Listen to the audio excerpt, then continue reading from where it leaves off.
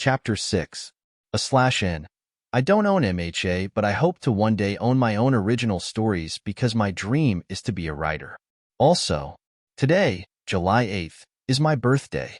So yeah, I guess. I'm turning 20.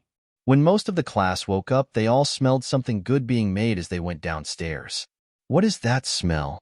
Ijiro asked as he entered the commons. Midori made breakfast. Pony smiled from her spot at a table. I woke up early, Izuku said as he set a plate down on the counter, separating the kitchen from the commons. The plate closest to me has pork, and the plate next to it has no meat. Cool, Denki said as he looked at the two large plates of the rolled dishes. What are these exactly? I don't have a name for them, Izuku said. It's scrambled eggs, pancake mix, green peppers, crushed nuts, cheese, a sauce I can make and some seasoning I found. Man out here making his own dishes. Denki commented as he took two. Thanks. They're really good, Mina exclaimed as she finished eating one. You know how to cook, Midori. Izuku turned a little red from the praise. Thank you. I also made rice cakes. Dude, you're spoiling us. Tagaru grinned as he ate. These rolls are amazing, Tetsu stated, loving the pork ones. I think I nut, these are so good, Denki said. You nut? Hanta gave the electric blonde a dumb look. Kyoka gave Denki a look. Don't say inappropriate things. What does nut mean? Izuku asked, not knowing what that term meant. You don't know what nut is? Denki asked, receiving a smack to the arm from Kyoka. I use nuts in the rolls, Izuku said, not knowing how in this conversation how badly that sounded. Pfft. Tetsu stifled his laugh. Midoriya, man, that type of nut he is talking about is really different from the ones you cooked with. Why are you guys talking about nuts? Katsuki asked as he came downstairs. Kaminari is being weird, Tagaru stated. What else is new? Katsuki accepted the weirdness. So what did you make, Izuku? Wraps and rice cakes, Izuku answered as he washed his hands. Is there a difference between the plates? Katsuki asked. Left has pork and the right doesn't. Tetsu answered. The pork ones are good. Can someone tell me what nut means? Izuku asked. Tagaru looked at Denki. You said it, you explain. I don't wanna. It's weird now, Denki said. You made it weird by saying his wraps made you nut, Kyoka said flatly. You kinda brought it on yourself, Hanta added. I hate this, Denki sighed. You don't have to tell me. Izuku spoke up. It's fine. He could go without the knowledge if Denki was reacting like that. Are you sure? Denki asked. If you are uncomfortable telling me, I would prefer not to know. Okay, Denki replied. Probably shouldn't say things like that anyways. Ijiro commented. I know that now. Denki nodded. These are good, Izuku, Katsuki said as he ate one of the wraps. Thank you. Izuku was enjoying the fact that everyone liked his food. The final people to enter the commons showed up, those being Kiyotaka, Fumikage, and Shoko. Izuku avoided eye contact with Shoko because he was embarrassed about what he said the night before. Shoko also avoided looking at Izuku, as she did say that she also thought he looked nice. What are these? Fumikage asked as he got close. They're wraps that have scrambled eggs, pancake mix, peppers, crushed nuts, cheese, a sauce I can make, and some seasoning, Izuku explained. I also have rice cakes. Thank you, Midoriya, Fumikage said as he took two of the wraps without pork. Thank you, Midoriya, Shoko said while avoiding eye contact with Izuku, still focusing on a small scar on his chin instead. Hope you like them. Izuku had taken to looking at her chin as well. It's not even time for the whole chef cook-off thing yet, and all I'm saying is if Midoriya made these he would definitely win, Tagaru said. Totally, Tetsu agreed. So what's the plan for the day? Achiko asked. Isn't today the first day of our heroics training? Oh yeah, Hanta said. Completely psyched for that. Is Aizawa-sensei teaching that as well? Mina asked. I believe we have a different teacher for that course, Tinya said. Well, if everyone else is a pro hero on UA's staff, I think it's another pro hero, Tagaru said. Probably one of the better ones. Izuku was quiet for a second before he realized who their teacher was. It was All Might, The man had told Izuku the previous week of his job there when he offered Izuku one for all. This made Izuku remember he was also supposed to look for people who had traits worthy of receiving one for all, since he didn't think he deserved it. I know who our teacher is. You do? Ijiro asked. They told me before I came here. He wanted me to know ahead of time. Izuku explained. That's cool. Tagaru stated. Who is it? Mina asked. He might want to introduce himself, and my saying it would ruin that. Izuku said. I guess. Ijiro said. Guess we all get a big surprise. Can we get a hint? Mina asked. Izuku did say it was a guy. That is our hint. Katsuki was trying to guess who it was. Hey Midoriya, what's this? Ijiro indicated to the bag in Izuku's seat that had his father's gauntlet on it. That's my father's. I wanted to take it to Aizawa-sensei and see if he could help me fix it. Izuku explained as he made his own plate, using his mother's telekinesis quirk to lift the wraps and rice cakes onto it. The quirk was an exact replica of his mother's. It wasn't too strong like some pro heroes, but Izuku loved that he had it. Anytime he used it, his hair would lift slightly and a lime green light would appear in his pupils. It looks cool. Pony said. Midoriya, did you just use the force on that wrap? Denki asked as he saw Izuku use the telekinesis. It's my mother's quirk. Izuku answered. Glad you got it. Katsuki said. She be proud. Izuku nodded as he sat down in his seat, using the telekinesis to move his bag for him. So you now have the force? Hanta asked. Nice. Force? Izuku asked. You haven't seen Star Wars, have you? Ijiro asked. No. I only watched The Fallen Angels. Izuku answered. Oh dude, I love that show. Kyoka said. Where are you at? Season 2. Izuku answered. I watch it with Rumi. Oh, I wish you were on Season 3 because I need someone to talk to about what just happened. Kyoka said. What's The Fallen Angels? Mina asked. Only the best show. It's about an 18-year-old dickhead who joins a biker gang because he is an arrogant ass and everything falls apart after that. Kyoka said. It's amazing. I think I saw an episode at one point. Tagaru said. It's good. Tetsu said. And Matthew isn't a dick anymore. He said to Kyoka. That ended after the dash. We are not spoiling it for Midoriya. Kyoka cut him off. I know what you were talking about, but Izuku isn't there yet. I want to see it now. Pony said. It has a lot of crime and bad stuff, so if you aren't into that you won't like it. Tetsu said. Well, they make it seem good, so I want to see it. Pony said. Guys, we have 10 minutes before class. Tinya let everyone know. How many rice cakes did you make, Midoriya? Mashireo asked. I made enough for each of us to have 3. Izuku answered. Nice. Denki said as he grabbed more. I'm snacking on these in class. I had the same idea. Hanta let out a laugh as he grabbed some. What's in this sauce? Momo asked the clear-blooded boy. Rumi said I can't tell people since I should have my own secret recipe. Izuku answered. It's really good. Momo said. Does the sauce work with spicy food? Katsuki asked. I can try. We have some spices I can use. Izuku answered. You should be a professional chef or something. Tetsu said as he took another wrap. Seriously, man, you have a talent. Rumi said that too. Izuku had a small smile. On the way to class, they were in 2 lines again, but this time next to Izuku was Shoko, as Katsuki wanted to speak to Kyoka about their band. The two were walking silently, wanting to say something to the other but not knowing what to say. Izuku wanted to ask about her scar and what he assumed wasn't a pleasant memory that came with it, but he didn't want to just do that. It seemed crass and the area they were in was not one for it.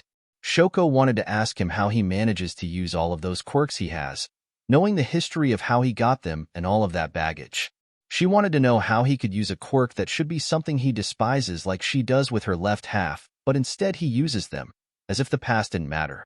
The breakfast was nice, Shoko said, disliking the fact that she spoke about breakfast instead of what she really wanted to talk about. Thank you, Izuku replied. I don't know what I am making during the cook-off thing. I like soba. The ice quirk user was liking herself less for that. Instead of talking about something really important, she said the words I like soba. I made that before. I like it too. Izuku replied. He wanted to not talk about food and instead on the topic of her, so he could help if he had the ability to. Izuku guessed that could wait. Entering the classroom, they found that Shota was there early like them as well. Everyone went to their seats except Izuku because he wanted to ask his teacher about the gauntlet. Aizawa-sensei? Izuku said to get his attention. The ever-tired man looked up from his papers. Yes, Midoriya? Can you help me fix my father's gauntlet? Izuku pulled out the rusted gauntlet. Shota looked at the gauntlet curiously, wondering for a second how Izuku had managed to find something he figured the people who acted like vultures after Spitfire's death wouldn't let go of. The cords he knew existed for the gauntlet were missing, and the pieces were too rusted for it to be of good use. Since we do have extra time this morning, I can go with you to the support department to talk to Powerloader. He is the head of the department and is good at making or repairing gear. Shota closed the folder he had and stood up. Class, you have nothing important for homeroom today. Just work silently on anything you might have gotten from your other teachers. Me and Midoriya will be back. He began to walk for the door, Izuku following him out. He put so much trust in us, Denki said as he realized their teacher left them alone for a solid half hour or 40 minutes. Don't ruin it, Kyoka said as she pulled out her phone to find music sheets. Why would I do that? Denki asked. We both are the troublemakers of the class and I was planning on it. Hanta shrugged. Don't do anything stupid, Tagaru stated as he kicked back in his seat and stared at the ceiling. It was an oddity to see Shota Aizawa actually in the hallways at UA, while not looking pissed off or in his sleeping bag. Most people being confused about that, as well as seeing the well-known clear-blooded boy next to him, holding a gauntlet that most people could recognize. They were walking silently to the support department, and Shota was observing how people were reacting to Izuku in the halls. It ticked him off that the other students all would stare at him. It should have been common knowledge at this point that Izuku was a student here, and the other kids should have the decency to not stare at the boy. Izuku was handling it either really well or was too preoccupied with the trip to the support department to fix his father's gauntlet, the boy holding it like it was the most precious thing in the world on the way there. Shota didn't blame Izuku for how he acting with the gauntlet. He was actually a fan of Spitfire back when he was enrolled at UA. The man was actually who Shota had turned under. He didn't take the death well when he found out. Here's the support department, Shota stated as they stopped in front of a large door. Shota opened it, and they both heard talking inside. Hatsum, put that down. A man ordered a pink-haired girl. But Majima-sensei, the pink-haired girl argued. I need this for my baby. No Atsume. I said to wait until I get more. That's our last one. The man, who was Higuri Majima, the pro-hero power loader, sighed. He turned to Shota when made a coughing sound. Aizawa, what brings you here? He wants to know if you can fix his gauntlet. Shota waved to Izuku next to him. Customers? The pink-haired girl Hatsum asked in excitement. She ran up to Izuku, trying to get a look at his gauntlet, which he held tightly. Hatsum, don't scare other students. Higuri sighed. She's easily excited by gear. I bet I can add a launcher to it, Mei stated. No. Izuku said defensively. I just want my father's gauntlet fixed like he had it. Higuri then realized who he was looking at. You're Hisashi's boy. You have his gauntlet? Higuri approached Izuku. I built him every version of his gauntlet. Which one do you have? Izuku held the rusted gear out to Higuri. I don't know which version. Higuri took the gauntlet carefully. I remember this. We called this Type 12, the last one we made together while enrolled here together. It's a good gauntlet, but time hasn't been kind. Higuri made sure to not let Mei touch it. This can be repaired. It'll take me a few days since I will have to order in specific parts for it. Would you like a stand-in while I fix it? I only want my father's. Izuku shook his head. Higuri liked how Izuku looked up to his father. I can respect that. The stand-in would actually be a model of his first glove since I actually still have that here with me. Izuku perked up at that. Can I see it? For sure. It's over here. Higuri went over to another room that had stored gear. What are your measurements? Hatsum asked Izuku. Why? Izuku asked. That way I can make more gear. Hatsum answered. I only want my father's gauntlet. Izuku repeated. Hatsum made a pout. What's wrong with my babies? What? Izuku looked confused. He didn't know people their age had kids. Shoto was going to say something as well, but decided to just stay back and not do anything. My babies. Hatsum pointed to a table with some partly built objects on it. Those. Izuku wasn't as confused anymore. Do you call them that because of you making them? Someone finally gets it. Hatsum nodded. Higuri came back with a box. His first gauntlet wasn't technically a gauntlet as much as it was a glove with a tube taped to it. Higuri opened the box and inside was a leather gloves with metal covering the knuckles and a tube that had straps that looked long enough to go up Izuku's arm to his mouth. You are his son, so I won't even hesitate to give this to you. Thank you. Izuku took the glove carefully. I will try to have the gauntlet fixed personally by Friday, Higuri said. Hope that glove suits you well till then. Thank you again, Izuku said. Returning to the classroom, Shoto was surprised that every kid was sitting in their seats and not burning down the classroom. A few in particular he figured would be doing something stupid. Thank you, Aizawa-sensei. Izuku had a small smile as he moved to his seat. Shoto gave a nod while hiding his own smile, glad to help the boy. You all have your first heroics class today after lunch. I will not be teaching it, but from time to time I will be involved in those classes. Can you tell us our teacher if we guess them? Ijiro asked. No. Just wait till then. Shota said. Best genist. Hana guessed. He's in America right now, doofus. Denki said. You're in America, doofus. Hana shot back. You're both idiots. Tagaru spoke. At lunch they had taken the same tables they had before. Kiyotaka was again not with them. Does Akitmitsu not like us, or is he just a loner? Ijiro asked. He seems like a loner. Mina said. Well, he is missing out on a fun group. Denki said. It's his loss.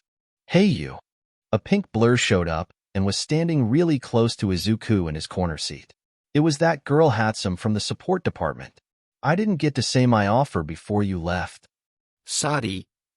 Izuku apologized. It's okay. I was going to say this. I am Mei Hatsum, and if you ever change your mind and want any of my babies, you just say the word. You can have as many of my babies as you want. Izuku nodded. If I change my mind, I will let you know. Excellent. Mei smiled. I'll see you later, no doubt. With that, the pink-haired girl left. Everyone in 1A was looking at the two in confusion. They thought Izuku wasn't as aware of things and found what just occurred to be weird. They all reacted by some of them saying questions all at once. Midoriya, did you just agree to have a girl's kids? Achiko asked. Fucking player. Denki clapped Izuku's back. This man is pulling girls already. She is hot too. What a god. Hanta agreed. I want to be the godmother. Pony exclaimed. How did you even have that offer in the first place? Tetsu asked. Here I was thinking we would have to teach him how to flirt. Tagaru stated. Midoriya, please don't make any babies while you are still in school. Tenya asked. Why did you agree to considering having a girl's babies, Midoriya? Momo asked. Izuku got confused by half of what they all said. She is from the support department. So you are pulling girls from a different department. Denki said. Surprised he didn't get some of the hotties here. Kyoka jabbed him with one of her earphone jacks at that point. I didn't pull her. She came over here on her own. Izuku replied. By any chance, does she mean something else other than actually babies when she says that? Katsuki asked. That's what she calls her gear she makes. Izuku answered. Everyone made an O sound as they now understood what happened. Can't believe we all legitimately just believed that Midoriya and Hatsum agreed to have a kid. Mashireo laughed. Technically more than one. She did say as many as he wants. Hanta pointed out. We just all assumed Midoriya fucks. Denki was laughing too. Why would I do that? Izuku asked. Aren't we too young to do that? Okay, at least he knows what that means. Tetsu said. He's a sweet boy. Mina said. He's too innocent to think people our age screw. Do you? Denki asked. No. Mina replied drily. Don't ask people that. I like Midoriya for things like that, Hanta said. He's too innocent in that regard and has like no shame, so he is honest about everything. Let's test it, Denki said. Midoriya went dash. Kyoka jabbed her earphone jack into Denki again. Shut up and don't mess with him. Izuku watched everyone with partial confusion. I'm not innocent. I killed the guards at the compound. Innocent still. Those were people who had no concern for human life if they would torture a child with no remorse. Katsuki stated. We mean innocent like you have a naiveness to you. Mina said. You're honest and don't try to be mean. Tsuyu added. Oh. Izuku nodded. Okay. I'm planning on teaching Midoriya how to flirt now. Denki stated. He'll be a real lady killer. I don't want to kill any ladies. Izuku said. That's not what he meant. Kyoka gave Denki a look. You're definitely not the one to teach him how to talk to girls. Why not? Denki asked in defense. You kinda come across as the class pervert. Tagaru said in between bites of his lunch. You told Midoriya his caretaker was hot the second you found out who she was. Oh. Mina waved her arms. I can teach Midori to flirt. No one is bothering to ask him if he already knows or wants to learn. Achiko pointed out. I don't know how to. Izuku admitted. How do I? When you see a girl who is attractive, you gotta let her know in a smooth fashion that you think she is attractive. Denki answered. Not as bad as what I thought he would answer. Kyoka remarked. So I tell a girl she is attractive? Izuku asked, thinking that he technically did that to Shoko twice already. I flirted before then. With who? Hanta asked. Izuku didn't want to answer because he didn't want to embarrass Shoko, who was sitting across from him at the table. Shoko guessed she was who he was referring to. She was also learning how to flirt from what Denki was saying and had the same thoughts as Izuku. But did what they said even count as flirting? You don't gotta tell us. Tetsu said. Why not practice though? Hey Todoroki, can he practice with you? Tetsu only asked her since she was the closest female to him at the table by sitting across from him. Shoko's face heated up, but she managed to keep it from being obvious. Let someone else who is more experienced do it. Oh. Mina waved her arms again. That's me. You really want to be involved in this whole thing, don't you? Ijiro asked. I call myself a love expert. Mina declared. I would be perfect for teaching Midori. You can't just call yourself an expert on something. Hanta argued. Do you have proof of your expertise? Quiet elbows.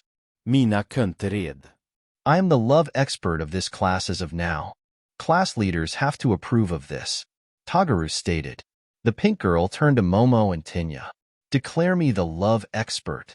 How'd she trademark that verbally? Katsuki asked, apparently being the only one to notice.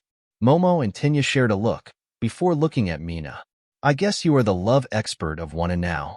Momo stated. Hell yeah. Mina pumped her fist. I'm the love expert. How are you doing that? Katsuki repeated his question with no answer. The bell rang, meaning it was the end of lunch. Guess you gotta do you love experting later. Ijiro said. Oh, I will. Mina stated. I'm going to make this whole class feel the power of my love experting. Are you taking apprentices? Pony asked. You're hired. Mina nodded. Together we will make this whole school feel love. I got chills. Tetsu laughed. You laugh now. Mina pointed a finger at him. But you'll see. Back in the classroom, they all waited for Shota to give them their final message before he left them to their heroics class teacher. I expect you all to be serious in your training and to not rush into anything. Shota said. It is never wise to rush right in during anything in training or in the actual field.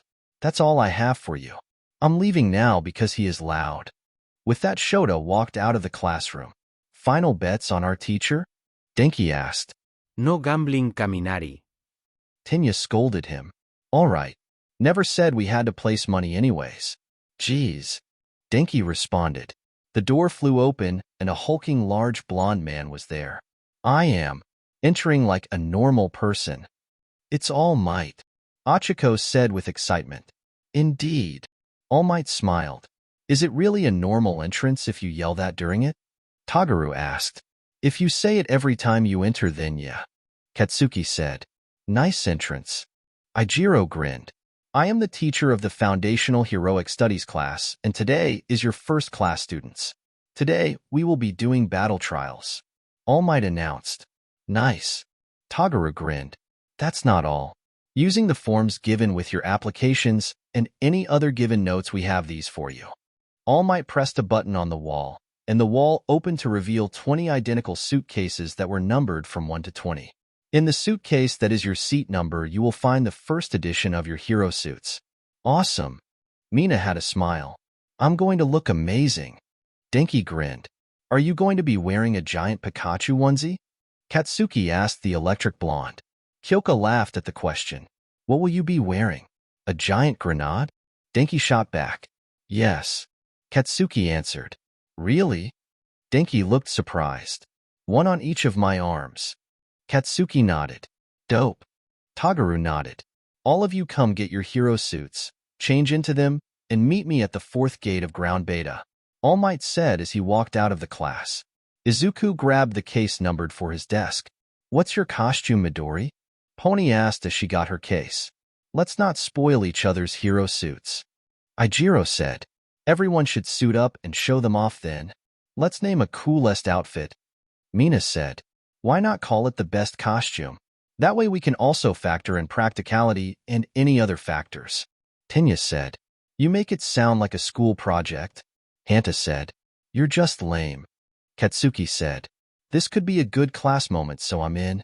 Everyone knows you have grenades, though. Denki said. Kinda spoiled part of your suit. Well, luckily, I have more than just gauntlets. Katsuki replied. Everyone knows I have my father's gauntlet. Izuku pointed out. Let's just go get in the suits. Tagaru left. Yeah, let's go, guys. Tetsu agreed. My suit is definitely gonna win. Mina declared as she finished changing. I look hot as can be, and it is practical because it doesn't melt from my acid. I think I should have been clearer with my wording for my suit. Achiko said. What's being with it? Tsuyu asked. I needed it to press on pressure points so I don't get nauseous while using my quirk, but they made it skin-tight everywhere. Can you move around normally in it? Kyoka asked. I'm just worried that it will look like I am trying to show off things I am not trying to. Achiko replied. Understandable. Especially with someone like Kaminari around? Kyoka stated. He's not too overly perverted, but he will probably say something. At least you don't have to worry about some of the guys in our class. I doubt some of them care enough about the female body yet. Mina said. Midori definitely is one of them. Pony said. Him and Kamakiri are the two I would guess don't care. Kamakiri does seem to only want to train or fight. Tsuyu agreed. Cats also. He did say how he spent so much time only training because of his goal to save Midoriya. Cats? Mina repeated. Did I miss something? I like when my friends call me Tsu, and he said in fairness that he should have a nickname as well, and I call him Cats. Tsuyu explained. Mina felt her love expert senses tingling. She wouldn't say anything now, but she had plans for later. Shoko ignored the talking as she tucked her red hair underneath the ice-like material that was a headpiece. It covered the left side of her face, the half she got from her father that she despised. My suit definitely takes the cake on coolness, Denki said. I look like I am ready to fight crime and DJ a party. What playlist do you even have? Won't matter once our band gets going, Katsuki said as he strapped one of his boots on. We'll get every gig. Gig? Izuku asked as he wrapped his scarf back around his neck. Another word for a job at a place for a band. Katsuki explained. No offense, Denki, but my suit beats yours. Hanta stated as he tapped his fist against his chest. This bad boy has more coolness. Kiyotaka left in annoyance at that point. Midoriya, yours also looks nice. Kiryu said. Izuku nodded as he looked in a mirror. Izuku's outfit consisted of dark green pants that ended halfway down his calves, wooden Geta sandals, a sleeveless snow-white haori that went down to his upper thighs tied loosely with a green rope. Izuku had his father's original glove on his right hand, and his mother's scarf wrapped around his neck with a loose end dropping over his left shoulder. It looks nice, Tagaru said as he fixed his mask. Your father's gear is the only gear you have? Yeah, your suit seems like it has no enhancements. Tetsu fixed his face guard. My Shikatsu Miyaku can do a lot, so I don't need extra gear. Izuku explained. Your suit looks nice though, Katsuki said. Does it have any meaning to it? I had clothing like this while I was training with my aunts and uncle. Izuku answered. They're not real family, but they feel close enough. Izuku was referring to the pussycats. You look like all you need is a katana, and you'd be a samurai. Denki commented.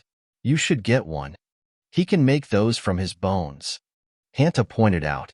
Well, let's go do this outfit competition, then rock our battle trials. Tetsu clapped his hands as he led the guys out of the locker room. The two groups meet up at the fourth entrance to ground beta. Midori, you have no right being that ripped. Mina shouted when she was able to see that the clear-blooded boy had possibly the best body out of all of the guys. I'm sorry. Izuku responded with confusion. He does have super strength. Ijiro stated. Doesn't mean he have to look like some ancient Greek guy carved him out of perfect marble. Mina replied. Izuku started to turn red in the face. Ashido, you're embarrassing him, Katsuki said. Focus on something else. Okay, let's talk about your muscles. Mina smirked. I work out. Obviously, duh. Mina gave him a dumb look. Wow, Yaoyorozu. Denki said as he noticed the female class leader's outfit, which was something pretty revealing. Don't say anything stupid. Kyoka said as she gave Denki a look. I wasn't going to say anything crude. Denki looked offended. I was going to ask how she could have an outfit like that.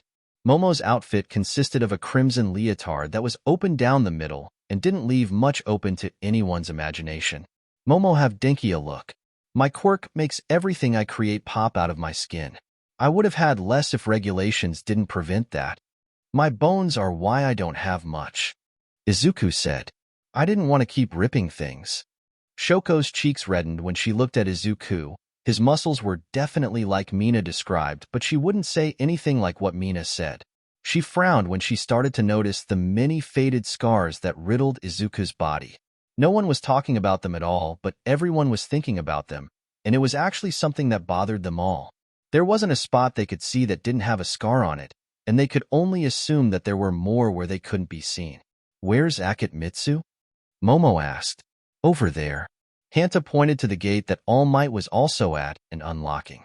Kiyotaka had on a simple black suit and a green gas mask that covered his entire face, as well as 2 oxygen tanks on his back that were hooked up to the mask.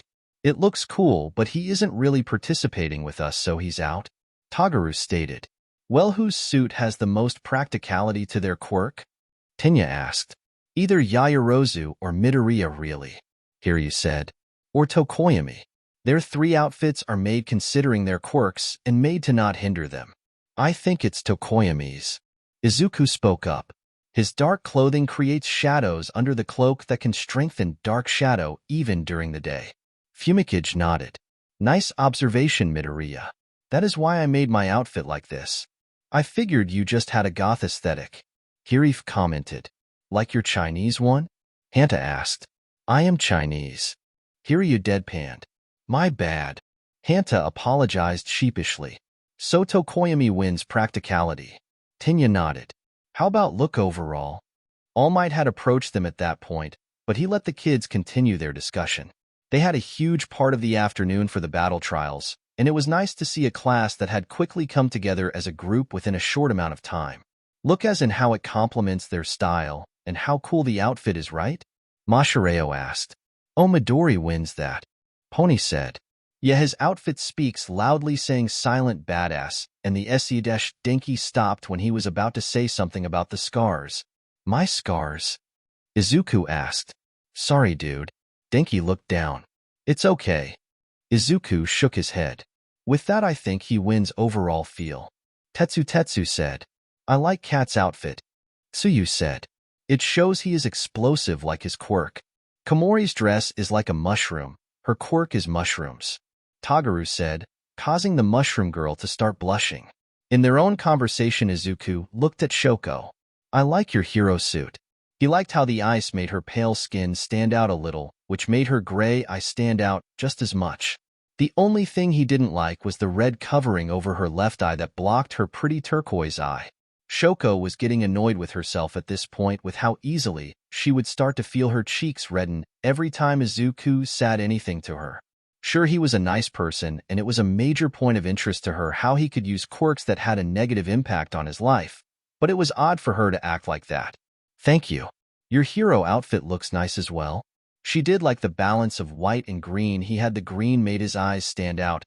His eyes were something she liked a lot, even if they weren't as happy and full of life as they were when the two of them were four. Those emerald eyes of his were still something she liked. What about Todoroki's whole ice thing? Tetsu asked. I think it looks neat. Shoko didn't have a reaction to the steel quirk user saying something positive about her suit like when Izuku had. It does say a lot about her ice. Achiko agreed. I like Ida's whole night thing he is going, Hiryu said. Makes him look intimidating since he already is big, and tough. The whole suit just adds to that. Tsu's outfit makes her look more like a frog, and that is her whole thing, Katsuki said. Can we just get started with the battle trials already? Kiyotaka asked with an annoyed tone. Most of everyone looked at Kiyotaka in surprise, wondering why he was so angry about this. Dude, chill. Ijiro said. All Might Sensei is fine with this, so relax. The whole debate of style of gear and outfits is idiotic. Function is more important than style when it comes to support gear. Kiyotaka had a mad look under his mask. This whole debate is a waste of time. What a buzzkill, Katsuki muttered. All Might decided to interject and start the class to avoid having some of the kids fight. All right, kids, I shall explain the rules of our first class. The battle trials are a mock simulation of an event that happened back in my days in America. You will be split into teams of 2 at random and will either be the hero team or the villain team in the situation. All Might explained. Why at random? Achiko asked. Because a situation can and will happen at any point, and you might have to team up with a random hero to handle it. Izuku explained. Like the raid that happened on the compound I was a hostage at. This is a test of how we can operate in a team on the spot with only a little bit of thinking ahead of time. Momo added. Young Yaoyorozu and Midoriya, you are both correct in your reasons for the random teams. You never know when a situation calls for an impromptu team up, and you will all draw lots for what team you will end up on, and I will have you draw another card to decide your opponents and what sides you'll be on. This exercise is indoors, as most of the time the crafty villains will find a way to battle you inside of a building, so the defensive team will get 5 minutes to prep the building with traps and the like to prevent the offensive team from doing their own heroics. What is the goal for the attackers? Katsuki asked. The offensive team must either capture both defensive team members with the supplied capture tape or have them incapacitated. Or the main objective of getting their hands on a bomb the defensive team have stashed in the building that the defensive team must defend. Prep phase will be 5 minutes and action phase will be 10 minutes. The rest of the class will be with me watching as you go through the trial, and we will discuss how everything was after each match. Both teams will have mics to talk to each other, but the viewers can hear everything once the action phase begins. Any questions? All Might pointed to Fumikage when the bird-headed boy raised a hand. Young Tokoyami. The defenders can move the bomb wherever they desire in the building, I presume. Fumikage said. Indeed. The defensive team can move the bomb wherever they want as long as it is in the building. All Might nodded. Neat. Let's get our teams going. Tagaru was excited for a fight. Everyone grab a card out of here. All Might showed a bin full of cards. You will be paired with the person who shares the same number as you. After that I will go up the teams letting them draw for their opponents, and the teams who draw get to choose their of either offense or defense. Everyone drew their cards. Izuku had gotten a 10. Who has a 3? Tetsu asked. Right here, man. Ijiro grinned. Hell yeah. Tetsu high 5 the redhead. 5. Tagaru held up his card. 5 here. Tenya said as he showed his card. Nice team up. Tagaru nodded. We shall be good. Tenya agreed. Who has a 6? Hiryu asked. That's me. Achiko said as she showed her card. Your gravity and my scales. That's a good combo. Hiryu stated. We got this. Achiko pumped her fist in the air. Who has 7? Shoko asked and saw Kiyotaka reveal his card with a 7. He didn't say anything at all. Midoriya, do you have a 10? Kanoko asked nervously. She wasn't afraid of Izuku. She was just shy in general. Izuku nodded. I have a 10.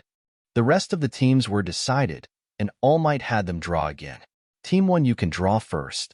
All Might held the cards to Momo and Kyoka. Momo grabbed the cards and pulled out a 2, meaning they were going against Katsuki and Pony. I think we should take offense. Momo said to her teammate. Works with me. Kyoka nodded. Excellent. Team 3, you are next to pick. All Might handed the cards to Ijiro and Tetsu. The hardening quirk user let the steel quirk user pick their card, Tetsu pulling out a 5, meaning they would go against Tenya and Tagaru. This is a great match, Tagaru said, happy about his opponents. We got offense. Both guys on Team 3 said at the same time, fist bumping as they said it. Excellent. Now for Team 4 to pick. All Might handed the cards to Denki and Fumikage, the bird boy letting the electric blonde choose. We got Team 9. Denki announced. We got Azui and Ojiro defending. That is fine. Mashireo nodded. Team 6, it is your turn. All Might handed the last few cards to Hiryu and Achiko. Hiryu hesitated before he picked a card. The final 3 teams were teams he was worried about, especially Izuku's team or Shoko's team. Those two had already shown that they had powerful quirks and were a force to be reckoned with. Mina and Hanta was also a good team, but not anywhere as intimidating to Hiryu as going against Shoko and Kiyotaka, or especially Izuku and Kinoko. He took a breath before he pulled out a card that showed the number 8. We got a 8. We're attacking against Ishido and Siro. Excellent.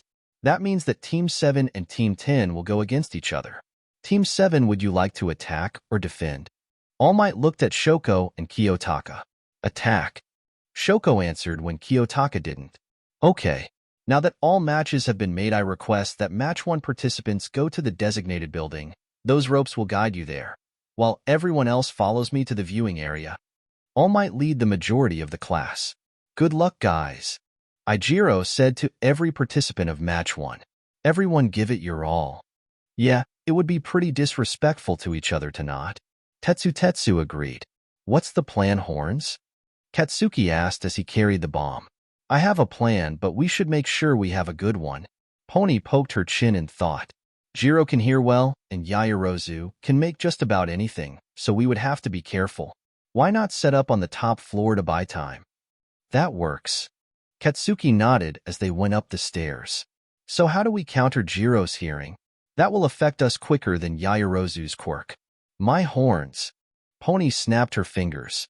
Katsuki was about to ask what she meant when he caught on. Right. Her hearing won't locate us if we aren't walking around. Can your horns support our weight? Pony's horns popped off, new ones growing instantly in their place. Yep. We can just float around on them and jump those too. The ceilings are high here, so we can float up and then bam. Drop down before they can react. I like it. Katsuki grinned. Yaoyorozu might wait to assess the situation before wasting her cells to create something. So if we hit her quick enough that she doesn't have time to react, then we are set to win. Momo looked at the building, trying to think of any possible plan to counter any traps that the two defenders might place. Kyoka gave her teammate a look. Whatcha got? Bakugo can be aggressive, but he doesn't come across as a pure aggressive fighter, so we shouldn't expect him to come to us for a fight. Tsunatori has speed and is good at long range with her horns. Our best bet is to go in together and use your quirk to make sure they don't get the drop on us. Momo created a staff as she spoke, her best fighting style. Slow and cautious. Kyoka nodded. Does anyone want to make predictions? All Might asked the viewing section of the class as the timer ran down. Izuku raised his hand, not speaking because he was waiting for All Might to call on him. What do you think, young Midoriya? The match all depends on how quickly Yaoyorozu can react to Katsuki. Izuku started. The other two are good, but Yaoyorozu and Katsuki have the strength of their teams. If Katsuki can react quick enough to Katsuki, the match will be theirs, but if Katsuki can detain her before she can counter, it is his and Pony's match. Bakugo's explosions are a force to be reckoned with. Tagaru agreed. Plus, Jiro's hearing can probably alert them real quick if the defenders move too fast or get antsy. This is about who has more patience at this point. Match 1 begin. All Might announced the start of the first match. We should stay as quiet as possible. Katsuki whispered to Pony as they sat on the floating horns close to the ceiling above the one staircase they didn't blockade to the 5th floor. Pony responded with a nod and a thumbs up, staring at the doorway below them, ready to get the drop in the two attackers. I'm not hearing anything, Kyoka said as she had an earphone jack plugged into the wall of the building, the two girls stopping right inside the door to listen for movement. Nothing, Momo said as she knit her brows. Where could they be? The best location would agreeably be the 5th floor, since searching everything till we get there would take up a lot of our time. Kyoka said, I'm not picking up any sounds, so they must be not moving so we can't find them. Which means they are somewhere they can see us when the time comes. Momo thought out loud. We should move carefully. I doubt that Bakugo would stay still for too long. Kyoka stated as they started to go up to the 5th floor. He doesn't act as aggressive as Kamakiri, but he will definitely get impatient.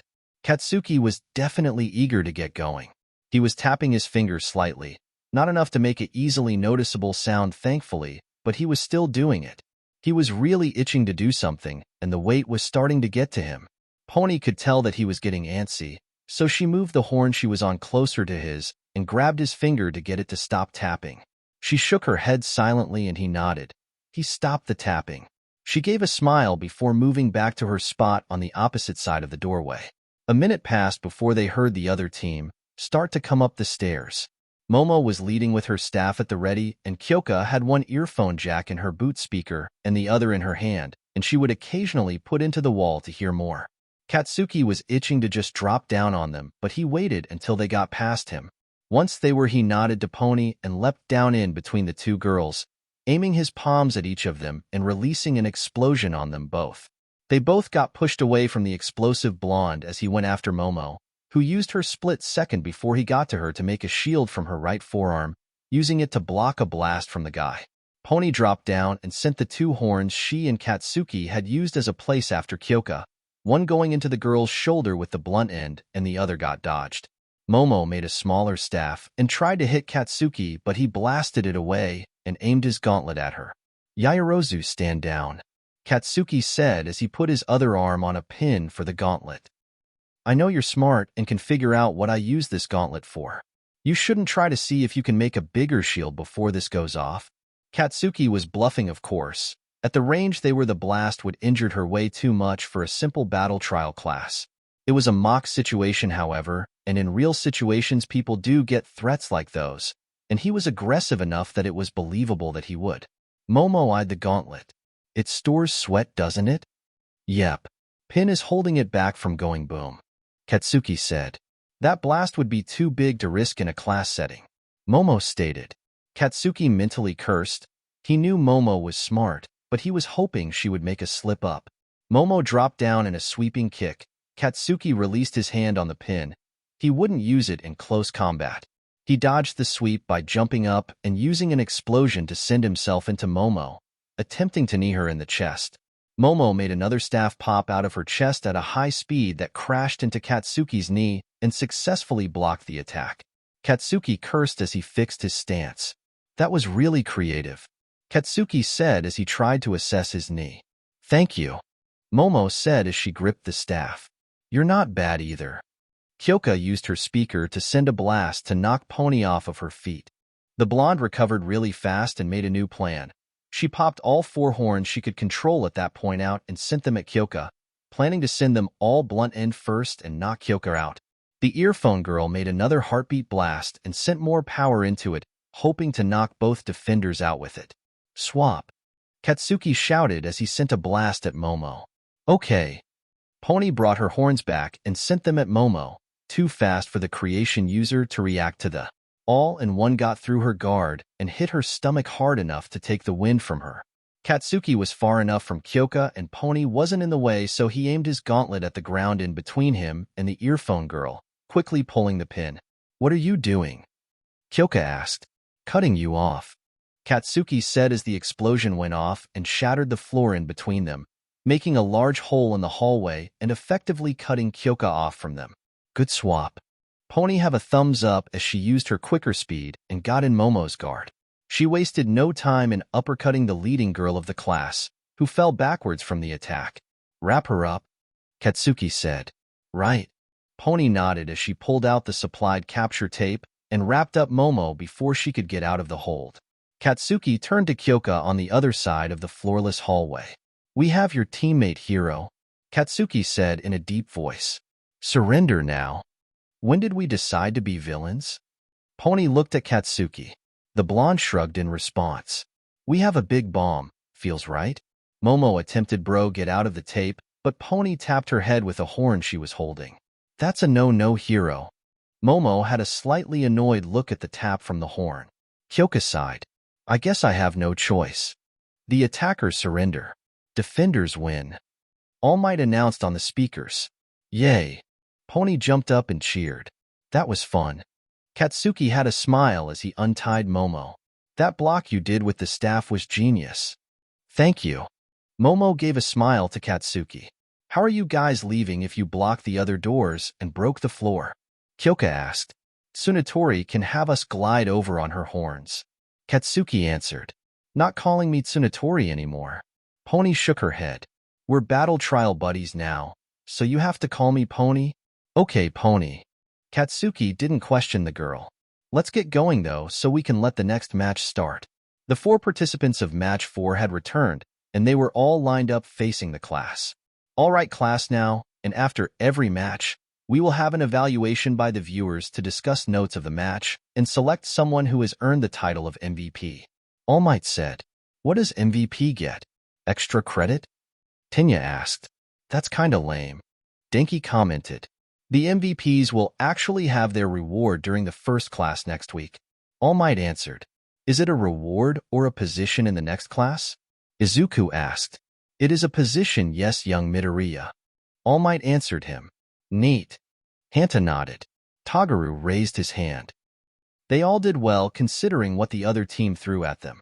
Tsunatori's horns came in clutch, really, so I think she is MVP. Without them, they couldn't even get to drop down in Yaoyorozu and Jiro. She was also the one to capture Yaoyorozu. Yeah, but Bakugo separated the attackers, used a bluff play, even if that didn't work, and managed to create a situation where Jiro had to surrender because the floor was gone. He even made sure that no one would get hurt by his large explosion. Jiro countered. MVP stuff right there. Plus, Bakugo did have the switch play in use that caught Yaoyorozu off guard for Tsunatori to capture her. Katsuki spoke next.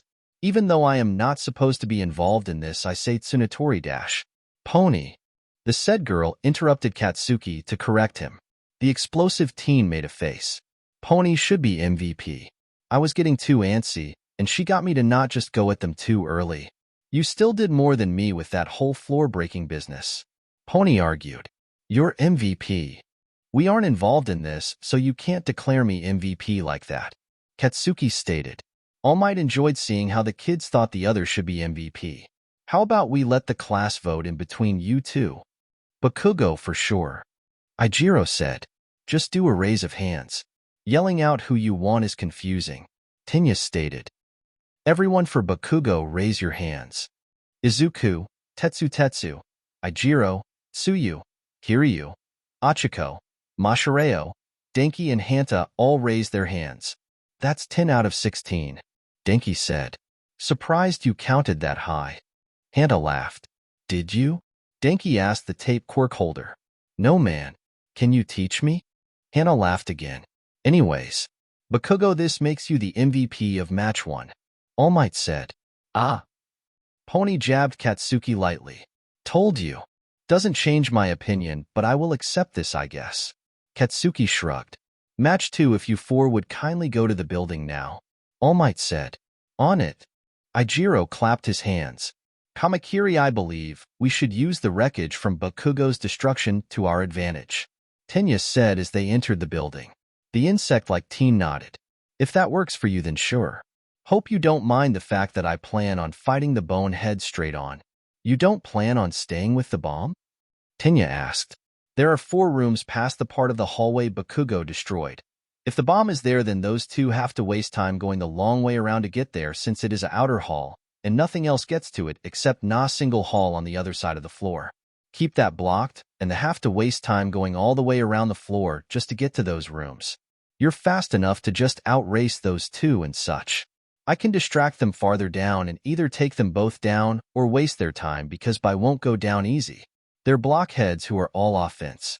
They're smart, but battle-wise they both focus on just hitting hard and expecting their quirks to be their defense. Tagaru finished talking. That is well thought out. Tinya stated. I love this stuff. Not as much as my insects, but this is fun. Tagaru said. My reflexes will keep me from being hit immediately, and capture tape is useless on me since I can make sharp blades from everywhere on my body. I can't be tied with that stuff, so they have to knock me out. With their quirks, wouldn't that be easy? Tenya pointed out. I've been best friends with Tetsu for years. Tagaru said. Trust me, I can take a hit. What's the plan, man? Ijiro asked his steel quirk teammate. I was gonna ask you. Tetsu laughed. My plans would be predictable to Tagaru. Me and him have been brothers for years. So he would know what to expect from you definitely. Sucks that we all sparred together, so he already know me, and you fight pretty much the same way. Ijiro stated. Yeah. However, we also have me who knows most likely exactly what Tagaru would do. He's probably going to want to fight us. Well, yeah, but 2-on-1. Ijiro asked. Are you kidding? Tetsu asked. That would excite him more. He loves a challenge and gets tunnel vision for any challenge he gets. Imagine fighting two people who have counters for your quirk at the same time. He probably is thinking of how fun it is and is itching to fight us. His reflexes and speed are also two-notch, so he will be difficult. Add in Ida with the best speed in class, and they dominate the speed of this match. Ijiro stated. Wait, they will expect us to rush in since that is probably what you were thinking. Yeah. Were you? Tetsu asked. Yep. Let's not do that. Ijiro said. The redhead turned to look at the building next to the one they were supposed to have their match in. All Might said we can't enter the building yet, right? Yeah, why? Tetsu followed Ijiro's gaze and looked at the building next to the one for the battle trials. He immediately knew what Ijiro was thinking. He didn't say we couldn't enter the other buildings during this time, however. Tetsu grinned. Let's do this. All Might had a grin as he watched the two students enter another building. He didn't say they couldn't enter other buildings. What are your thoughts on this matchup, class? The teacher asked the 16 kids around him. While Kamakiri definitely had a good plan, he and Ida are gonna lose. Katsuki said. Tetsu and Kirishima do have predictable styles, but the fact that they have each other right now to outfocus on that they are thinking outside of the box, as shown with them entering the other building. The building they entered is taller, and they can use the roof to drop into the roof of the actual building they need to enter by using their quirks to soften their landing. Izuku added. At this point, because of Bakugo, everyone is just going to want to plant the bomb on the 5th floor, or not since that spot is obviously the best spot now. However, Tetsu and Kirishima know that it should be around there, or they are planning on attacking from the back by going down the building instead of up. Kyoka said. I made the building cooler. Katsuki smirked. Or more difficult. Hiryu added. So when does our match start? Tetsu asked as they went up the stairs of the 4th floor of the side building. Probably less than a minute. His red-headed teammate guessed. We should be close to the top floor then. Right. This building is only a floor taller, so we both just take a running jump to the other roof with our quirks active to avoid any scrapes, and then we search the 5th floor first. If they did put the bomb in that floor, then we are set early on. Tetsu stated. Especially if Kamakiri is doing what you said, and would be closer to the 1st floor for a fight. We will effectively go around him. Ijiro had a grin. He will figure it, though. After a minute, he might assume we are being slow and cautious or found a way around him. Tetsu said as they got to the roof. Let's do this quickly then. Match 2 begins. All Might announced. Showtime. Tetsu shouted as he turned to steel and ran at the edge of the roof, jumping off to the other roof. Yahoo! Ijiro whooped as his body hardened, and he leapt over to the roof as well. Their quirks cushioned their landing, both landing soundly on their feet with wild grins. That was fun. Tetsu grinned. It probably would have been funner with more of a jump, like 3 or 4 stories. Ijiro nodded as they made for the door into the building. We shouldn't overdo that, but yeah, it would be fun. Tetsu agreed. Let's do this fast before Kamakiri catches on. Ijiro said quietly as they got to the 5th floor. You search left and I search right? The silver-haired teen asked. No, the redhead shook his head. Where was that area that only had one hallway to it after Bakugo blew up the floor? Tetsu stopped and tried to think. That way. Tetsu pointed down the hall to their right. Betcha some yen that they're over there. Ijiro stated. I'll take that action. Tetsu nodded. Let's check that first, man. Ijiro grinned as they went down the left path. They faced no resistance at all and heard talking in a room near the large hole that ruined the path. Are you sure they aren't just being hesitant? It was Tinya who was speaking. Ijiro held up a finger to his teammate, signaling they should be really quiet in order to get the best possible jump on Tinya. They weren't hearing Tagaru respond at all, so that means he must be on the mic talking to Tinya. Tetsu nodded to his red-headed teammate, and they both moved as silently as they could over to the door of the room they heard Tinya in. I'll check the halls in case they found a way around you, Kamakiri. The hole is too big for those two to get across anyways, so I only need to check one path. Tinya said as he got closer to the door, both Tetsu and Ijiro pressing against the wall for the best chance to jump Tinya. Tinya walked into the hall and Tetsu, being the closest one, turned a step and sent a left hook right into Tinya's jaw, sending the surprised boy into the doorway. I restrain you, get bomb. The silver-haired teen said to Ijiro as he grappled Tinya to the floor. Ijiro nodded and jumped over them as he ran for the bomb, placing a hand on it with ease. I got it. The attackers have secured the bomb. Offense wins. All Might announced. Sorry if I hit you too hard. Tetsu apologized as he released his grip on Tinya. It's all right. The spectacled teen replied as he rubbed his jaw. In our training, we shouldn't go easy on each other. We have to bring out the best in each other, right? I don't think you will get your best by having a steel fist rammed into your jaw. Tetsu deadpanned. The 4 participants of Match 2 have returned to the viewing room and were lined up like how Match 1's participants were earlier. Does anyone want to give their impression of how that match went? All Might asked his 16 other students. Tetsu and Kirishima made a good plan, realizing they might be predictable, so they decided to do something completely out there, and it worked. Momo started. Kamakiri had a good plan that would have most likely worked in his favor, but those two doing something impulsive and unique made them win the match with little resistance. MVP can go to Tetsu for restraining Ida with ease or to Kirishima for the plan in the first place, although it should be Kirishima in my opinion. Katsuki stated.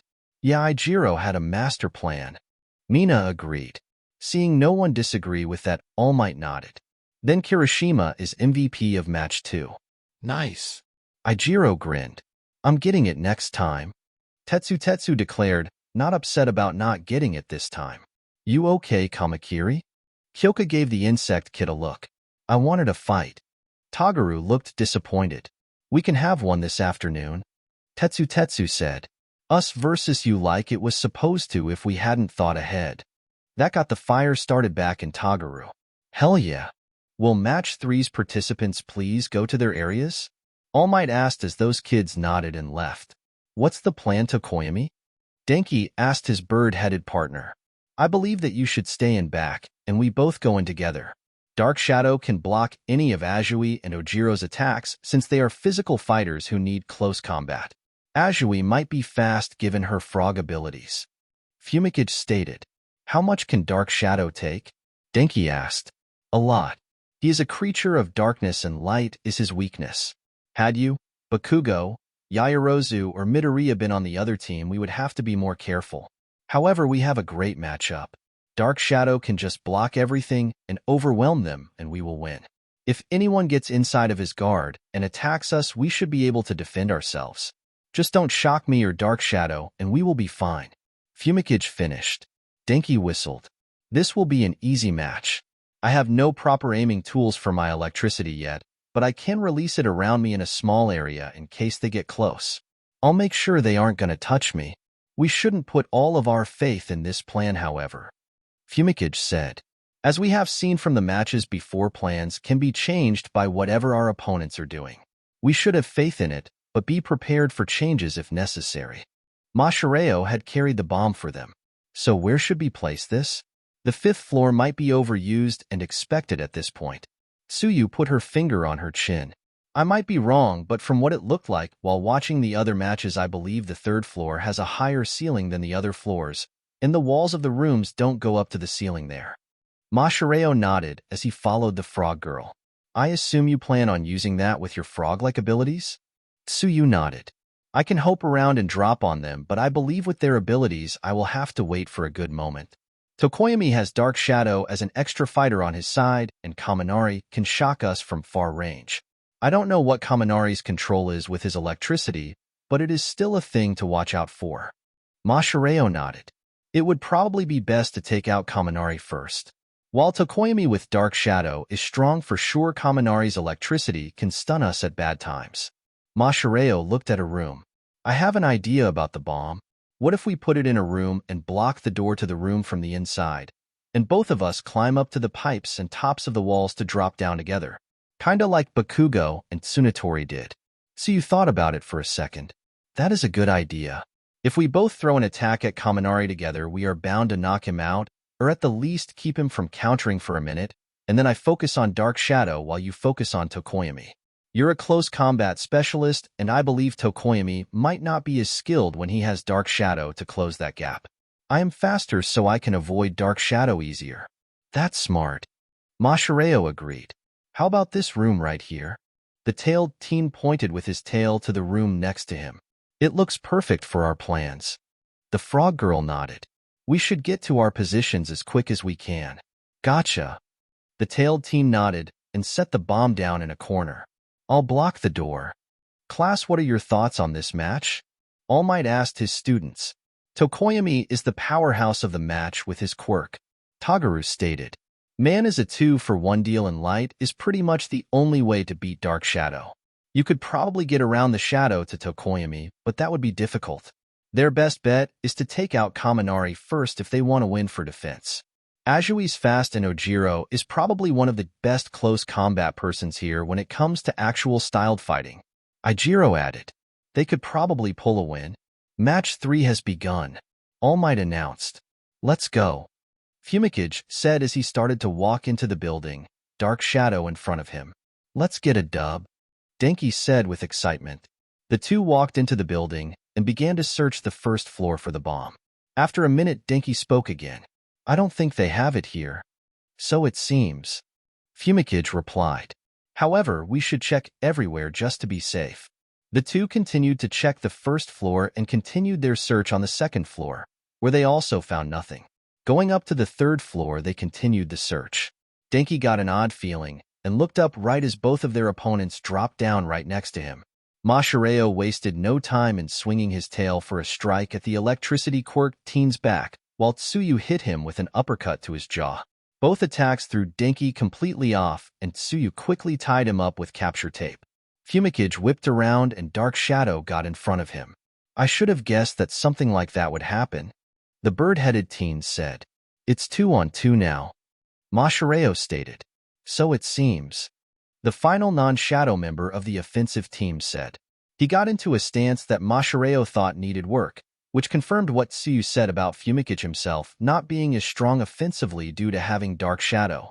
Remember the plan, Ojiro? Tsuyu reminded her teammate. Yep. The tailed teen nodded and took a second for Tsuyu to begin to attack Dark Shadow, getting the being's attention as it went after her. Mashireo quickly went after Fumikage and went through his form that focused around bouncing off of his tail and striking fast. Fumikage wasn't able to keep up with the strikes after a while, and was starting to take a lot of damage. Tsuyu managed to keep out of Dark Shadow's grasp, but at the same time continued to get hits on the shadow. She had taken to using her frog-like legs to jump with agility off of the walls and bounce around the hall while avoiding any attacks from the quirk being. Mashireo did a flip in the air, and with the momentum from the swing, he hit Fumikage a final time with his extra limb that sent the bird-headed teen to the ground. Dark Shadow turned and tried to attack the tailed teen, but Tsuyu yanked it back with a pull from her tongue.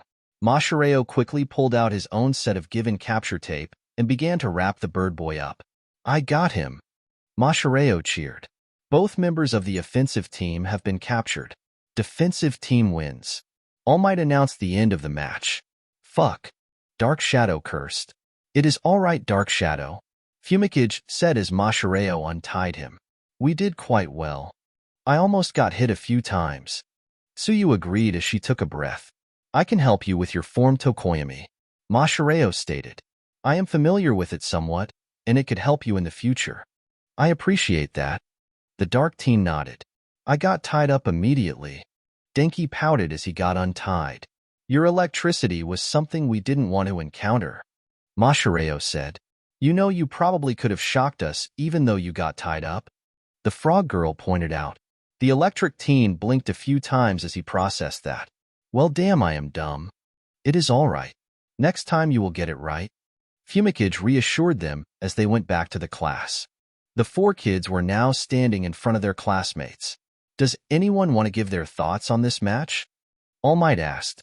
Ajui's plan was great, Mina said. Thinking clearly through everyone's quirks and abilities and making a plan like that was genius. She should definitely get MVP. Tetsu stated and Mashireo nodded. No one said anything against it, so All Might nodded.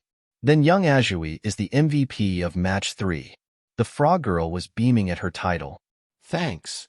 Now let's have the participants of Match 4 go to the building, All Might said as those 4 kids left. What's the plan, Ishido? Hanta asked as he grabbed the bomb, willing to carry it. Mina made an intense look of thinking. I believe I have a cheeky idea for getting this match done as fast as possible if you're interested. A speed run? Sounds cool. The tape user got interested. Okay, good. The bomb can go anywhere, it doesn't matter. The acid user stated. We are going offensive. Hiryu straightened his visor. So Uraraka, what are your thoughts?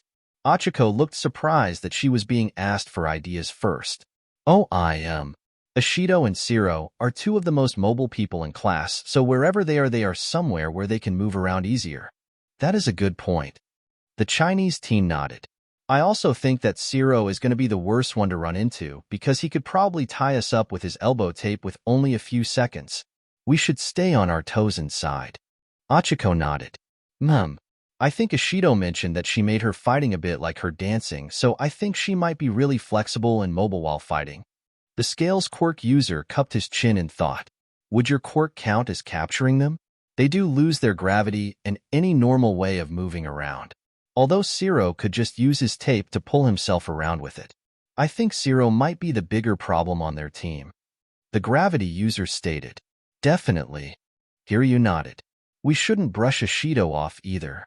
All Might turned to the 16 kids with him during this matchup. How do you kids think this will go? My dude Hanta is gonna clutch. Denki stated his opinion about his best friend. Man gonna swing through them and turn heads while he knocks heads. You sound like a hype man with an IQ of 12. Kyoka commented. It is 13, get it right. Denki stuck his tongue out at the earphone user. I think that Ishido and Siro will win. Izuku said quietly. Everybody turned to him, and he pointed at the screen where Mina and Hanta could be seen. They are doing something that the other 2 will have to react to quick enough just to counter. Okay, so once the teach gives us the word we both drop, Hanta said as he cut off the end piece of a long thing of his tape and handing it to Mina while the other end of it had gotten stuck to a pole outside. They were currently on the 4th floor of the building at a window facing the entrance. Gotcha. Mina gave a big smile and a thumbs up as she tightened her grip on the tape. How much faith do you have in this plan anyways? Hanta asked as he rolled his shoulders. Not much. Mina admitted. It's kinda risky. Well, I got complete faith in your plan. Hanta flashed a smile under his helmet. We got this. Match start. All Might's voice came through the speakers. Let's get this bread. Hanta shouted as he jumped, doing an iconic pose of his favorite hero from New York. Mina followed behind him using the tips Hanta had given her about swinging. Hanta shot out a strand of tape from his right elbow and it hit a building, changing his course as he put his other arm out and got ready to do his part. They both quickly swung right towards the 2 attacking team members who noticed them too late. Hanta shot tape out of his left elbow and caught Achiko in it, taking her through the air with him as he went up. What's up, Uraraka? Hanta asked as he kept making tape to bind her with. Are you guys even allowed to leave the building? Achiko asked as she tried to get a finger on Hanta, but found that he had made tape cover them already. We haven't been disqualified yet, so I think we're fine. Hanta replied as he hung the girl upside down from a light pole he hand landed on.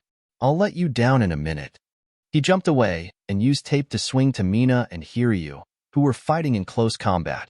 Hiryu and Mina had made no headway on each other. Hiryu's scales protected him from hard strikes from the acid user, and he could drop scales to make more if she burned through some of the scales.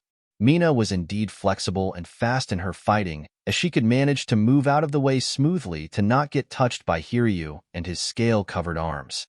"You're really good at this," the scaled teen commented as they fought. Thanks. Mina chirped as she dropped low and tried to sweep the teen. Seeing Hanta swung to them. "What's crackin'?" The tape user did the same maneuver he did on Achiko, yanking Hiryu up in the air and beginning to spin more tape around the teen before he could cut them with his scales. They both landed on the ground and Mina stood over Hiryu with barely acidic liquid starting to appear on her hands. "We gotcha." The pink girl had a grin. Hiryu made a facial expression that showed how displeased he was at the situation. "Well, I guess. Both attackers have been captured. Defenders win," All Might announced. "Woo yeah." Hanta pumped his fist. "That was fun. I'm gonna get Uraraka down from the light pole now." All Might had a smile as he watched the 4 participants of Match 4 enter the room and stand there, ready to be evaluated. Defenders, that was an interesting decision that could have been costly but went well, All Might said. "It was all Ishido's plan." Hanta replied as he took off his helmet. "I think Zero should have MVP." Momo said. The plan by Ishido was definitely excellent, but Zero's expertise with his own quirk is what made it work. Izuku nodded to show his support. "Yeah, those were some cool moves, Zero," Pony said. "I learned those watching old clips." Hanta was turning red from the praise. "I believe that you do earn MVP for your match, young Zero," All Might stated. "You are very talented with your quirk." "Everyone stop, I don't like blushing," Hanta said as he put his helmet back on to hide his face, which was getting redder when the #1 hero gave him praise. All Might gave a loud laugh. "Very well. Match 5, it is time for you guys to show your stuff." The 4 people did leave, quietly as they were arguably the quietest in the class. "I got money, Midoriya wins," Tetsu said once they left. Shoko turned to Kiyotaka, who had not bothered to say anything to her yet. "Do you have any suggestions? I walk in there and release my gas. As many quirks as Midoriya has, he doesn't have one to let him ignore my gas." Kiyotaka answered flatly. "He has shown to be smart and could find a way around that." Shoko frowned. "Send ice at him then." Kiyotaka answered with the same flat, rude tone he always had. Shoko kept her frown.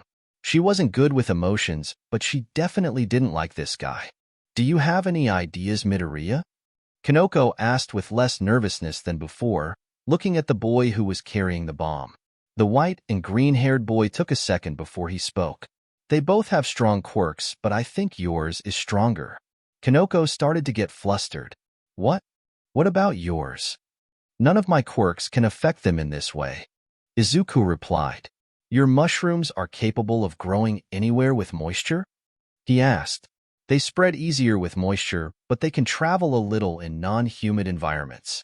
The mushroom girl was wondering what Izuku was thinking. "Can you make mushrooms capable of knocking someone out if they breath them?" the clear-blooded teen asked. "Definitely." She nodded, starting to get where Izuku was going. "They are going to target me."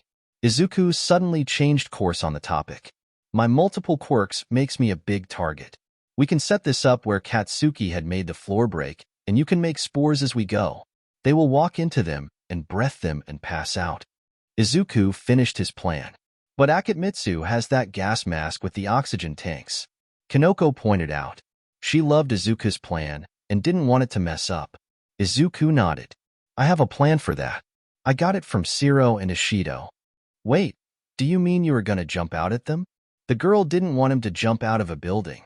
"No, I will scale down the building on the side quickly, follow them in, and cut his oxygen tanks connection when I get a chance." "How many mushrooms should I be putting?" she asked as she made more spores cling to the wall of the stairs.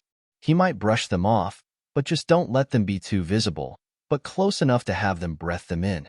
Todoroki could freeze them and render them useless." Izuku answered. Kanoko nodded. She had to admit, as socially weird and dense as he had shown to be, he also had a lot of intelligence when it came to this. Does his gas happen to be flammable? She wasn't sure if anyone really knew anything about Kiyotaka, but it didn't hurt to try. The clear-blooded teen reacted by shrugging. All Might wasn't going to lie to himself when he thought that this was definitely the match he wanted to see, solely because of Izuku. The boy had grown a little on him during their few interactions, and the boy has shown he has a talent for things like this. He definitely wanted to see what the boy was thinking of doing. Class, how do you think this match will go? All Might asked the 16 kids with him. It could go either way, really. Tinya said. From what we know of everyone's quirks, these 4 are close to the strongest. Especially Midoriya, man. Denki said. He is a one-man army. Akitmitsu does have his gas quirk, however. Momo pointed out. Breathing it in for even a few seconds could make you go unconscious. Komori has her mushrooms as a counter. Toguru stated. From what we can see on screen, she has them everywhere. Todoroki can freeze those. Hanta pointed out. She could freeze the whole building probably. Izuku has flame breath. Katsuki countered. Yes, but he did say his resistance to the flames is not that strong, right? Mina asked. He couldn't melt all of the ice. His super healing. Tetsu spoke next. Man can heal back from the flames, and he said all of his quirks use another quirk as a battery. He could do that. All Might liked how through the events of the class the kids were starting to think of more outcomes and variables and situations, which was something he hoped they would do. They always have to be prepared as a hero in the field. Izuku took off his sandals and swung his legs over the edge of the window, letting needle-like bones sprout from the bottom of them. Once the round starts, I am going down. Izuku stated. I'm leaving my sandals here. Kanoko nodded. She has started to like being around Izuku because he had an almost calming aura, even if he wasn't trying to give it off. I can make sure you get them later. Thank you. Izuku replied. Match 5 starts now. All Might announced. Good luck, Midoriya. Kanoko said as Izuku stood in the window preparing to go down the side of the building. The clear-blooded teen gave her a small smile. Good luck here too, Komori. He began to move at a place just above, walking to go down the building, letting the bone spikes in his feet go through the side of the building to keep him there. Shoko released a wave of ice to freeze the building, encasing the walls, floors, and ceilings all in ice. Izuku saw ice shooting across the side of the building and prepared to move so it wouldn't get him in it before suddenly his vision became splotches of black and white and his head seared in pain. He lost his grip on the side of the building. Unaware of his surroundings while falling and clutching his head in pain, his forehead smacked into the fire escape of the building next to the test building, and it made his momentum flip him ever and hit the side of his building again before hitting the ground. Izuku didn't move for a second while his clear blood poured out of the wound that wasn't healing immediately like it should have.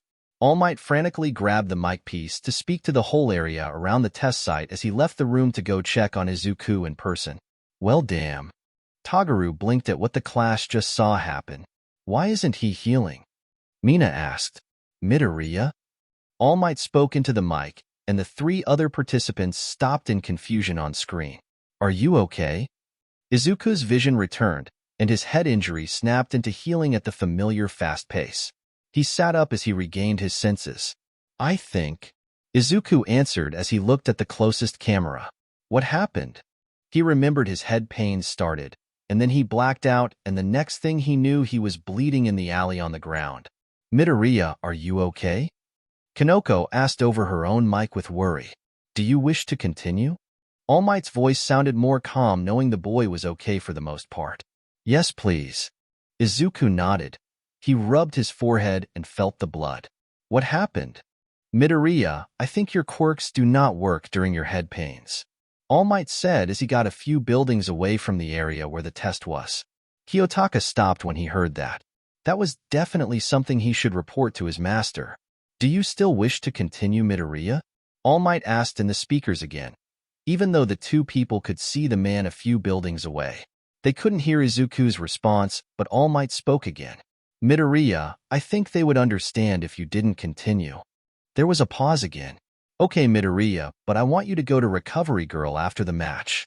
Kiyotaka ignored the situation now to go grab the bomb. Clearly the clear-blooded teen was going to continue to participate, and he wasn't going to lose time over whatever happened to him. Izuku stood up and shook his head to adjust himself as he straightened his outfit. Okay, All Might Sensei. He replied to the camera. He made his way to the front of the building and saw as the gas mask-wearing teen was about to enter the building. Reacting fast, he shot a finger joints at both tubes connecting to the oxygen tanks on Kiyotaka's back. However, his aim was off, and he only hit one, the other finger joint missing completely, and went down the street. The gas quirk user turned to face Izuku before he started to release some gas. "Stop!" Shoko shouted at her teammate. "Your tube is ruptured, so you'll get affected." As much as she didn't care about Kiyotaka, as she shared the general opinion of the class that he wasn't that nice, she didn't want to lose it all, especially for something stupid. "Go get the bomb and I will deal with him." Kiyotaka didn't even question the ice user before he went into the building. Itudoroki. Izuku greeted the girl before he got into a stance. "You were bleeding," Shoko remarked as she saw the blood on his face. She thought about how he came out of the alley, and All Might did sound like he was freaking out earlier over the boy. "Did you fall?" "I had one of my head pains." Izuku nodded. "You should get that checked on." Shoko really didn't want to fight Izuku because there shouldn't have been that much blood on his head with his strong healing ability. "I want to continue the match," Izuku stated. He dropped his stance a little and looked disappointed. He didn't like when everyone tried to treat him like a fragile glass item. "Heroes are supposed to work past any struggles, so please don't make me quit. We should be helping each other grow as much as possible." Shoko felt amazement in Izuku's words. He had a good spirit, and she didn't want to disrespect it at that point. "Okay, since we are at this point, we have to fight, and to show my respect for you and your goals, I will put effort into this." She got into a stance and ice began to form over her right foot and the ground around it. Izuku gained a big smile that was infectious to the ice user and the other kids watching on the cams. "I will also show my respect for you and your goals by putting effort into this." He began to heat up his threat, expecting a wave of ice. Shoko noticed his throat that began to appear with an orange glow. She made a motion with her right arm, and a glacier formed going right at Izuku. The clear-blooded teen released the fire build-up and let loose a large torrent of flames through the tube connected to his glove that collided with the glacier, both clashing and making a cloud of steam form. Both teens released their attacks at the same time and held grins at the sight of the steam and water in between them. "Your ice is really strong," Izuku commented as he let his throat and mouth repair themselves rapidly from the fire. "Your flames are also strong," Shoko replied in the same, almost monotone voice. "Damn, those two could really fuck someone up with those attacks," Denki said. Mina had a wide-eyed happy expression. "As the love expert, I declare that I have found my first case." "Wait, just because they clashed attacks, you think you are going to set them up?" Hanta asked. "Those two are strong and quiet people in our class," Mina said. "My love expert senses are tingling. One interaction doesn't mean two people are going to get together," Katsuki stated. "You're just hating." Mina ignored the blonde. Shoko had a small smile as she shot out another wave of ice, attempting to freeze Izuku's legs to the ground. The boy jumped up high and rolled through the air as he pulled a bone from his chest that was a meter-long pole, moving it in a way that would hit Shoko if she didn't react fast enough. Luckily for her, she did, making a curved wave of ice form in between her and Izuku, his bone staff cracking the ice on impact. She made another wave of ice shoot out of that ice, but Izuku jumped off again and shot finger joints at the ice as it started to follow him, breaking off chunks of the ice as he avoided the ice she made. Izuku noticed a hole in her fighting style and planned to expose it. He made a large hammer-like bone and jumped up in the air as he did a front flip to slam it into the ice around the two with immense force, cracking the ice everywhere and almost knocking Shoko off her feet if she didn't make ice behind her to keep her upright. "You're quite strong," Shoko commented as Izuku took a breath, the hammer taking some substantial energy from him. "Your ice is remarkable," Izuku stated. He really thought her ice was amazing. It was definitely a quirk above others to him. "You have a hole in your style, however." Shoko raised an eyebrow. "Why would you tell me? This is a practice class, so we should use it for improvement. You stay in one spot too much," Izuku answered as he used his telekinesis to lift the piece of broken ice Shoko was standing on suddenly and had her fall over from the sudden movement. Izuku ran forward quickly and pointed a finger at her, indicating his finger joint move he wouldn't actually use on her. "I have you captured now, I think." Shoko looked flustered that she got captured by having her own ice used to make her fall over. However, Izuku wasn't being rude in the slightest with this, so she accepted. I suppose that counts as a capture. That is the match. Both attackers have been captured. All Might appeared next to the two of them. You both did amazing. That was certainly something I enjoyed seeing in person. All Might put a hand on Izuku's shoulder to get a better look at his head where the blood had stained. Midoriya, you should really get this checked now. Your classmates will let you know about the evaluation after in class. Once you are cleared with Recovery Girl, please see me in the teacher's lounge before you return to class. The green and white-haired teen nodded. Okay. He began to walk to the main UA building. Young Todoroki, your ice is quite remarkable. All Might praised the girl, who blushed a little from the praise. I will be getting the other two from the building as they are both unconscious, but we shall still have the evaluation of your match. Okay. The ice user nodded. All Might had gotten Kiyotaka and Kinoko back to the rest of the class, and a quick creation of smelling salts for Momo, and they were both awake. All right, class, what are your thoughts on this match? That fight between Midoriya and Todoroki was dope as shit, Denki stated. Language young Kaminari. All Might lectured. Oops. The electric blonde replied sheepishly. Komori and Midoriya both pulled great moves that got them the win. Tagaru said. Komori making so many spores while in the gas so that Akitmitsu would get hit by them and knock out from the effects of the mushrooms was a good clutch move. Midoriya holding off Todoroki outside was great, and if Todoroki got inside, her ability to freeze the mushrooms would have been bad for Komori. Personally, I think Komori should get it for her ability to shut down Akitmitsu. The insect-like teen finished and the mushroom girl was very red by the end of it. Not used to praise. Nah man, Midoriya's wanting to go on after his accident was an amazing part. Tetsu disagreed. He has drive and it helped him. His battle sense is amazing and that's some MVP-worthy stuff. While it was a sight to see him continue after that, Komori did prevent the person who was after the bomb from getting the bomb. Todoroki went after Midoriya and he engaged her instead of Akitmitsu. He did good, but Komori should get MVP. Momo defended her opinion. Let's put it to a vote. Katsuki said. Everyone for Komori? He said as Tagaru, Momo, Achiko, Kyoka, Kiryu, Hanta, Mashireo, Mina and Fumikage raised their hands. That's 9 out of 16. Tenya stated. That makes you the MVP of Match 5, young Komori. All Might gave his signature smile. The Anks. The mushroom girl had turned redder from all the praise and attention. You kids can now return to the locker room, out back on your school uniforms, and return to class. Aizawa will be given notes for you that he will go ever as he seems fit. You all did splendidly and should take as much learning experience from this as you only have up to go from her on your paths to being pro heroes. Remember to always go plus ultra. The class repeated the famous slogan of UA with enthusiasm save for one person, who was making sure to remember everything he observed from his target.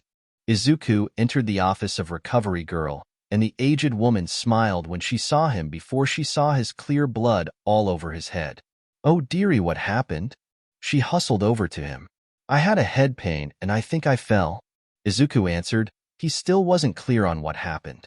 Recovery Girl's phone went off, and she saw she got a video from All Might that had a message that just said Izuku.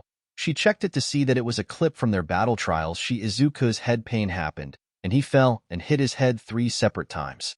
Oh dearie, this would have been serious if your regeneration didn't kick back in. He sent you what happened? Izuku asked. He did. I would have preferred if you came earlier, but at least you are here now. Let me do some checks to make sure you don't have a concussion, she said as she began to check. After a minute, she gave a smile. You are fine so far. Any injuries from it were healed immediately when your quirks began to work again properly. Why didn't my regeneration work immediately with each injury? The teen asked. My theory is somehow your head pains make your quirks shut off momentarily during them, which would explain how you healed once you were back to normal after the head pains left. The doctor said. Is there a way to treat my head pains? Izuku asked. Recovery Girl made a frown. Sorry, sweetie, I don't have expertise in that area. All I can say is it will get better with time. The teen nodded. Thank you. The reassurance that it would get better helped him. Have some gummies, sweetie. The doctor held a bowl of gummies to Izuku, who took 2 blue ones shaped like sharks. Thank you. Izuku smiled. He liked the gummies. Izuku knocked on the door to the teacher's lounge. You can come in, Midoriya, a voice said, and Izuku entered. The teen saw a malnourished man he recognized as All Might. Hello, young Midoriya. I'm sorry we had to meet here, but I couldn't stay in my muscular form any longer, and you already know my secret. It's fine. Izuku didn't mind it at all and sat across from All Might, who offered the boy some tea that he took politely. Recovery Girl said that it is possible my quirks all shut down during my head pains, except my Shikatsumiyaku. All Might nodded. If he had to guess, the Shikatsumiyaku didn't turn off because of what that evil man Maruta did to the poor boy. At least you are fine now. Izuku nodded at that. I wanted to speak to you about our search. Do you think there might be candidates to receive one for all in your class? Izuku thought for a second. Most of the people in my class are nice. They all have kindness like you want in a successor. All Might took a drink of his tea. Your classmates certainly are an interesting bunch. They also have talent with their own quirks too. Isn't there another class in the heroes department? Izuku asked. I think we shouldn't just look at one class. All Might nodded. That is very true. In fact, they have their own battle trials tomorrow. I will take notes on them that we can share over more tea. If it helps whittle the numbers down, the person should have that heroic spark, which they all seem to have, but also that feature of making people happy or sage with their actions and, if possible, their presence. That is something someone can gain over time. Izuku responded. Especially if you teach them. That is true. My sensei did teach me what means to carry the smile. All Might agreed with the boy. He couldn't help but think again of how much Izuku was someone who was worthy of one for all. He couldn't force the quirk upon the boy and respected the boy's choice, however, so he pushed that thought down. So one for all talk withholding. How do you like your class, Midoriya? They are nice. Most of everyone gets along and have chemistry as friends. The boy stated. They like my cooking. You cook now? Rumi taught me. She says I am good enough to be a chef. All Might smiled at how fondly Izuku spoke of Rumi. Just the tone when mentioning her was happy. I have no doubt about that. You are a talented kid. Kiyotaka sent the message over his phone to his master while they waited for Aizawa to speak. The teacher having going over notes sent to him by All Might over their performances. Everyone turned their heads when the door opened to the classroom to see it was Izuku, having changed back into his own school uniform but still having his clear blood stained on his head, not minding it. He went to his seat to see his sandals had been placed there, and he put them on. Hello, Midoriya. Shota nodded to the teen. You came just in time for me to go over notes for everyone. I will only mention a few things now, but we will go over everything else tomorrow. Right now is only major things I think should be adjusted. Bakugo, while it was defused by Tsunatori, you should find a way to calm your nerves so you don't jump into something too risky too quick. The explosive blonde nodded, accepting the criticism. Kamakiri, just because someone has habits, don't let those habits be a rule. Outliers exist, and people do sometimes randomly change up. When you follow another person's pattern, you fall into a pattern. Tokoyami, I suggest taking Ojiro on his offer. Just because you have a highly offensive quirk where it fights for you doesn't mean you let it close a skill gap. Akitmitsu, I suggest a tool to help with your inability to breathe in your own gas. Komori, there might be mushrooms that help stimulate you enough to counteract toxins to put you to sleep. If they exist, you should add them to your arsenal. Midoriya, I know you can't control your head pains, but I suggest making sure you aren't in a bad spot so that you don't accidentally cause a similar accident. All of the kids nodded at the notes. You can all go to the dorms at this point. You have like 5 minutes if class left anyways. Shota out his head down on the desk. Okay, see you Aizawa-sensei. Mina Shirped. Now we can have the cook-off. Hanta clapped. After I fight these dinguses. Tagaru stated as he pointed to Tetsu and Ijiro. They still owe me a match. You're so on. Ijiro got pumped up. /n. Writing this chapter, one didn't even notice the word count was getting a tad high, so I decided to end there and add the rest of the stuff like the cook-off to the next chapter. I apologize that I skipped Kanoko and Kiyotaka's half of the match, but I figured that both breathing in chemicals and passing out wasn't as good to write while happening. Band just had it stated after while focusing on Izuku and Shoko's fight. I might start a whole new fifth story. I probably shouldn't, so I can focus better on these four I already have. And it is set around Izuku at a young age being found and kind of adopted by Overhaul. Makes more sense reading it than explaining. And he gets the quirk Overhaul. It is supposed to explore quirks and what makes a person who they are. Kinda like this one, but not as tragic. Wondering if anyone would actually be interested in that. I have like 10 other story ideas too, but that one is the most intriguing to me because it makes Overhaul his mentor and gives the story anti-hero vibes a bit. If you guys like that, let me know. Chapter 7. /N. I don't own MHA, but I do own the time I put into this story. Returning to the dorms, the students of 1A were all talking about the ensuing cook-off that most of them were very excited for. Remember, guys, Tagaru said as he stepped off of the main path towards one of the gyms. The eating part is done after I knock these two around. Tetsu and Ijiro both grinned as they joined Tagaru on his path. This is gonna be fun as hell. The silver-haired teen stated. Ida, can you make sure they don't break each other? Momo looked at her co-leader. That would be wise. The engine user nodded as he followed the three teens. So what is everyone making? Denki asked the three students who were to compete. I don't know yet. I'm making yakitori. Katsuki answered. I figured everyone makes one dish, and then all of the combined counts as our dinner tonight. I'm making tempura. Tsuyu added with a smile. I'm already hungry. Denki responded. You're always hungry. Kiryu pointed out. It all sounds so good. Pony said happily. Everyone filtered into their own conversations, and Shoko took that as an opportunity to get Izuku's attention, being glad he was near the back of the group with her. Itudoroki. Izuku said as he turned to her. His face still had his blood on it, dried up at this point. Can we talk in private? The dual-haired girl asked. The clear-blooded teen nodded. Yes. Kiyotaka behind them raised an eyebrow. Those two didn't really interact much to his knowledge, except for the battle trials.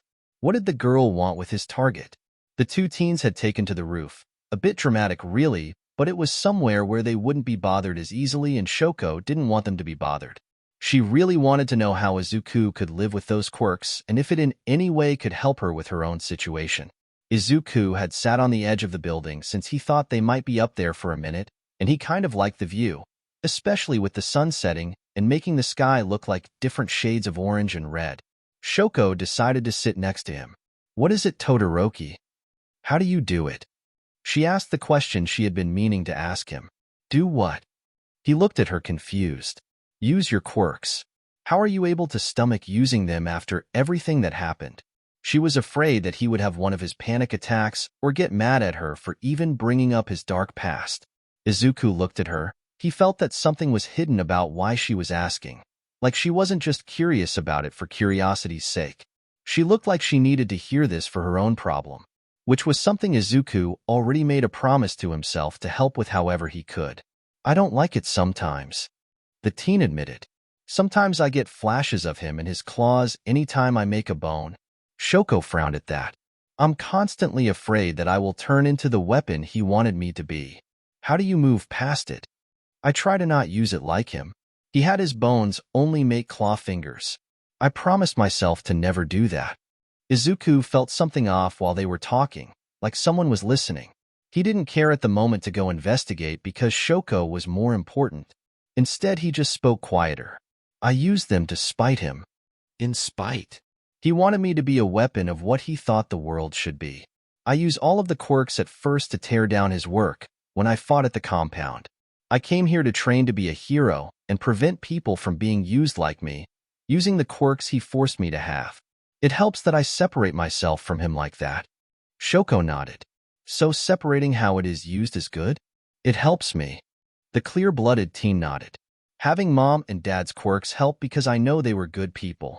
I'm afraid of using my left side. Shoko admitted. Izuku, who was on her left side, turned to look at her again.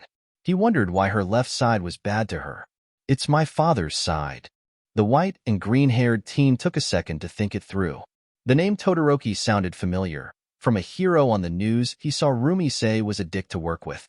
Your father is Endeavor? The girl nodded. Yes. He isn't a good father. She seemed hesitant to speak now. You can tell me. Izuku said softly. But it seems so wrong to complain when I know what you went through. I'm still here to listen, Izuku stated. He felt that odd presence of someone eavesdropping leave. He was definitely going to mention it to All Might or Shota. One person's pain doesn't discredit someone else's. He gave her a small smile. I can listen. I want to listen. Shoko gave Izuku a small smile in return. Okay. All right, guys, let's do this. Tagaru grinned as the two other teens stood across from him. Nothing too lethal, guys. Tinya reminded them. Make dull blades if you can, Kamakiri. I can. It's actually easier to make dull blades over sharp ones anyways. We'll try to not hit anywhere unwanted. Tetsu let his steel cover him. Don't go easy, turds. Tagaru got into a ready stance. Kind of weird to call us turds. Ijiro grinned despite the weird name. All right, go. Tinya announced the start. Tetsu and Tagaru rushed separate sides of their blade's classmate. They both went for a side hook to Tagaru's fave, and the insect-like kid made dull blades shoot out of his skin to intercept the blades, and he engaged Tetsu first, being more used to his fighting despite the two opponents of his having similar fighting styles. His fast reflexes managed to keep him from taking most of the hits the two threw at him, his quick blades acting as an excellent defense and counter for other attacks. Good shit, man. Ijiro grinned as a full blade was used on Tagaru's leg to trip him. He has holes. Tetsu said as he raised his knee and made it impact Tagaru's elbow, just enough to jar the insect-like teen. Ijiro used the opening to take out Tagaru's knee and send him to his back. The blade's teen, however, reacted with practiced ease and made a blade from his back that he used to pivot himself for a backflip to get to his feet. Oh, that was nice. The redhead laughed as he looked at Tagaru. Taking lessons from Midoriya's book? Improvising a little, but yeah. Tagaru grinned as he rushed the two again. Hey, where is Midori? Mina said as two of the three kids had begun to cook food. He went upstairs earlier, Hiryu said while sitting upside down on a couch. He tossed a ball to Hanta. He might just be getting lessons from Jiro and lost track of time. Denki offered as he caught the ball the tape user tossed to him. I'm right here, Kyoka said from a table. He went upstairs with Todoroki. What? Mina whipped around to face the purple-haired girl. You're saying this now? Why does that matter? Achiko raised an eyebrow at the pink girl. Love expert senses are tingling. Mina shouted. Going up a staircase doesn't mean anything, Katsuki commented as he turned the oven top on. Disbeliever. Mina pointed an accusing finger at the blonde. Someone not love crazy see where they are then? Hiryu shrugged. Katsuki's phone went off. He read the message he got, which was a small one from Izuku. Don't bother him. What was it? Something came up, so he isn't participating in the contest anymore. Katsuki was wondering what it was, but continued with his cooking. Love senses are tingling. Shut up with that. Kyoka scowled. You and Tsunatori seem way too invested in his love life. You're just mad you aren't part of it. Mina stuck her tongue out at the girl. Or I think that there are better things to do than focus on his love life, says the girl who is going to teach him how to play bass. Pony narrowed her eyes. I think you just want us to not make any competition for you. I don't have any feelings for Midoriya, like you two keep assuming, the earphone user stated. Would it distract you if I said I have a crush on someone? Hiryu offered as he tossed the ball again. Tell me who. Mina had moved across the room really fast to stand over the Chinese teen. Well, damn, that was fast. Hanta laughed. She teleported. Mashireo commented. It is my job as the love expert to treat all cases, even minor, with the utmost seriousness and care. The pink girl declared. Someone revoke her license. Katsuki said as he handed Tsuyu a cup. I'll revoke you. Mina pointed a finger at him. What does that even mean? The blonde asked with confusion. She'll take away your existence privileges. Hanta laughed. Don't think I won't. Mina went with what the tape user said. Izuku had done exactly what he said. He sat and listened while Shoko, for the first time ever, talked about her problems. He had learned how Shoko's father, Enji Todoroki, had treated her harshly from the second she was born. He learned how the man had pushed her hard to take his goal of exceeding all might and would abuse her on the way to push her harder and harder. How Shoko's mother was pushed to insanity by the abuse the man gave her and Shoko, which made Shoko's mother lash out uncontrollably at the girl upon seeing the left side of her which resembled her father. That the burn on Shoko's face was actually caused by her mother in that moment, and that it was a frost burn. How Shoko had 3 older siblings she had never gotten to interact with at all, because Inji had seen them failures and forbade them from interacting with Shoko when she was born, as he called it, gifted. She could control ice like her mother from her right side and fire from her left. How Shoko had intense hate for her father after all the torment he put her through, and it made her hate her left side and her fire. How spiteful she had become to want to prove him wrong and become string with only her ice just to shove it in her father's face when she could become the best without him or his power at all. I found out my oldest brother died, Shoko said quietly. Her eyes and face had become tear-stained after opening up about her problems, but she wasn't worried about it at all. The sympathy Izuku had been giving helped a lot. They said it was an accident, but they never found his body. I was there when my father found out. She grit her teeth. He didn't even shed a single tear. How do you hear about your first child dying and not give any reaction? Izuku put his hand softly on her shoulder. Shoko wiped her eyes. I'm sorry, I'm just unloading this all on you. You have your own problems. Just because my life was bad doesn't mean yours doesn't matter as much. Izuku said, I honestly think an abusive parent is worse than what happened to me. I was only able to live through what I did because my parents' final moments kept pushing me on. Izuku started to tear up also when he thought about the compound. If my parents were like your father, I wouldn't have been able to last half as long as I did. Shoko looked at him with a scowl. You had it way worse than me. She couldn't believe he could just say his torture wasn't as bad as her father. We shouldn't compare pain like that. Izuku shook his head. That doesn't help it. The dual-quirked girl sighed. I'm sorry. I never opened up before. I never did. Izuku spoke. I was always afraid that I would get treated worse if I spoke about it. Everyone found my files and talked about them and what I went through, but I never got to just talk about it. Izuku paused. I feel bad because I can barely open up to Rumi. I'm afraid if I open up more she will find out how much I hid and blame herself. Shoko heard the hitch in his voice. Just thinking about hurting Rumi in any way clearly wasn't something Izuku didn't like to even consider. I'm sure she would understand. From what I could gather, Rumi sounds like a good person. She's the best. The clear-blooded teen nodded. I hate that I can't just talk more about it. It's just bottled up so much. You were here for me to open up. I can be here for you. Shoko tried to give that same helpful smile he gave her earlier. It's bad, the teen said. Just thinking about it all makes me feel like I'm there again. Me talking through what happened helped. The girl reassured him. She was sure that whatever happened was bad, and it might bother her to hear, but he obviously just needed someone to just say it to. You might not look at me the same way anymore. The teen was afraid. I want to help, Shoko stated. She tried to smile again. Izuku had his own smile at those words. He nodded before he began to speak. Kiyotaka opened his phone and dialed the untraceable number again. His master picked up the phone. Akitmitsu, I assume you have news? The man spoke. You needed a person to corrupt also, right? The teen asked. I found someone who might be that one. 2 people, actually. In one day? Who is this possibility? Shoko Todoroki. Kiyotaka answered. She seems to have an issue of her own and got Midoriya to actually talk about his own problems. The daughter of the number 2 hero would definitely be a blow to belief in heroes if she turned. Who is this other person? Katsuki Bakugo. He is hot-headed when it comes to any threat of any size to Midoriya. The amount of trust they already display with each other is big enough that if he falls or Midoriya falls, the other would definitely follow. The class is getting closer to Midoriya by the day as well. All for One was quiet on the other line as he thought. This will only make my successor's plan that much more effective when he strikes. The stronger his toes are will only make this that much more of a fall. Are they any other developments? He has head pains that disable his quirks. It caused All Might to panic. All for One laughed. That fool has another connection I can destroy? This is wonderful.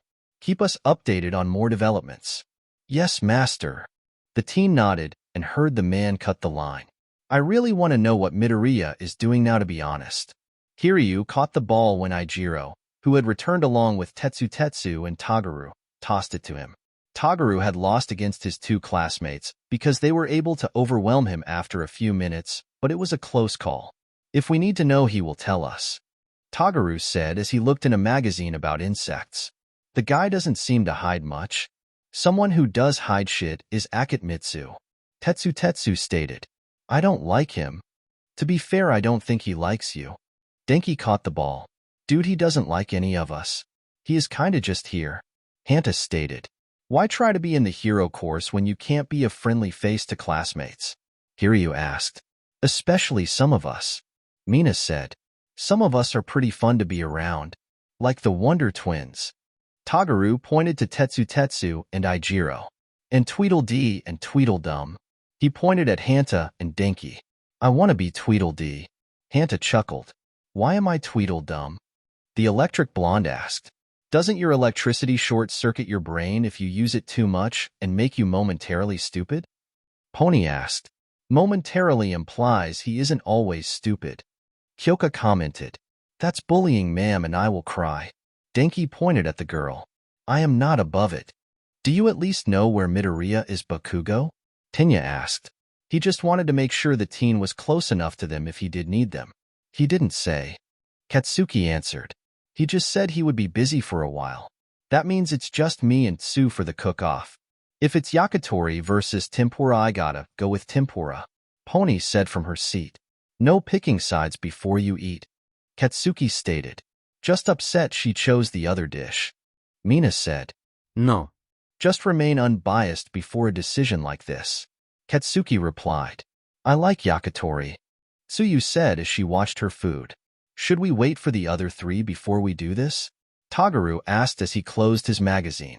Akitmitsu doesn't really try to be part of the class, so forget him, Tetsu said. Midoriya is busy. I don't know about Todoroki. She went upstairs a while ago. Denki threw the ball to Hiryu, who wasn't paying attention and got nailed in the face, but caught the ball still. I can check if she is interested, Momo said as she went up the stairs. Todoroki's cute, Denki said. Think she would be interested in me? Nah. Hanta shook his head. You're just gonna hit on any girl who breathes, aren't you? Tagaru asked. Hey, I have poor aim, so if I want to shoot my shot and have it hit, I gotta shoot a lot. Mina whacked Denki on the nose with Tagaru's magazine. No touching Todoroki. I'm gonna set her up with Midori. You're really gonna push that, aren't you? Achiko asked. I saw chemistry, the pink girl stated firmly. Who knew two people fighting in a practice class makes for chemistry? Katsuki washed his hands. You disbelieve a lot, which is hypercritical when you have been showing chemistry this whole time. With who? The blonde gave her a look. You know exactly what I am talking about, and I will get to that whole situation after Midori and Todoroki. Okay. Katsuki rolled his eyes as he started to grab plates for the food, Tsuyu helping him. Katsuki legitimately didn't know what chemistry the acidic girl was talking about, which was a testament to how dense he was in those types of matters. Shoko was shocked as an understatement. She knew she would hear some disturbing things about what happened to the teen next to her, but some of it was just... She was even more amazed by Izuku now with his ability to just carry on as he did. The most disturbing part she had heard was when he had first gained the 3 quirks that made his Shikatsu Miyaku and how it made itself known. That incident alone was responsible for a lot of his scars. Instead of her fear or disgust of Izuku growing like the boy feared, she only gained respect for him. Izuku stopped after a bit, not able to say anything else at the moment. He turned to Shoko. You aren't disgusted by my past? I'm disgusted by that man, but not you. The girl stated. He was a jerk. Your dad is a jerk, Izuku replied. Shoko snorted. He is. Do you ever want to see your mom again? Izuku asked after a minute of quiet. I don't know, the girl admitted. She gave me this ugly scar, but it was because of my father. I don't think the scar is ugly, the clear-blooded teen said. What? She gave Izuku a look. Did he really not find her large frostburn ugly? She was always self-conscious about it, so him saying something exactly the opposite of what she believed was off-putting. I think it shows that you are strong. The boy replied, "It also makes your eye stand out more." "My eye? Why would he bring up her eye?" "Your eyes are kind of pretty," Izuku admitted, his face heating up. Shoko's face turned red as well. Did he really think that? "Your eyes are appealing also." It was Izuku's turn to turn as red as Shoko's hair. "I couldn't find Todoroki," Momo said as she came down the stairs to the commons. "She wasn't in her room?" Tenya raised an eyebrow. "If she was, she didn't respond to me knocking," the female class leader said as she sat down next to Tenya. "Maybe they are both somewhere together," Hiryu suggested, not doing whatever Mina is about to say. "Say what now?" The pink girl looked up from the insect magazine she had borrowed from Tagaru, who had a lot more to read anyways. She wasn't even listening. Kyoka laughed. "To what?" the acidic girl asked. "No one say anything," Denki said. "I'll fight you." Mina treade ned. "No fighting," Tenya and Momo said at the exact same time. "You guys keep getting mom and dad mad at us," Hanta said. "When did we become mom and dad?" Tenya asked. "You guys are the two most responsible here," Denki shrugged. "Gonna act like all of us are immature, okay?" Hiryu said. "Komori, Azui, Uraraka, Ojiro, and Tokoyami don't cause any issues so they aren't immature. I feel like you left out a few people," Katsuki stated. "You aren't getting in that group that easy." Denki pointed at Katsuki. "You're one of us." "I know. I mean people like Rin, Izuku, and Todoroki. Why are you leaving quite a few of us out?" Hanta asked. "Okay, I'll go down the list then." He pointed at Denki. "Perv and idiot." He pointed in Kyoka. "Assaults the pervy idiot." He pointed at Hanta. "Idiot." He then pointed at Mina and Pony. "Love experts." He then pointed at himself, Tagaru, and Tetsu. "Aggressive as all hell." He then pointed at Ijiro. "Part of the aggressive team even though he doesn't initiate." "And Akitmitsu I don't care about." "Fair assessment." Hanta nodded. "Although idiot might be a bit nice." "That's bad for you. You do know that, right?" Mina gave the tape user a look. "Hey, I got the title of class clown. Imma roll with it." "Wait, so being love experts makes us immature?" Mina and Pony both looked offended. "Well, you were being a bit weird about it." Hiryu shrugged. "Wait, so I'm class perv?" Denki asked. "Dude, you called Midoriya's caretaker hot when he first mentioned her being Mirko." Tagaru pointed out. "Ah, that's fair. Plus you did say that thing about shooting your shit with as many girls as you could." Hiryu added. "That's more of a not being able to get a date kind of thing." The electric blonde pointed out. "I find it funny that his three are all labeled aggressive, and no one is arguing that." Tetsu chuckled. "Well, you three do act aggressive." Mashireo nodded. "Especially when the other students mess with Midori like it all." "Fuck them." Tagaru proved their point. "Those people are dumbass. He's a good guy. I just want to know where he is right now." Pony frowned. After a while, Shoko and Izuku began to talk about lighter topics. They had gotten to dreams and Shoko stopped for a second. "I don't know what my goal is anymore," the girl said. "Up until now it was use my eyes to spite my father, but after this all it just seems petty." "What do you really want?" Izuku asked.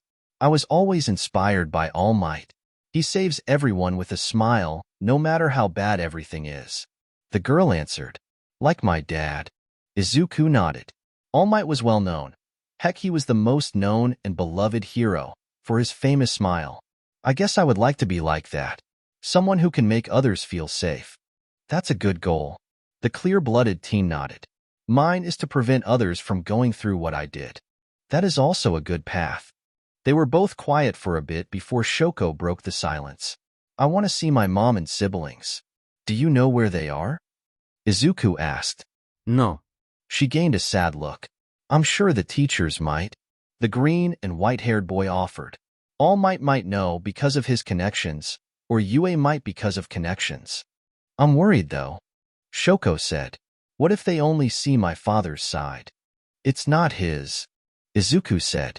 "You don't have your mother's side or your father's. It's all you." Shoko liked that thought. "It's also not his bones you have.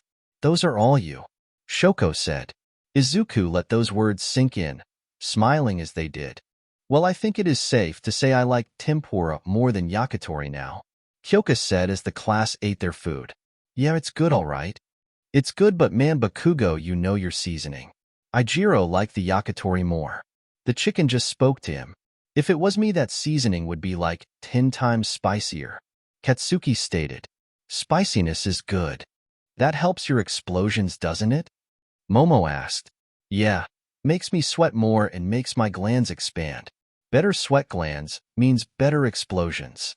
The blonde nodded. I need iron for my quirk, Tetsu stated as he ate. Stuff is what makes my quirk do its thing. Who else needs certain foods for their quirks? Achiko asked.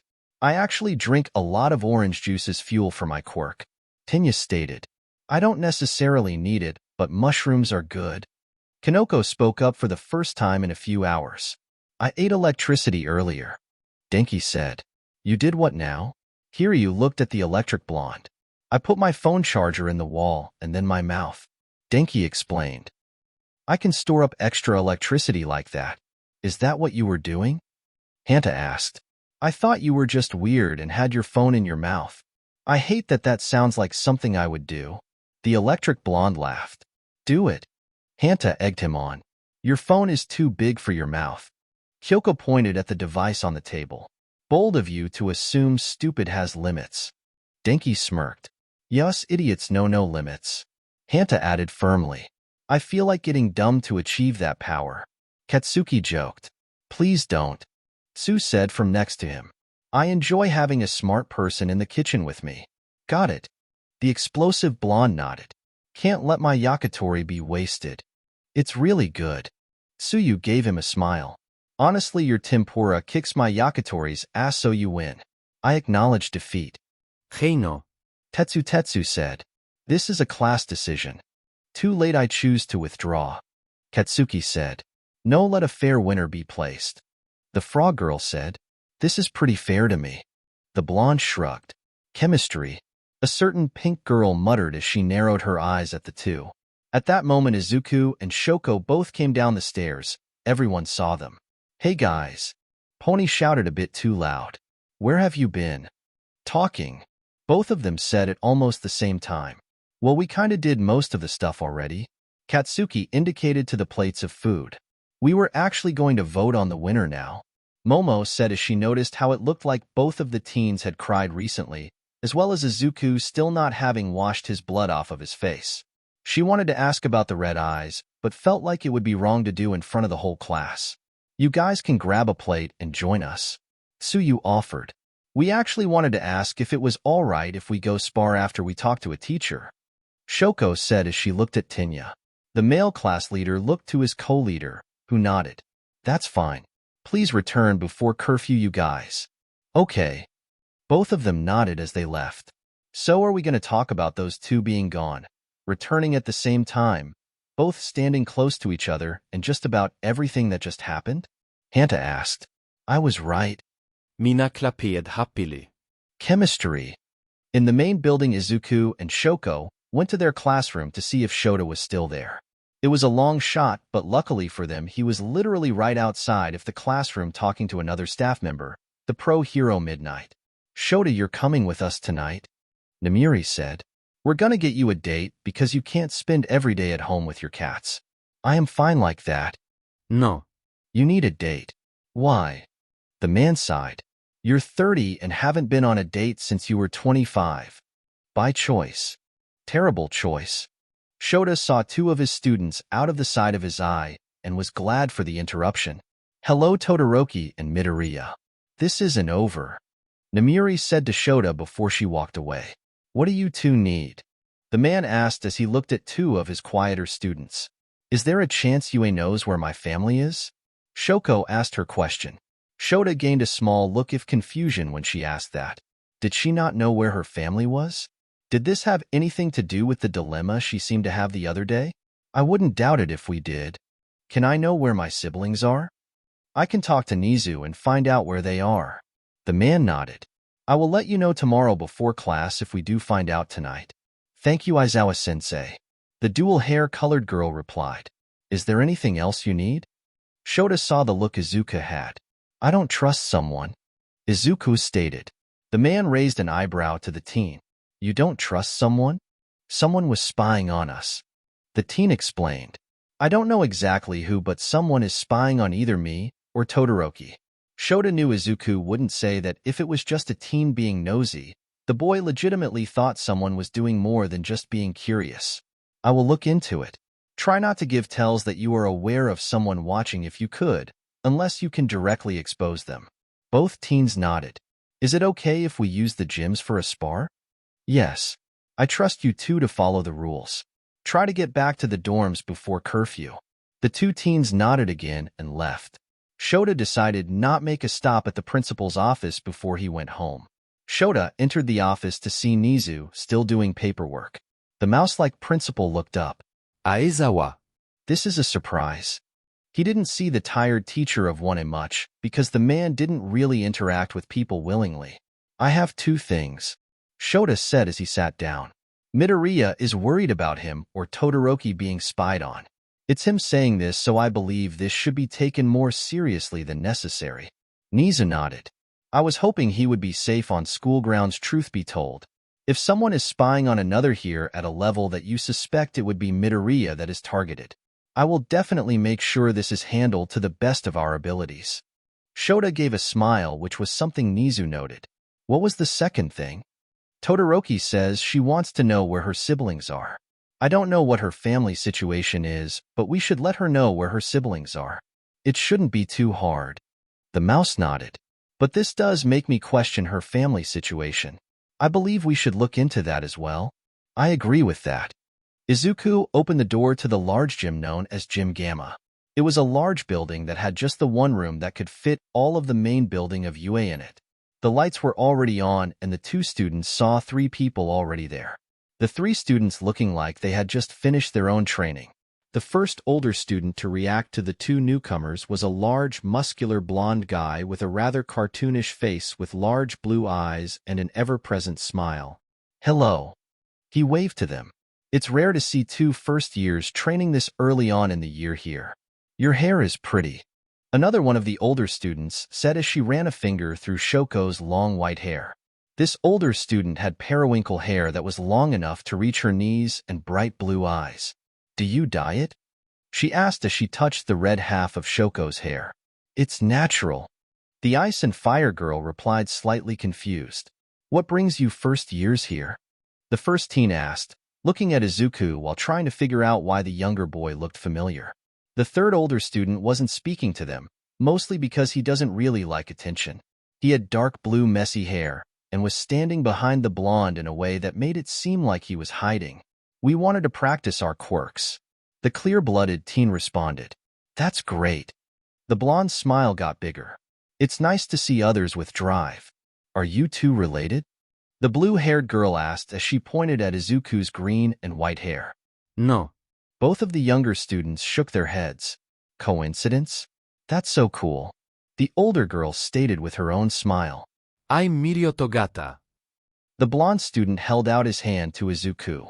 The clear-blooded teen didn't want to be rude, so he shook the hand. Izuku Midoriya. Your scarf is pretty, Midoriya. The blue-haired girl said as she put out her own hand. I'm Naire Heidou. The two upperclassmen looked at Shoko, who took that as the signal for her to introduce herself. Shoko Todoroki. This is Tamaki Amajiki. Mirio stepped aside to let the two younger teens see the said teen, who made a weak smile. May I ask why you seem familiar, Midoriya?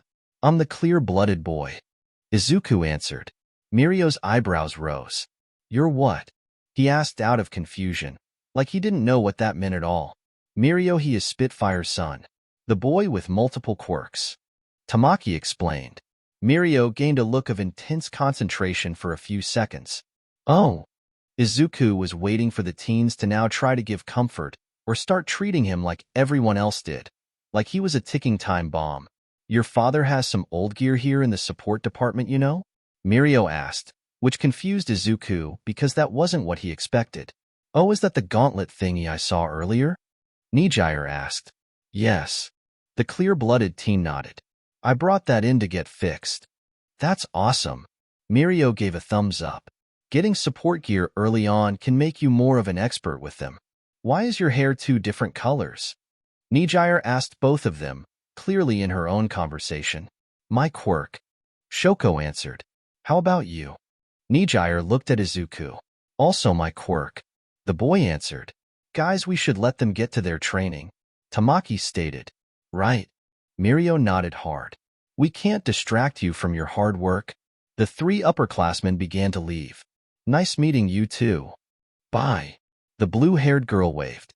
Now it was just Shoko and Izuku in the spacious gym. The clear-blooded teen looked to the girl next to him. Are you okay using it? She nodded. Like you said, it's not his, it's mine. She rolled up her left sleeve. I am worried though because I have no practice with it at all. He never forced you to use it at all? He would yell at me, or say it's just me going through a rebellious phase. Shoko stated. I haven't used it in years. I only started using my flame breath a week ago. I'm sure you will do better than me. You should have resistance to your flames, and you do have your ice also. Shoko hesitated to ignite her flames, still uneasy about using the flames. She looked at Izuku, and the teen had a supportive smile when he noticed how hesitant she was. The look helped, and she ignited her flames for the first time in years, the flames coating her left hand and forearm. It was odd to have the flames there. They didn't burn her at all because she has a higher resistance to flames because of her quirk. She moved her hand around before holding it straight out away from her and Izuku. The flames increased and were sent out in a stream, much like when Izuku had used his father's glove during the battle trials. I don't know what to do now. The girl asked it like a question, hoping the other teen would have advice. Izuku gained a look of thought. If you can manipulate your ice in waves, couldn't you do that with your fire as well? To me it makes a little sense that you can. I can try. Before she could, Izuku popped a straight pole-like bone from his arm. Try coating this with the flames. Izuku handed the bone to her. It didn't decay rapidly once the boy let go of it, and Shoko noticed that. Why isn't it decaying like all the other bones? The girl asked as she held it. Every bone the boy had would always disintegrate into nothingness out of his reach. Why wasn't this? I can make them stay active longer if I focus more bone material to them. The clear-blooded teen explained. Doesn't that hurt? She didn't want him hurting himself at all, especially after knowing some of the truth of what he endured. Only a little bit. The boy answered. It's worth it to help you. Shoko smiled. She let her fire coat her forearm again and moved the flames like she would with her ice, watching as the flames began to coat the bone. It moves just like the ice. I mean the way I make it move. Can you manipulate ice into objects? Like making a staff or baton of your own to fight with? If you can with ice, then maybe your flames too. Izuku offered the idea. The girl made a staff of ice form in her right hand. It wasn't smooth and perfect, but as a first try it was amazing enough. I can, but I should practice that more before I use it. She felt the bones start to burn away under her flames that were getting stronger as they stayed active. Shoko looked at the boy who has been immensely helpful to her. Isn't there something you could use help with? I feel like we shouldn't focus on me. I'm fine helping you. Izuku replied. My father's flames are okay, and all I need is to help my resistance to harming myself with it. Shoko still wanted to help Izuku in any way with his quirk. What about your bone layer? The one you keep underneath your skin. The green and white-haired teen raised an eyebrow. What about it? Your bones aren't as easy to burn, this one at least. She shook the half-burnt one in her hand as she extinguished her flames. If the flames start in your throat, you could use that bone layer to manipulate where on you the flames come out. Izuku nodded. That's actually smart. The teen attempted it, making a thin pipe-like path of bones from his throat out through his shoulder. Using flame breath, they both saw the flames shoot out of the bone. This changes the way I can use the quirk. How strong is your telekinesis? I can lift up and move objects or just manipulate anything within 5 meters of me, but only one object at a time. Does it give you like a field of sense for objects around you? Or do you have to be looking at the object? It has to be within sight of my eyes. Moving my arms like I am moving the object actually helps. That would be helpful if you throw a bone object at someone. It would be unexpected, and you can yank the object back to you. It could be. Izuku shuffled on his feet. Is your fighting style primarily you just sending ice attacks after ice attacks at people, but staying mostly in the same spot? Kinda. Shoko turned the slightest bit of red in embarrassment. Up until this class, I never ran into anyone who could and did make that an issue for me. I can help you make another style for people who make your normal one difficult. It can incorporate making ice and fire attacks into it.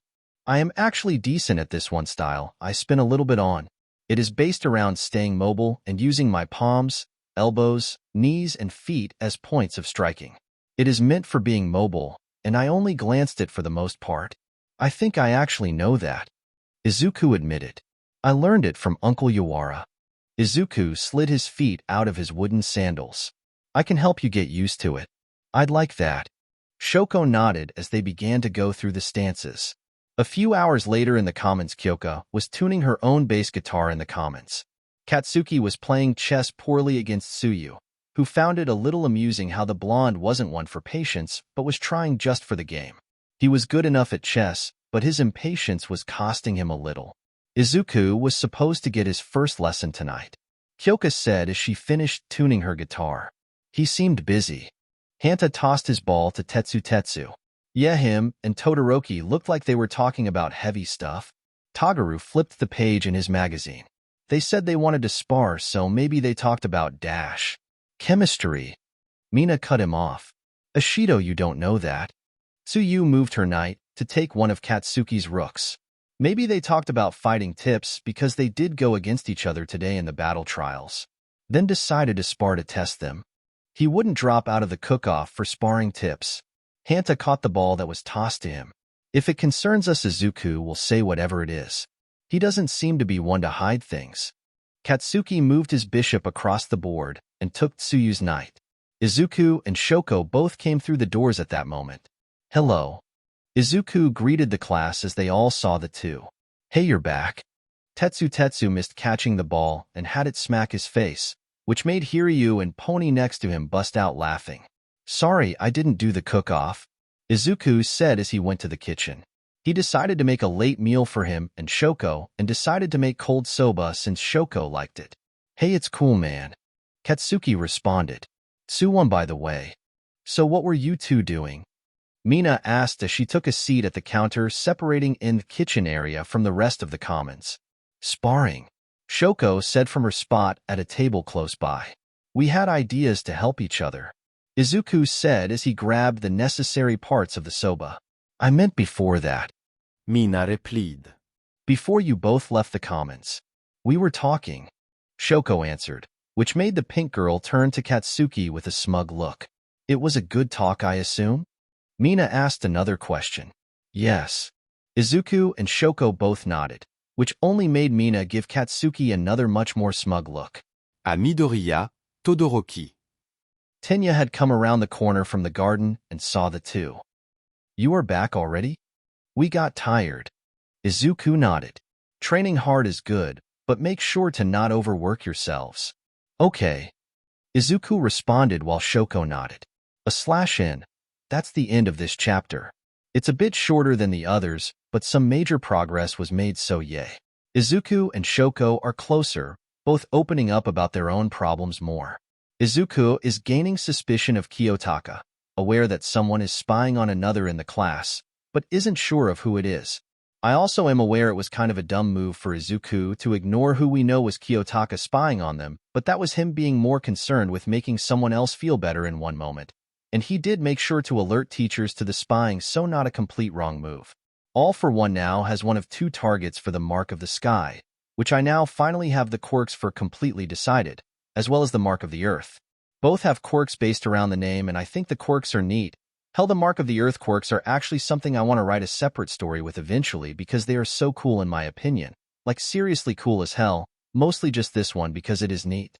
Also sorry I kind of did the Tagaru versus Ijiro and Tetsu fight just to end halfway through and say the outcome later. I kind thought it would be better to imagine that. Chapter 8. /n. I don't own MHA, which I guess is a good thing since I apparently like writing tragic stories. That might not be good because pretty much half of MHA would get Merced because of that. As I did say in Telekinetic Eraser, I am going to drop bits of trivia that have to do with each story in the other's notes for them, to add a bit more detail to make the world nicer. These fun facts only apply to this story and not my others or actual MHA. Fun fact number 1. Izuku has only worn one pair of shoes since he was freed from the compound. They were broken by his bones during training when he forgot he was wearing them. Fun fact #2. Katsuki has never once bullied anyone since Izuku's kidnapping. While prone to anger, it is directed at people who make fun of other people's dreams and people who mock others for their likes. Fun fact number 3. Rumi, Izuku, and the Pussycats have only played Uno once. It is now something they are never going to do together again after a heated match. Fun fact number 4. The white specks in Izuku's blood are too complex for even Maruta Shiga to understand after 10 years of studying him. It is known that they help carry his quirks around and make his immune system much stronger than a normal person's. I also meant to put this first scene at the end of the last chapter, but kinda messed up. I'ma keep it here for a bit as a reminder to myself to pay better attention in the future. That and so you guys don't have to backtrack because of my mistake. I'll probably put it in its rightful place after a few weeks or a chapter or two. Recovery Girl knocked on Nizu's door and entered the quirked animal's office. She saw Shota there also, which was actually good because what she had to say affected one of his students. "Hello, Nizu, Aizawa." The aged woman smiled. "I am calling a specialist for little Midoriya." "About his mind pains?" Nizu asked. "Yes. She is young, but from what I heard, she is quite a useful quirk for this, and is nice enough that he shouldn't be uncomfortable." "Who is this lady?" Nizu asked. He wanted to do a checkup, which was putting his search for the Todoroki siblings on hold for just a bit. "Her name is Fuyumi Todoroki." The next morning, the whole class had gathered downstairs for breakfast, Momo and Tenya preparing it this time. They both said the class can't just expect Tsuyu, Katsuki, and Izuku to cook every time a meal was meant to be prepared. "So how was practice last night?" Ijiro asked Izuku from another table. The tables had shifted slightly, with Shoko and Kyoka taking Ijiro and Pony's spot, while those two sat at another table with Tetsu and Tagaru. Ijiro was interested in the bass lessons he did do last night after everything else. "Midoriya is actually not that bad," Kyoka answered.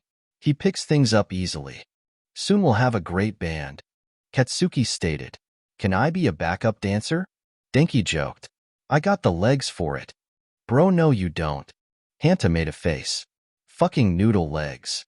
"Language," Momo lectured. "Do you think if I say Japanese to her the next time she says that she'll throw something at me?" Hanta asked Denki. "I will throw an encyclopedia at you." Momo didn't miss a beat saying that. "Dude, I want to see that." Denki snorted. "Her super move is eating a textbook at your face." Ijiro laughed. "What's your super move?" Pony asked. "Does anyone actually have super moves yet?" Mina asked. "My dances." Izuku spoke up. "That counts."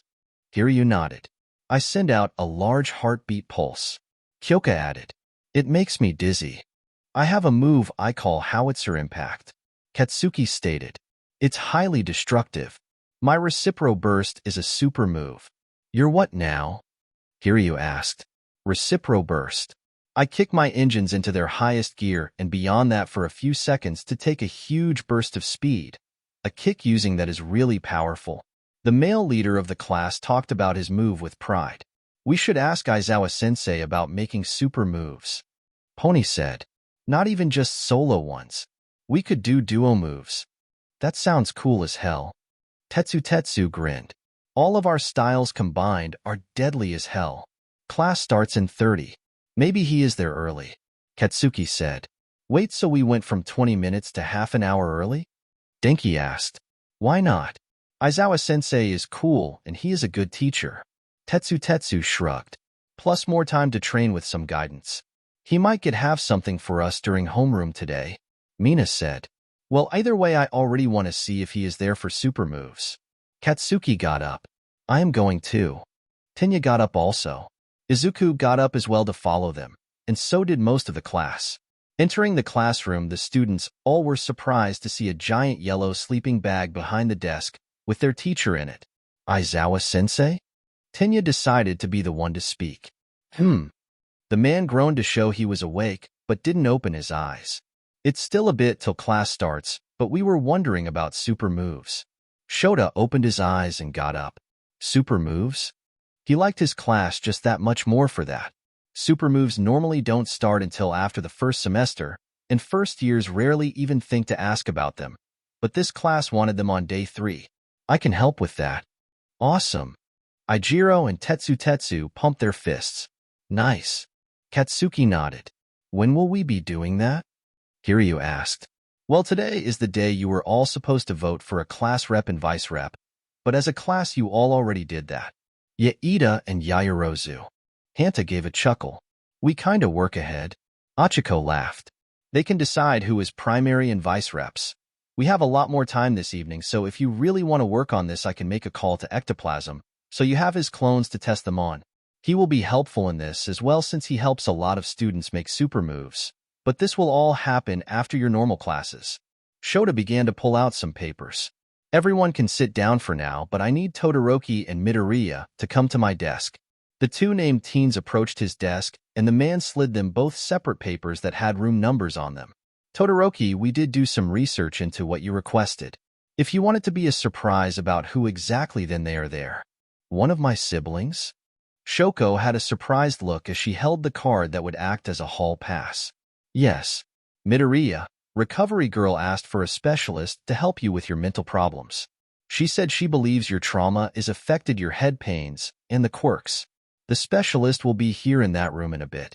I figured you would like to get the awkward meeting knocked out as soon as possible. I would like that. Izuku nodded as he held his own card, which was only a room away from Shoko's. Homeroom is still extended today, and you guys are a bit earlier than all the other classes, so you should have more than enough time for your own things. Shota finished. Thank you, Aizawa-sensei. Shoko said with a bit of happiness as she walked out of the class. Izuku followed without saying anything. The two walked down the hall together, seeing as how they both were going the same way. Do you want it to be a particular sibling? The clear-blooded teen asked. I don't remember them as well. I can't pick one. I am just happy to get to see my family for the first time in years.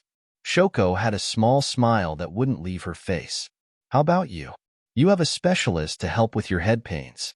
It will be nice to not be afraid of it happening around people. Izuku replied. Or making you fall down the side of a building. Shoko said. She really wasn't thrilled the night before when she learned properly what actually happened to him during the battle trials. I don't want to repeat that. It was unpleasant. They both arrived at the 2 rooms. Hope you do well with your sibling. Izuku entered his own waiting room. Shoko entered the room and saw her older sister, Fuyumi Todoroki. The older woman smiling at her little sister.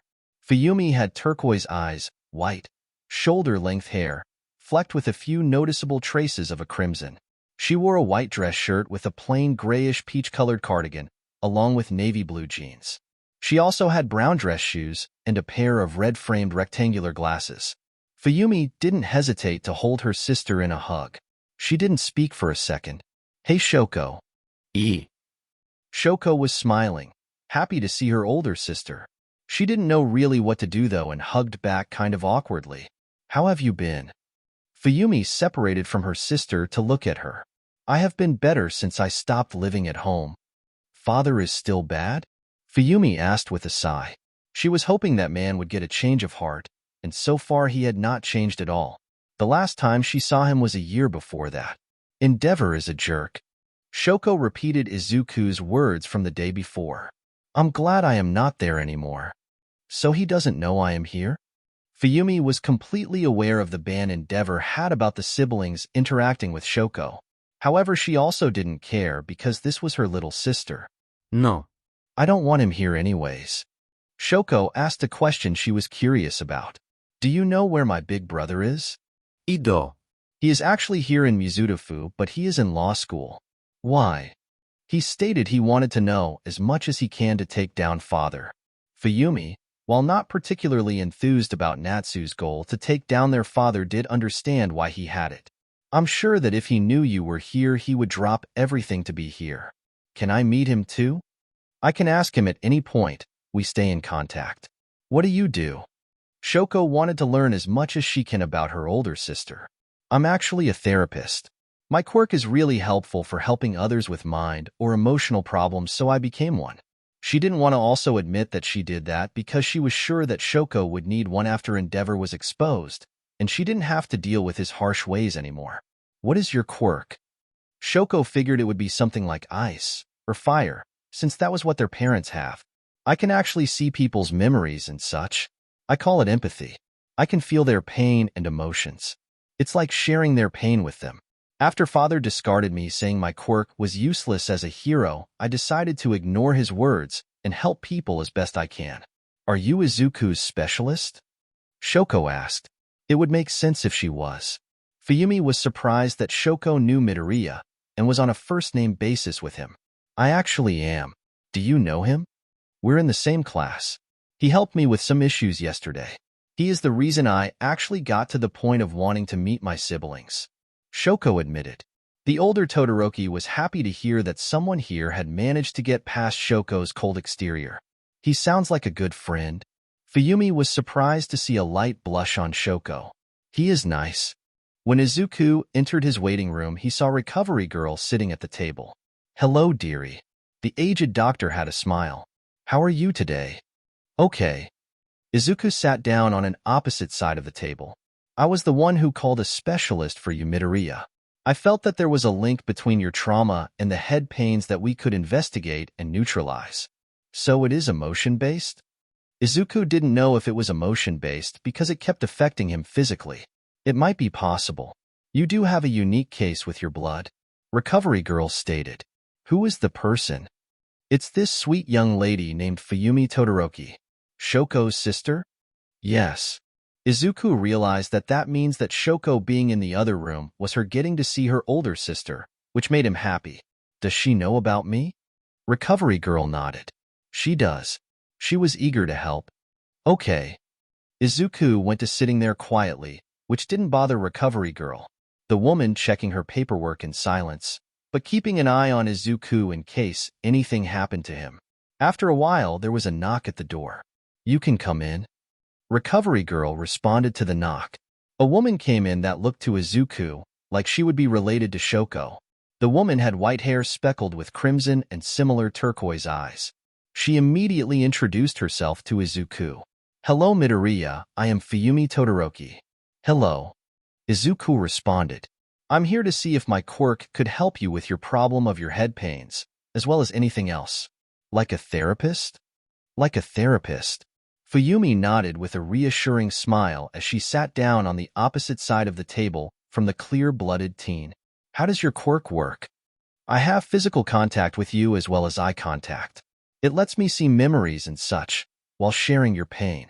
I can possibly find the source of your head pains. Wait, you'll feel my pain? Izuku actually scooted away because he didn't want that. I would feel it at a smaller level, about 2/3 of the real thing. No. Izuku shook his head hard. I don't want you to go through it. Fuyumi frowned. Midoriya, it's okay. No. I don't want anyone else suffering. Midoriya, sometimes to help someone you have to understand their pain. I want to help you. I don't want it. Fuyumi had some people who did act like this. They didn't want others to deal with their pain because it was too painful for them. I promise I will be okay. I want to help make sure people who had hardship can stand after it. Izuku wanted to argue hard still, but he did understand why she did what she did. Okay. If you want us to stop at any point, we will. Fuyumi stated. Why is Miss Recovery Girl here, though? Izuku asked.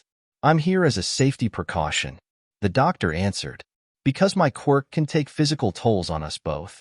Both? Izuku panicked again. It will make us both go through it, but I will be experiencing everything more so than you. Fuyumi said. The physical feelings will not be as close to the real ones as much as the emotional and mental feelings. Izuku had a heavily stressed look, like he really didn't want to do this at all. However, he shut down that growing feeling. He needed to do this. He needed to prove he was past what happened at that horrible place. We can cancel it if you don't want to do this, Midoriya. Fuyumi offered. She didn't want Izuku to have a panic attack. I can do it. Izuku said with only 50% certainty that he could. Okay, we can stop at any moment.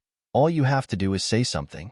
Fuyumi out her hand in Izuku's and looked into her eyes to activate her quirk, Her eyes began to glow a soft pink, and Izuku's did as well. Fuyumi was able to see his memories, starting from the first one he had onward. Dad, when I grow up, I'm going to be an awesome hero like you. The small Izuku declared from his father's head as they walked through a park. Can't be as awesome as me. Hisashi chuckled. You did say my flame breath was the coolest thing ever. I'm going to get a quirk just as cool. Izuku shouted happily. I'm going to sneeze fire. Fuyumi had a small smile as she felt the happiness Izuku had back then. She moved forward to another memory. Izuku fell out of a tree. Luckily, it wasn't high enough to hurt when he fell off. Are you okay? A girl had run up to the green-haired boy who had fallen in the dirt. Izuku looked up at her and felt his breath leave again. He was young and didn't know much, but this girl was exactly that word his dad would use towards his mom all the time. And also being a 4-year-old, he still had no filter to stop him from saying everything in his mind. You're beautiful. The girl looked as confused as possible. What? Izuku rolled over into his stomach and stood up. Eye level with the girl. Her dual-colored eyes were pretty. One was gray, and one was turquoise. Her hair was also 2 different colors, being white on the right half and red on the left side. I said you're beautiful. Sorry. A blush formed on her face. It's okay. So you were fine? Fuyumi was actually surprised that Izuku and Shoko had such a chance meeting so long ago. She actually found their meeting a little adorable. Hisashi ruffled Izuku's hair. Told you that you would get something special. I'm going to be the best hero. Izuku jumped up happily. Wait till Kaken hears this. He would make his father so proud. Inko put Izuku down in the ground and pushed him towards the alley. Izu, run. Inko shouted. Izuku got confused but quickly began to run through the alley, not questioning his mother's tone. He ran as hard as he could. He heard words behind him. You won't touch my baby while I can still stand here. Inko shouted defiantly. You won't be alive when I get him. A deal voice said as Izuku got out of range. Izuku stopped down the alley, turning around to see if his mom had followed, and he wished he hadn't turned around. Seeing his mother fall to the ground made Izuku start to cry. His mom had to be okay. She had to be. He turned back and ran farther into the alleys. Get him! Izuku heard a voice shout from behind him. He still kept running, trying to take different paths to not be easily found. Sadly, a guard ran up on Izuku and chopped at the back of his neck, making the boy fall over. The man grabbed Izuku by his arm tightly, grabbing a walkie-talkie with the other. I have him, Commander. The guard spoke into the device. Izuku struggled as hard as he could. Let me go. The guard smacked Izuku over the head hard. Quiet, you.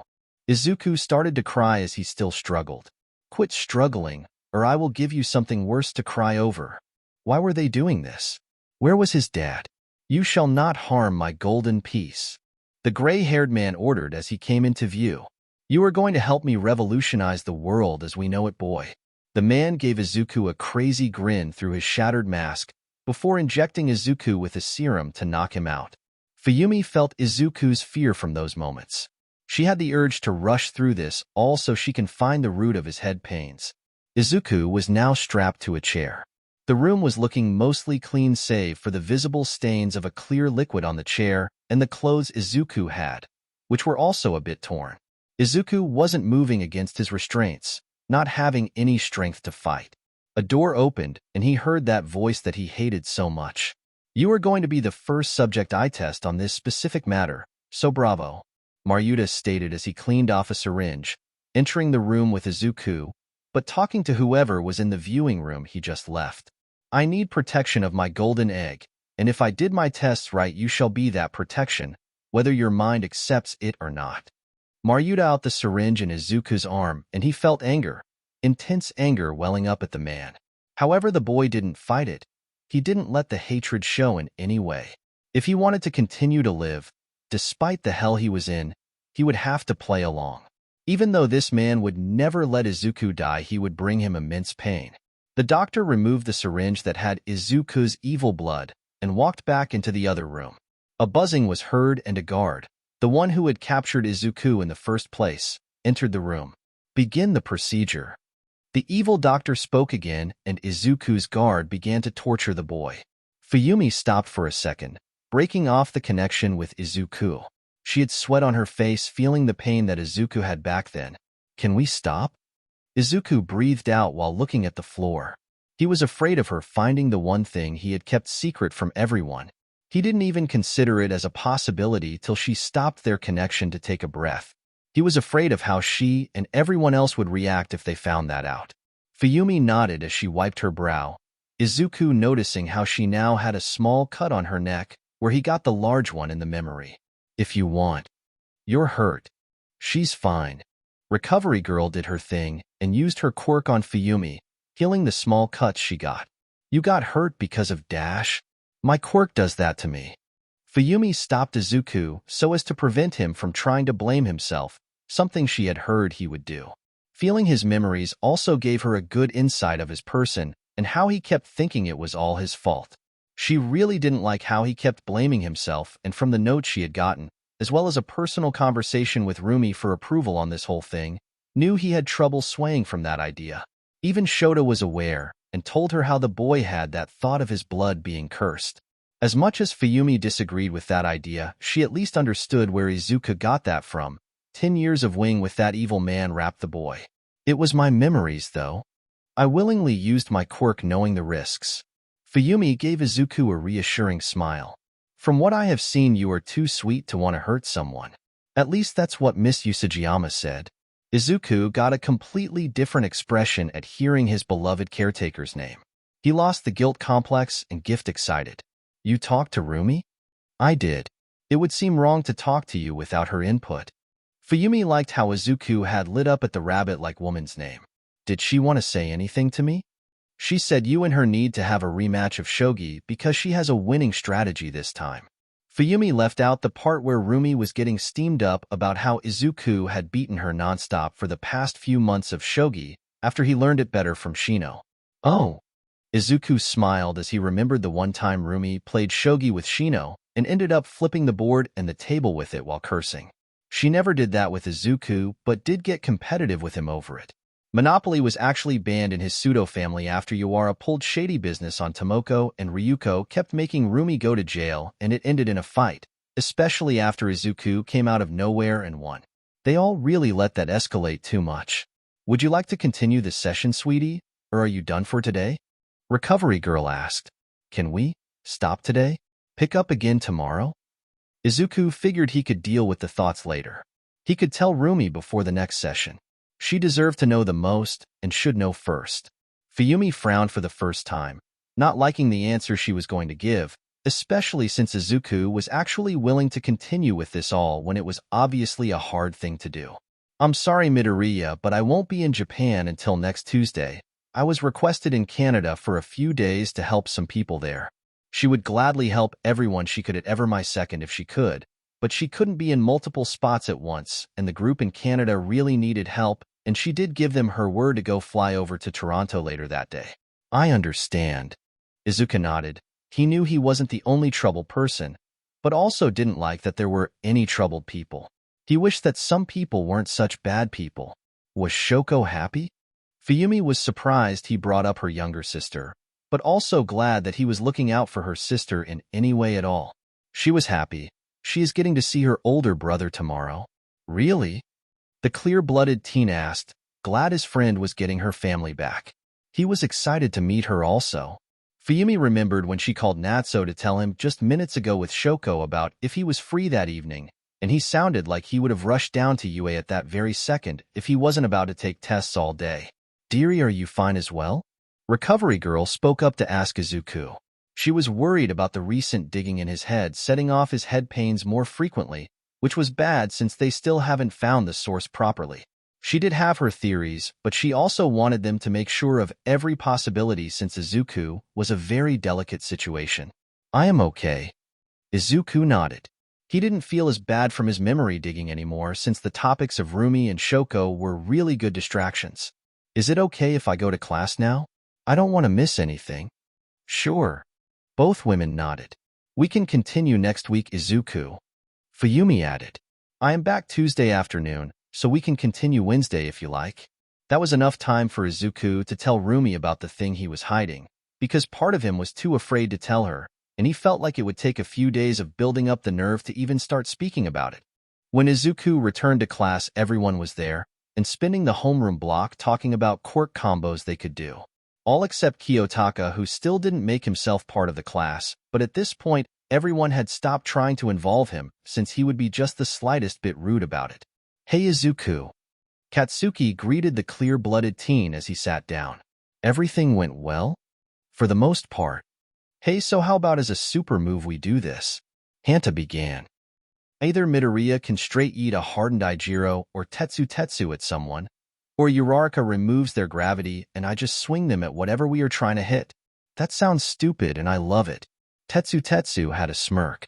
It wasn't clear to me that my dream was to be a missile until this very moment. Ijiro stated, wouldn't that, hurt your insides? Kyoka asked the two teens who had accepted becoming projectile weapons. When I harden, literally, everything hardens in me. The redhead explained. While I don't become perfect steel inside, I do gain steel-likeness inside my body. Tetsu added. So they'll be fine. Hanta nodded. We now have a team super move. Imagine if Uraraka adds the gravity and such at the last second. Katsuki said. That would make you guys probably hit like a brick. Especially if Midori is throwing them. With his monster strength, they will really be missiles. I love it even more. Ijiro stated. We really need to test that like right now? Wait till after class. Shota yawned as he stood up. Homeroom is now over. We are going to start classes now. At lunch, the students of 1A were still cooking up interesting combos, not for a second dropping the idea that had grown on the 19-person group. Wouldn't you coat my blades with acid? Tagaru asked Mina. Wouldn't that burn you? The pink girl asked. Not if you make it something that would be at the solution of irritating to wounds. Momo pointed out. I could probably find something to have similar effects. It would definitely make any villains I cut not want to keep going if every cut to them has a lot of irritation following it. The insect-like teen stated. Hey Ida, Katsuki said. I throw you with a lot of momentum from my explosions, and you also use your recipro burst move and then use a kick. That would do a lot of damage. Tenya nodded while rubbing his chin. Yes, that would be a strong kick. We would have to aim really well with it because my engines have to cool down and that would leave me a target. Well, we are getting to do it early because of Aizawa-sensei today. Tetsu stated. We can try out ideas today to see what would really work and work on that more. Mashireo added. Shoko looked at Izuku across the table from her. Can we try that thing with your bones again? The part where you put your fire over it? The clear-blooded teen asked. Shoko nodded. It is a combination of our powers. It is. Izuku nodded in agreement. Mina nodded while listening to them talk, knowing chemistry when she heard it. Hey Katsuki, want if you use an explosive to shoot one of my horns? Pony asked. That is one really sharp object to shoot with force like that. Katsuki stated. I like it. What if Ishido adds her acid to a horn of Tsunotori's? Tenya added. Getting pierced by one will be a painful hit, and the irritant level of the acid will be another level. Making Mina's acid at an irritant level is useful with a lot of us. Kyoko pointed out. I'm versatile. The pink girl grinned. Imagine if Yaoyorozu made a sword to give to Dark Shadow. Hanta stated. Or a gun. Denki added. Shadow demon with a gun. Will that never not sound cool? Ijiro said. No. Hanta shook his head. That's awesome. Give the shadow a gun. Denki started to chant. Give the shadow a gun. No. Fumikage did not want to think of what Dark Shadow would do with a firearm. Give the shadow a gun. Both Hanta and Denki were chanting now. That's really unwise. Tenya stated. Let's not use guns. Tagaru agreed. That is smart. Momo agreed as well. Pussies. Dark Shadow suddenly said. Damn, he called you out. Denki burst out laughing. Dark Shadow, please don't be rude. Fumikage was rubbing his temples. God, I love this class. Katsuki chuckled. Hello, Nishida. Aizawa was actually in the staff lounge for once during lunch, instead of taking a nap in his classroom in his sleeping bag.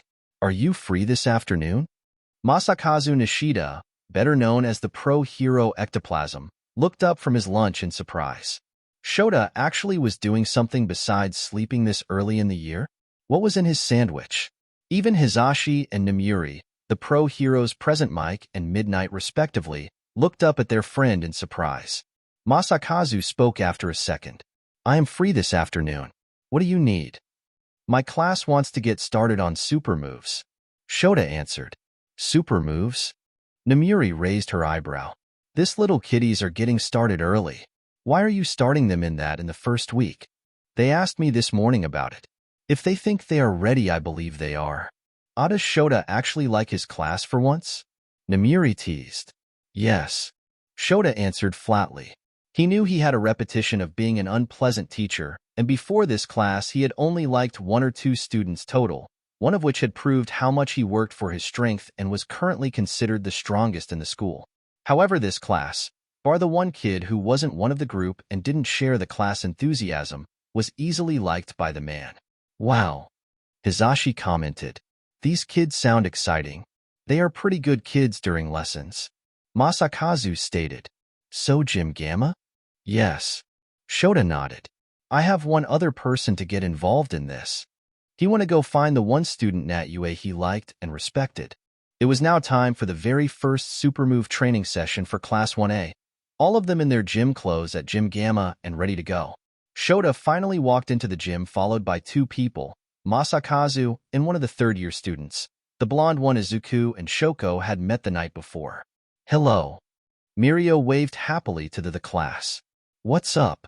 Both Hanta and Denki greeted the blonde with equally high energy to his own. Class, this is Mirio Tagada, considered to be the top member of the Big 3, the 3 kids who are considered the strongest among the students here at UA, as well as strong enough to contend with some pro heroes.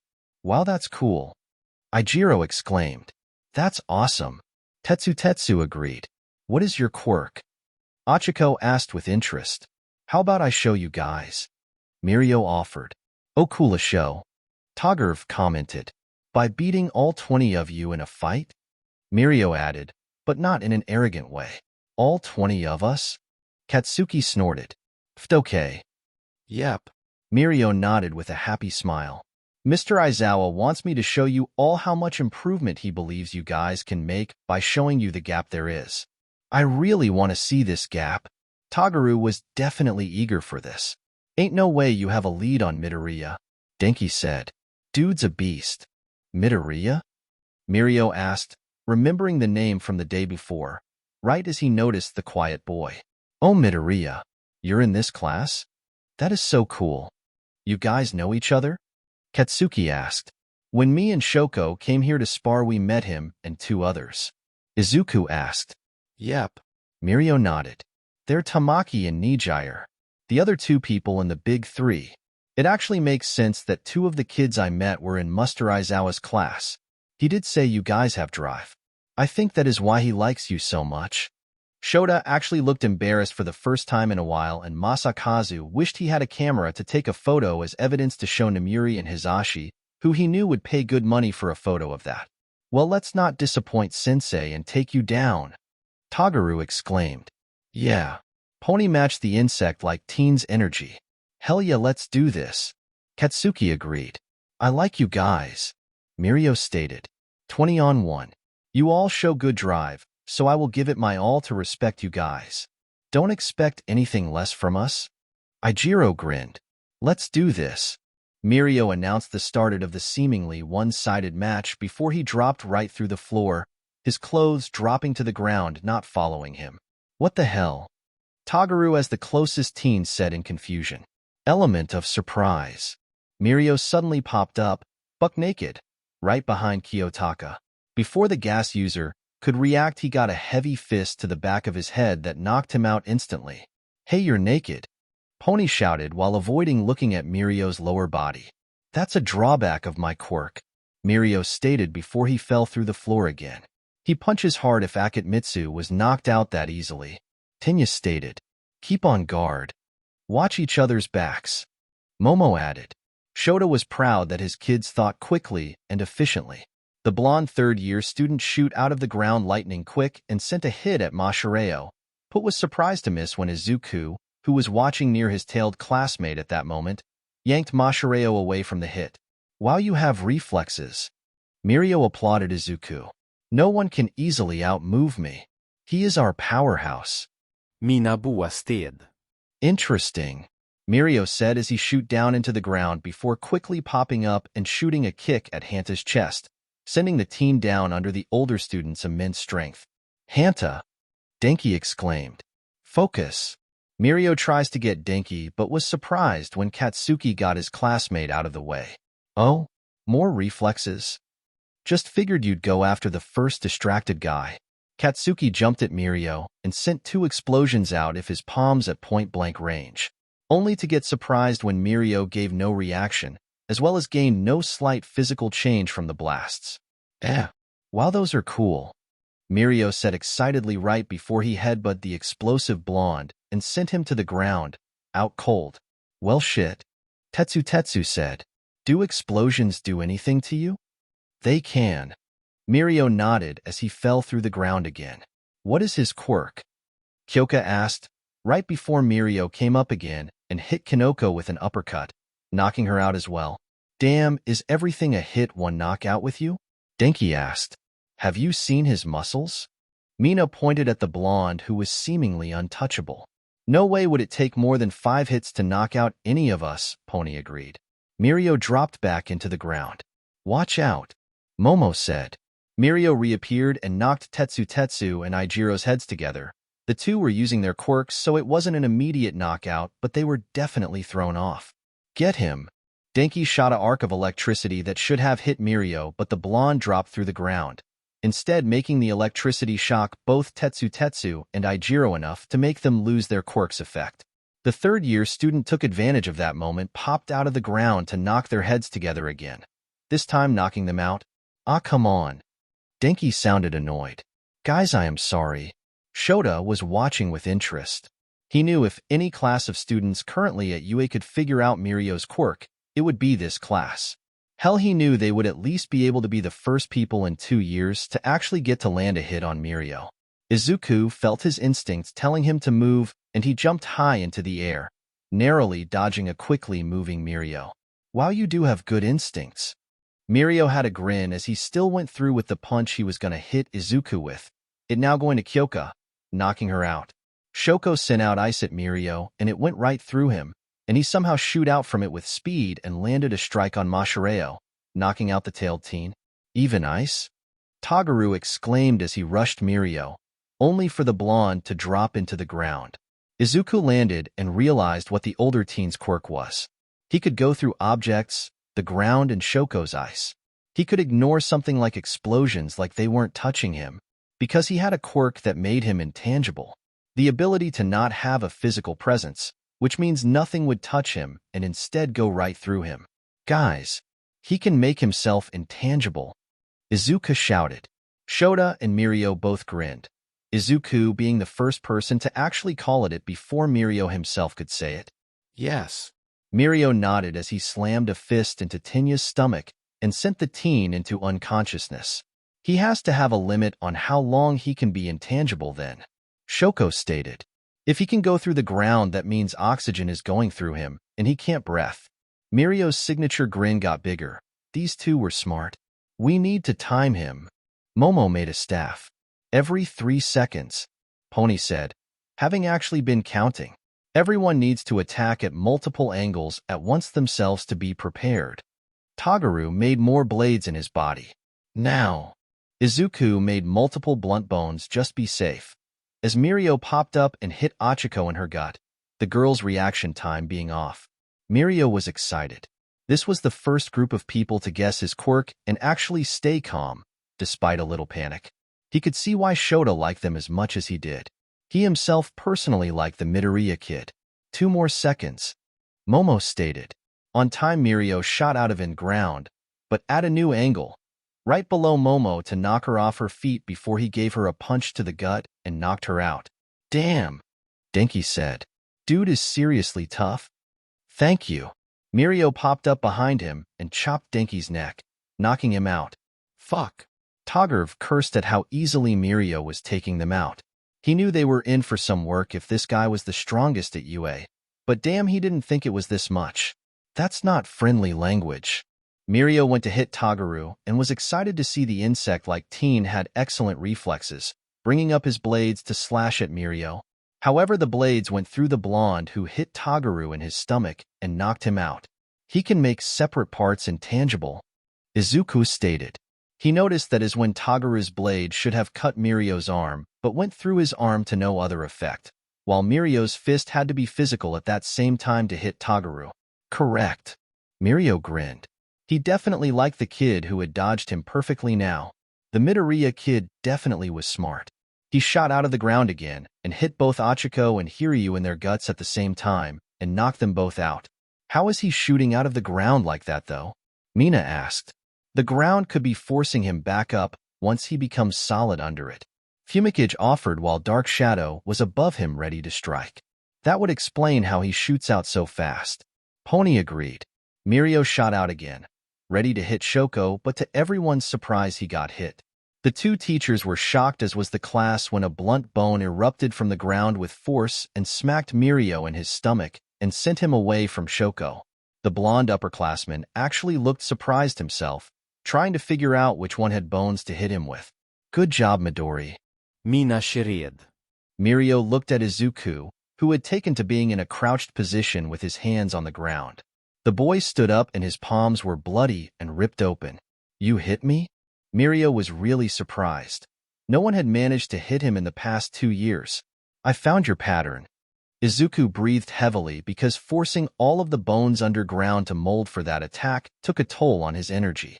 You hit one of us in the middle before going at someone on the outside of our group. Shoko was next, so I got ready to attack at a speed you couldn't react to if you didn't see it immediately. Well, it certainly was a good hit. Mirio gave him a thumbs up. Keep it up. He dropped through the ground again. Damn, you think after the one hit he would let us stop? Pony's sweat dropped. You guys can do more. The intangible blonde came up and hit Pony for another one-hit knockout. Going to make you regret touching me. Mina prepared herself by coating herself with acid at a level of what would burn everyone else at a non-severe level. I am excited. Mirio liked how she thought. However, Hai made his fist intangible, going through the acid and tangible afterwards to hit her for another knockout. Everyone is going down in one hit. Fumikage had a tense look. I have an idea, Izuku said. Putting his plan into action, he watched Mirio drop through the ground. He knew Mirio would go at him if Izuku said that. He purposely made himself a target. Shoko set me on fire. Shoko did not want to set Izuku on fire, but knew that Izuku was smart enough to know what he was doing. Izuku could handle being set on fire, but it would make Mirio have to be precise with his strikes and make a window Izuku could strike in. Shoko sent out a large torrent of flames at Izuku, setting the clear-blooded teen on fire. She was against it completely, but was amazed at how well he was handling it, being relatively calm like he had been burned multiple times before. The thought, however, made her frown. Mirio popped out of the ground at Izuku, having a slightly shocked look at the teen who had instantly turned with his heightened senses to face the older teen. The blonde saw Izuku's skin burning away and healing just as fast all over, and it actually threw him off, his strike not having as much push into it. Izuku made small bones instantly spike out at Mirio's fist, and cut the older teen's hand slightly before hitting the blonde's tangible chest with force, sending him back under Izuku's own strength. Mirio skidded to a stop and still had a wide-eyed look at Izuku. Was this kid really willingly setting himself on fire? It was obviously hurting him, but he played it off well. Izuku chased after Mirio, not letting up his gained advantage. He made multiple blunt finger joints shoot at Mirio, which added with the fire Izuku was currently covered with were definitely something the blonde didn't want. He timed his quirk to stay untouchable at just the right moments from Izuku's strikes before getting a solid punch to Izuku's chest that sent him back towards Shoko. Shoko couldn't take it anymore and sent a thin wave of ice at Izuku to extinguish the flames. Izuku wasn't knocked out because it would take a while to hit him with force that could knock him out. He got into a stance and ready to go back at Mirio. Okay, enough. Shota interrupted the match. He was calling it because the class could clearly get whatever message Mirio would give, and he did not want Izuku to do anything rash like making himself a living fireball again. I think you all would get the point now. Tagata, please put back on your clothes, and Could go get spares to replace what you have burned. Izuku looked down to see that most of his clothes have pretty much burned away from the fire. Luckily, he still had the parts that covered the important parts. Okay. I will wake the others, and then we will go over the point of that. Minutes later, the whole class was up and ready to continue their lessons, not deterred by the easy defeat some of them got. Most of them were actually amazed by Izuku's efforts, actually getting a few hits in on Mirio. Granted, they all also didn't like his idea to set himself on fire. Mirio faced the class after everyone got up and was informed of what happened. I hope you guys got some good messages from that. Yeah. Katsuki nodded. We still have some ways to go before we are even halfway to the top. Your quirk is definitely strong, Tagaru stated. It wasn't always like that, Mirio stated. It took practice. Izuku said. You don't just have physical objects go through you, but everything else as well. That means no light, sound, or oxygen. Momo added. You would be blind while using it on your head. So you would have to have good instincts or prediction abilities off the charts to hit us as cleanly as you did. Ijiro made a grin. That would take a lot of work to get to the level of finesse you have.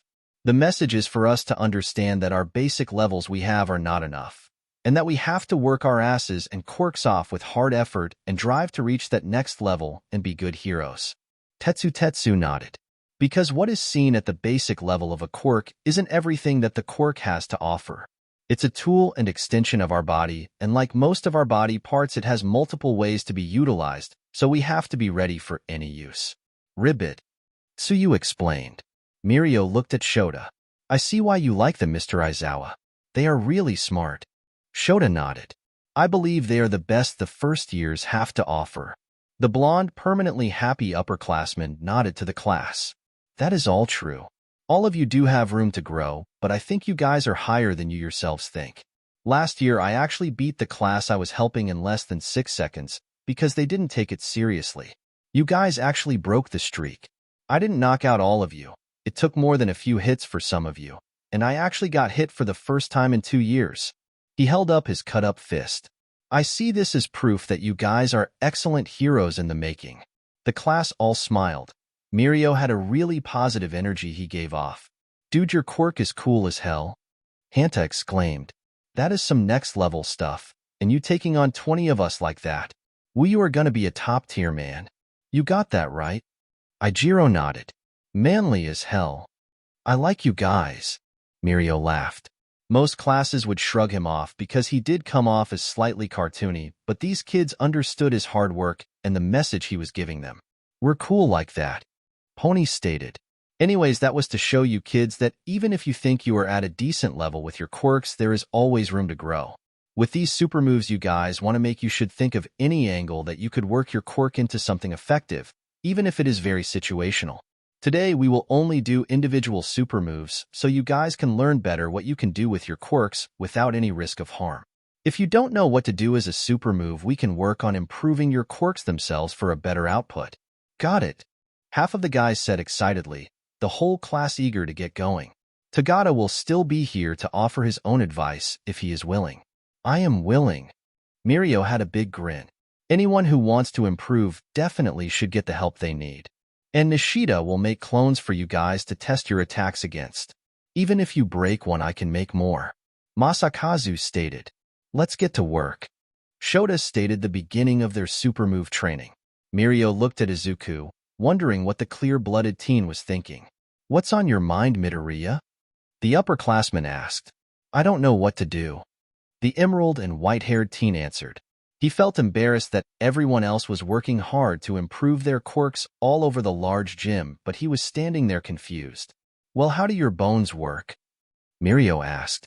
Those bones intrigued Mirio if he was honest. The first attack to hit him in a long time. I don't want my bones. Izuku answered suddenly with a head shake. The blonde made a him face. Okay. Otamaki said you have multiple quirks. Ido. Can you combine them? Combine them? Izuku got a confused look. Why hasn't he thought of that before? Yeah, like if you made 2 of them work in conjunction for a new style. Mirio got enthused about the idea. What quirks do you have? Izuku immediately knew what 2 quirks he would want to combine, if any. My parents' quirks. Spitfire? Mirio asked. Yes. I have his flame breath and my mom's telekinesis. Izuku gained a smile as he thought of how he could combine the quirks. That can make pyrokinesis. Mirio liked how enthused Izuku got all of a sudden. Izuku used both quirks at the same time to see what would initially happen. The flames all came out, but with a slight green tint like his mother's telekinesis. He could feel the flames, like even at the edge of the flames. Maybe he could move them? Izuku tried to move his flames that kept going and watched the flames actually moved without him moving physically. Wow. Mirio had a grin, the flames looking amazing to him. Can you control exactly how they move? Izuku narrowed the cone of his flames. The wider it was, the more straining it was for him. Soon it was all condensed flames inside of his telekinesis, which got thicker as it got a smaller area. It's like you have a long tongue of flames. Mirio commented. That made Izuku think of Tsuyu, and how she could use her long tongue effectively like a whip. Could he do that? Trying it, he slashed the fiery whip like flames, and the two were shocked to see it actually cracked into the wall next to them, leaving scorch marks as it did. The attack made Izuku drop his flames completely. Wow, that is strong. The blonde upperclassman was glad that that wasn't what Izuku had hit him with earlier. Why did it hit like that? Izuku asked. Mirio made another face. You might be putting your strength into it. You have a good punch. I have a super strength quirk, the clear-blooded teen stated. Mirio lit up. That's it.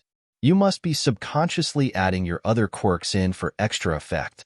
Izuku blinked. That made sense. He never tried to use one singular quirk besides flame breath or telekinesis. He probably was actually cross-using quirks this whole time. How can I separate them? That way I don't cause too much destruction. Does each one give you a different feeling? Izuku felt his quirks. He never tried to do much past actually just feeling them before. He knew the quirks all had a slightly different feel to them. They do. If you could feel each individual one, why not just focus on the ones you want at that moment? Although I suggest not suppressing your healing quirk, because that one seems very helpful. Okay. Izuku nodded as he focused on just 3 quirks, not letting any of the other ones slip through at that moment. He remade the flame-like whip and swung it again, hitting the wall and only scorching it. You have great control, Mirio commented. It seems like you can use that telekinesis guide your flames. Izuku nodded. If I add my bones, I could make cartilage that can act as a shell to the flames that the telekinesis can move with good control. I bet if you kept the flames closed off to the outside with your bones, but kept pouring flames, it could make a powerful burst attack when you hit something with them. Thank you, Tagada. Izuku was grateful for the help. No problem, Midoriya. The blonde gave a thumbs up. The class as a whole had improved greatly in even just the first training session they had. Tenya had improved his reciprocal burst, reaching a slightly faster 2 speed and lowering the cooldown by a few seconds. Momo had created a move she had called Yairo's Lucky Bag, which starts with her making a large cannon, which can launch a bag full of items, all of which are items that she can make with her quirk.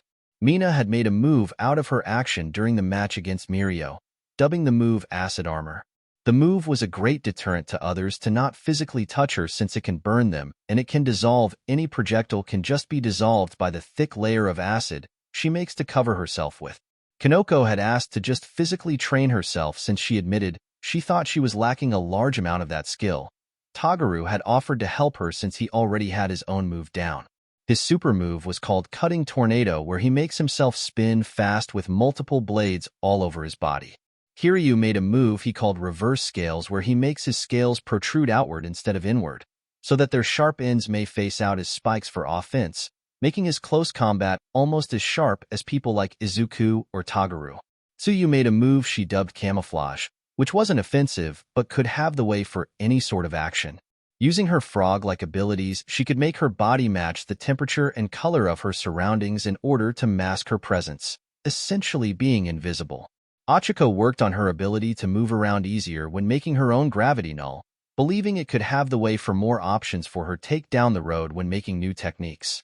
Pony worked on improving the control of her horns, wanting to increase the max number of horns she could control at any given point. Both Tetsu and Ijiro took to sparring to make their similar quirks get more durable, essentially just trying to hit each other as hard as they could and taking turns doing it. Kyoko worked in improving her heartbeat pulse, wanting to lower the cooldown and the effect of dizziness she got from using it.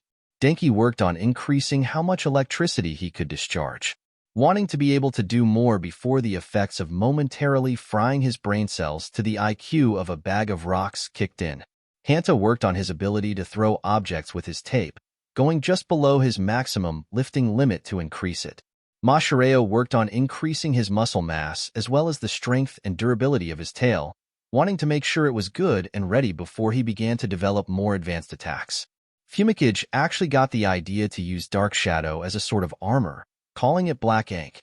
The move negates Fumicage's close combat weaknesses as Dark Shadow is incredibly strong and durable. Katsuki decided to work on his mobility over his super moves since he already had Howitzer Impact and his AP shot attacks, which he said he wanted to leave as a cool surprise bro the others later. Kiyotaka actually didn't uninstall himself from the situation like everyone figured he would, and worked on his ability to use his gas while not having equipment to give him fresh air.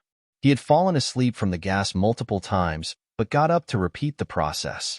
Shoko make she called her flaming ice shots. She would put her hands together, igniting the fire of her left side before shooting out a ball of ice that would end up coated in flames as it flew with force where she aimed. The attack would hit like a brick from the ice, and then burn whatever was hit by the attack. After developing it, she also worked in improving the control of her fire. Izuku trained more with his new move, which he dubbed his Midoriya Flames since it was made by the combination of his parents' quirks. He hadn't added in his bones yet, because he wanted to make this a whole moveset of its own. Shoto was proud of each of his students. Each one was smart and improved at a great pace. If he was to be honest, he would consider them to be prodigies. All of them had that talent to them to grow at a good pace while learning well and retaining everything. He had to admit that some of their moves were a sight to see, and he pitted any villains that would cross their paths when these kids gained more experience. Okay, that is it for today. The teacher of 1A got the kids' attention. You all did great. As much as I know some of you want to keep going, it is late, and you all need to eat. Return to the dorms and enjoy the rest of your night. Got it, teach? Ijiro gave a thumbs up from his spot on the ground, too tired to feel like standing. Tomorrow you will not have anything to do as hero training, and you will only be allowed to do light training. All Might has a special class this Friday that he wants you all ready for, so no overdoing anything tomorrow. Ah, cool. What is the class? Kiryu was leaning on the wall while catching his breath. All Might wants a surprise. Neat. All of you go rest. As much as I love your hard work, you have to actually take a minute to test and catch your breath. Shota began to walk away. Gonna nap for sure. Denki yawned. Today was a good day. Tinya nodded. For sure. Katsuki nodded. Imagine how it'll be when we get to start duo super moves. Oh, I can't wait for that. Hanta helped Mina up. Really want to make Ijiro a human projectile. I really want to be a human projectile. Ijiro laughed. I feel like the girls in this class will outlive the guys here. Kyoka stated. Ma'am, we are here for a fun time, not a long time. Denki said with a dramatic joking seriousness. Testify. Hanta grinned. Izuku and Shoko were near the back of the group, not kids, as they walked back to the dorms. Your super move is amazing, Izuku said to the girl next to him. Thank you. I like your Midoriya flames. They have a good flow to them. Your flaming ice shots have good visuals as well. It feels awkward to keep my flames up like a pilot light without hitting my hand with the ice. I need to work on finding the good spot or make my flames not have to be as close to me at that level. Your fire control has improved a lot. I still burn the inside of my mouth. Your body doesn't naturally build resistance to all of your quirks' drawbacks. However, your super regeneration negates that to a point.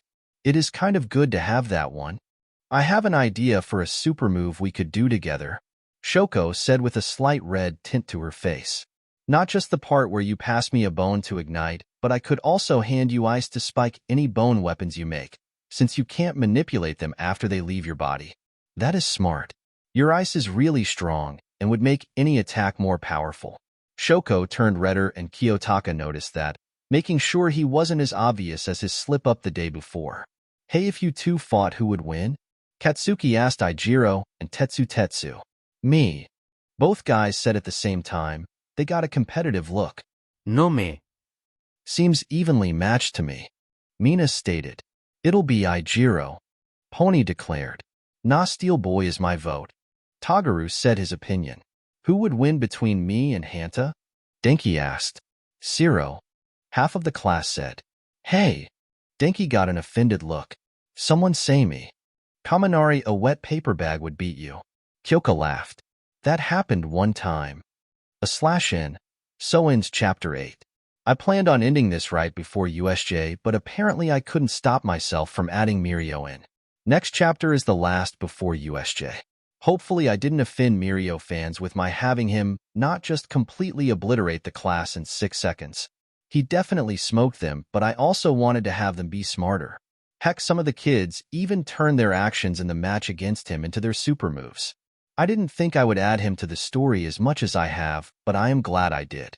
Speaking of super moves, I find it funny the whole class built to wanting to make them based from Ijiro, making a joke about Momo assaulting Hanta. I know Fuyumi Todoroki doesn't have a quirk labeled sympathy, but I couldn't find anything clear on her quirk, and I wanted an interesting therapist for Izuku, so I went with this. The Todorokis do have a bit of a change to their stories in this story, mostly just the kids. Izuku's secret is important to his character, and it is a big part of what is coming up soon. I feel like it might be clear what it is, but I am not going to outright say it, because it is a big deal to his character, like I can't stress enough how much it affects him. Chapter 9. /n. I don't own MHA, but you guys know that. I do own a Discord server, though. The link is in my bio for anyone who wants to join. Thursday morning came, and everyone came downstairs like they had for the past few days. Everything had become a routine in the morning at this point. Either Katsuki, Tsuyu, or Izuku would be in the kitchen making breakfast. Except today, Pony and Ijiro blocking the three from the kitchen. We can't have you guys making breakfast every day. Ijiro said. Yeah. So we are doing it today. Pony nodded hard. All right. Katsuki walked away. I figured he would protest more. The redhead looked at his horned friend. Can I have a glass of milk? Izuku asked. I gotcha, man. But you are not allowed in the kitchen this morning. Ijiro went to get it for Izuku. So today, we have the day off, right? Denki asked from the couch where he was watching TV that morning. Aizawa-sensei wants us to not overwork ourselves before tomorrow. Mashireo said. So light training, if anything. Momo stated. Hey Izuku, maybe we can knock off another page of the journals. Katsuki offered. Journals? Tagaru asked. We found old journals we made when we were 4, and they have a bunch of things we wanted to do. The blonde explained. Like the band? Kyoka asked. Exactly. He nodded. Is there something we can do in one day? Izuku asked. Probably. Katsuki nodded. We can check during homeroom since we always have long ones. Because we get to class like an hour early at this point. Hanta added. It's only half an hour. Kyoka said. On the way to classes, the class ran into a teacher. It was All Might. Hello, students. All Might grinned. He knew they would arrive this early. He was actually waiting so he could talk to Izuku about One for All. May I borrow young Midoriya for a bit? He didn't feel like he had to hide any sort of relationship with Izuku, since the boy was a special case no matter what. Bring him back in good condition, Hanta said. His healing makes him always be in good condition. Tagaru stated. Izuku silently followed All Might, and they entered an office. All Might's to be exact. The blond man sat at his desk, and once the door was closed, he poofed into his skeletal form to save that time in his muscle form for later. Good morning, Midoriya. Hello. Izuku replied. Is this about One for All? It is. All Might nodded. The battle trials of Class 1B happened yesterday, and I actually have a few kids who I believe stand out as possible choices for One for All. He turned his computer monitor so Izuku could see it also. It was a collection of the photos of everyone from 1B. All Might tapped on the photo of an orange-haired girl with her hair in a side ponytail with blue eyes. Her name is Itsuka Kendo. All Might said. Out of the few kids in 1B I believe fill our ideals, she is the best choice in my opinion. She seems to have a sort of big sister role to the rest of the class. She is actually the class rep too. Izuku nodded. All Might tapped on the photo of another kid. This was a guy with ashy hair and no discernible lips. Juzo Hananuki. He has good judgment and the others view him as a good leader. A knock at the door got their attention and All Might went into his muscular form. You can come in. A well-built man with gray hair and a noticeable underbite opened the door. He regarded Izuku for a single second before looking to All Might. Morning, All Might. Do you have those notes for my class's performance yesterday with you still? The man asked. I believe I may have placed them in your desk already, Kansas. All Might answered the teacher of 1B. Gon nodded. Thank you. He then left. Where was I? All Might asked as he went back to being skeletal. Ah yes. So far to me these two stand out the most from 1B. Are you any closer to an idea on anyone? Izuku though about his classmates for a second. They were all great people in Izuku's opinion.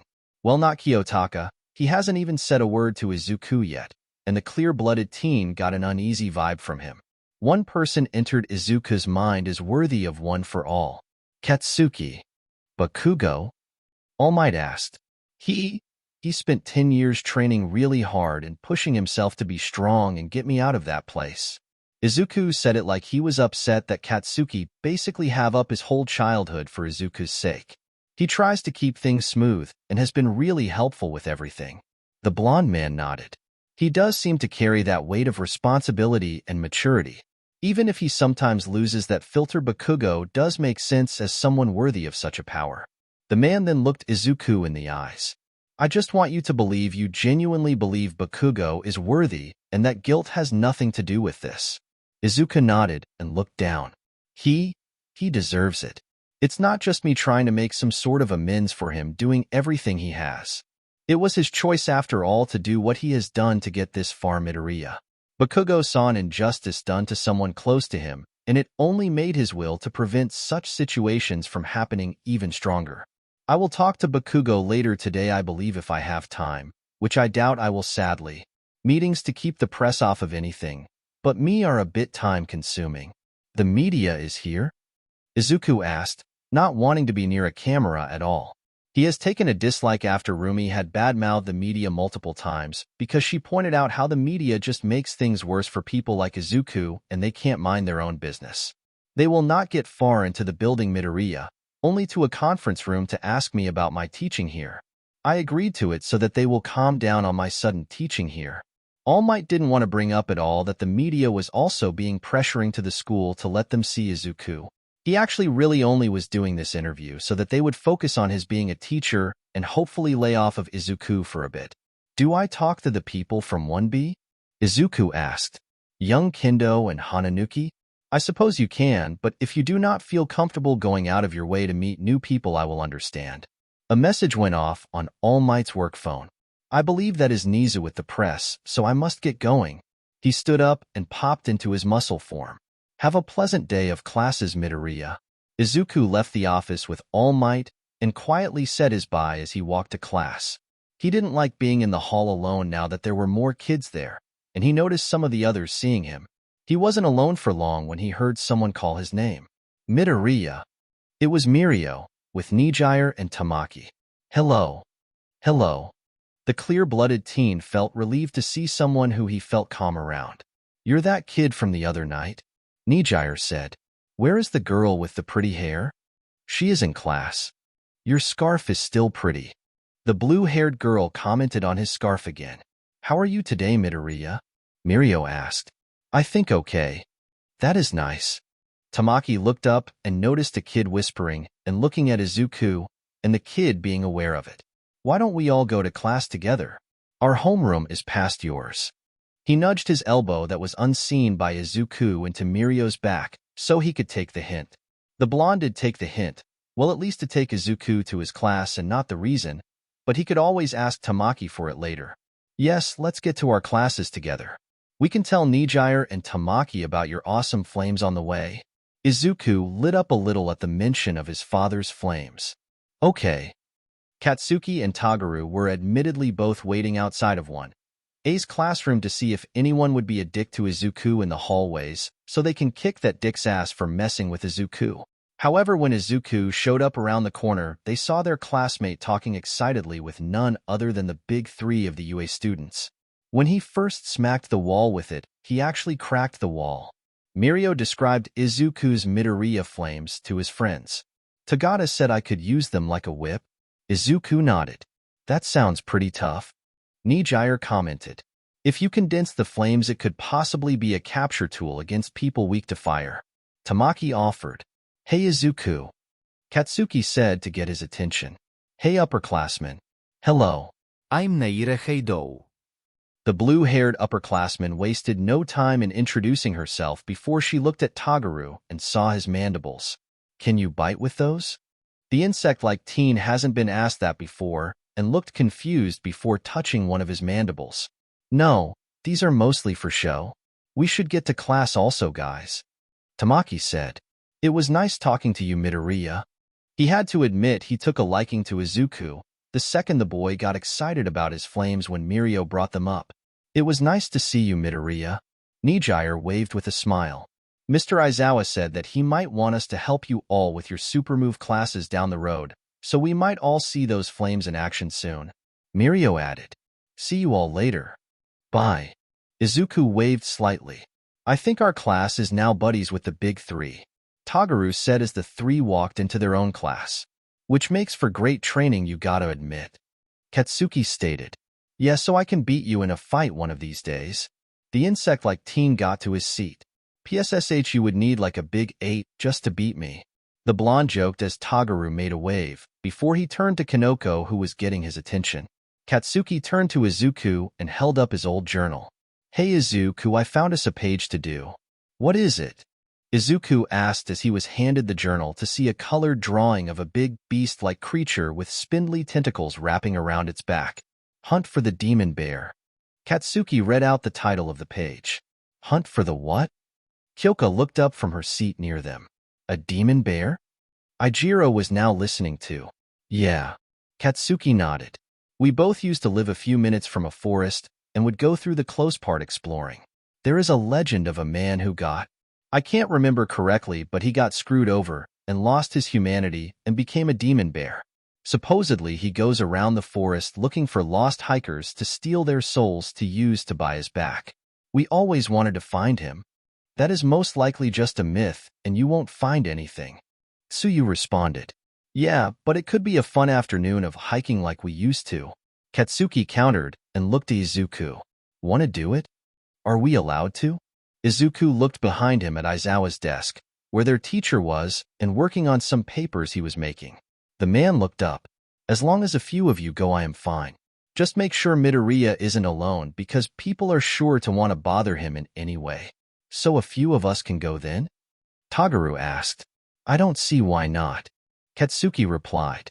I can find new insects, so I am interested. The insect-loving teen stated his interest.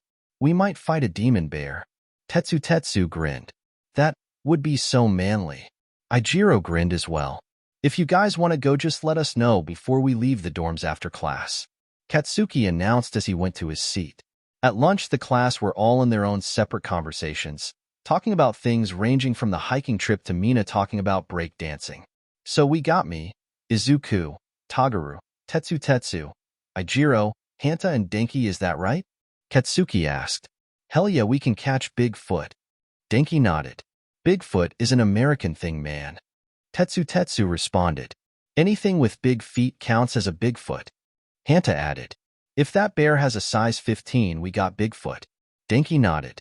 Big feet if he has more than 1 foot. The tape user pointed out. If he has 1 foot, will he come at us on a unicycle? Denki asked. If a demon bear came at me on a unicycle looking to take my soul, I don't know how I would feel. Ijiro stated. Terrified. Hanta said firmly. Is it okay if I join? Shoko asked Izuku. I would like it if you came. Izuku admitted.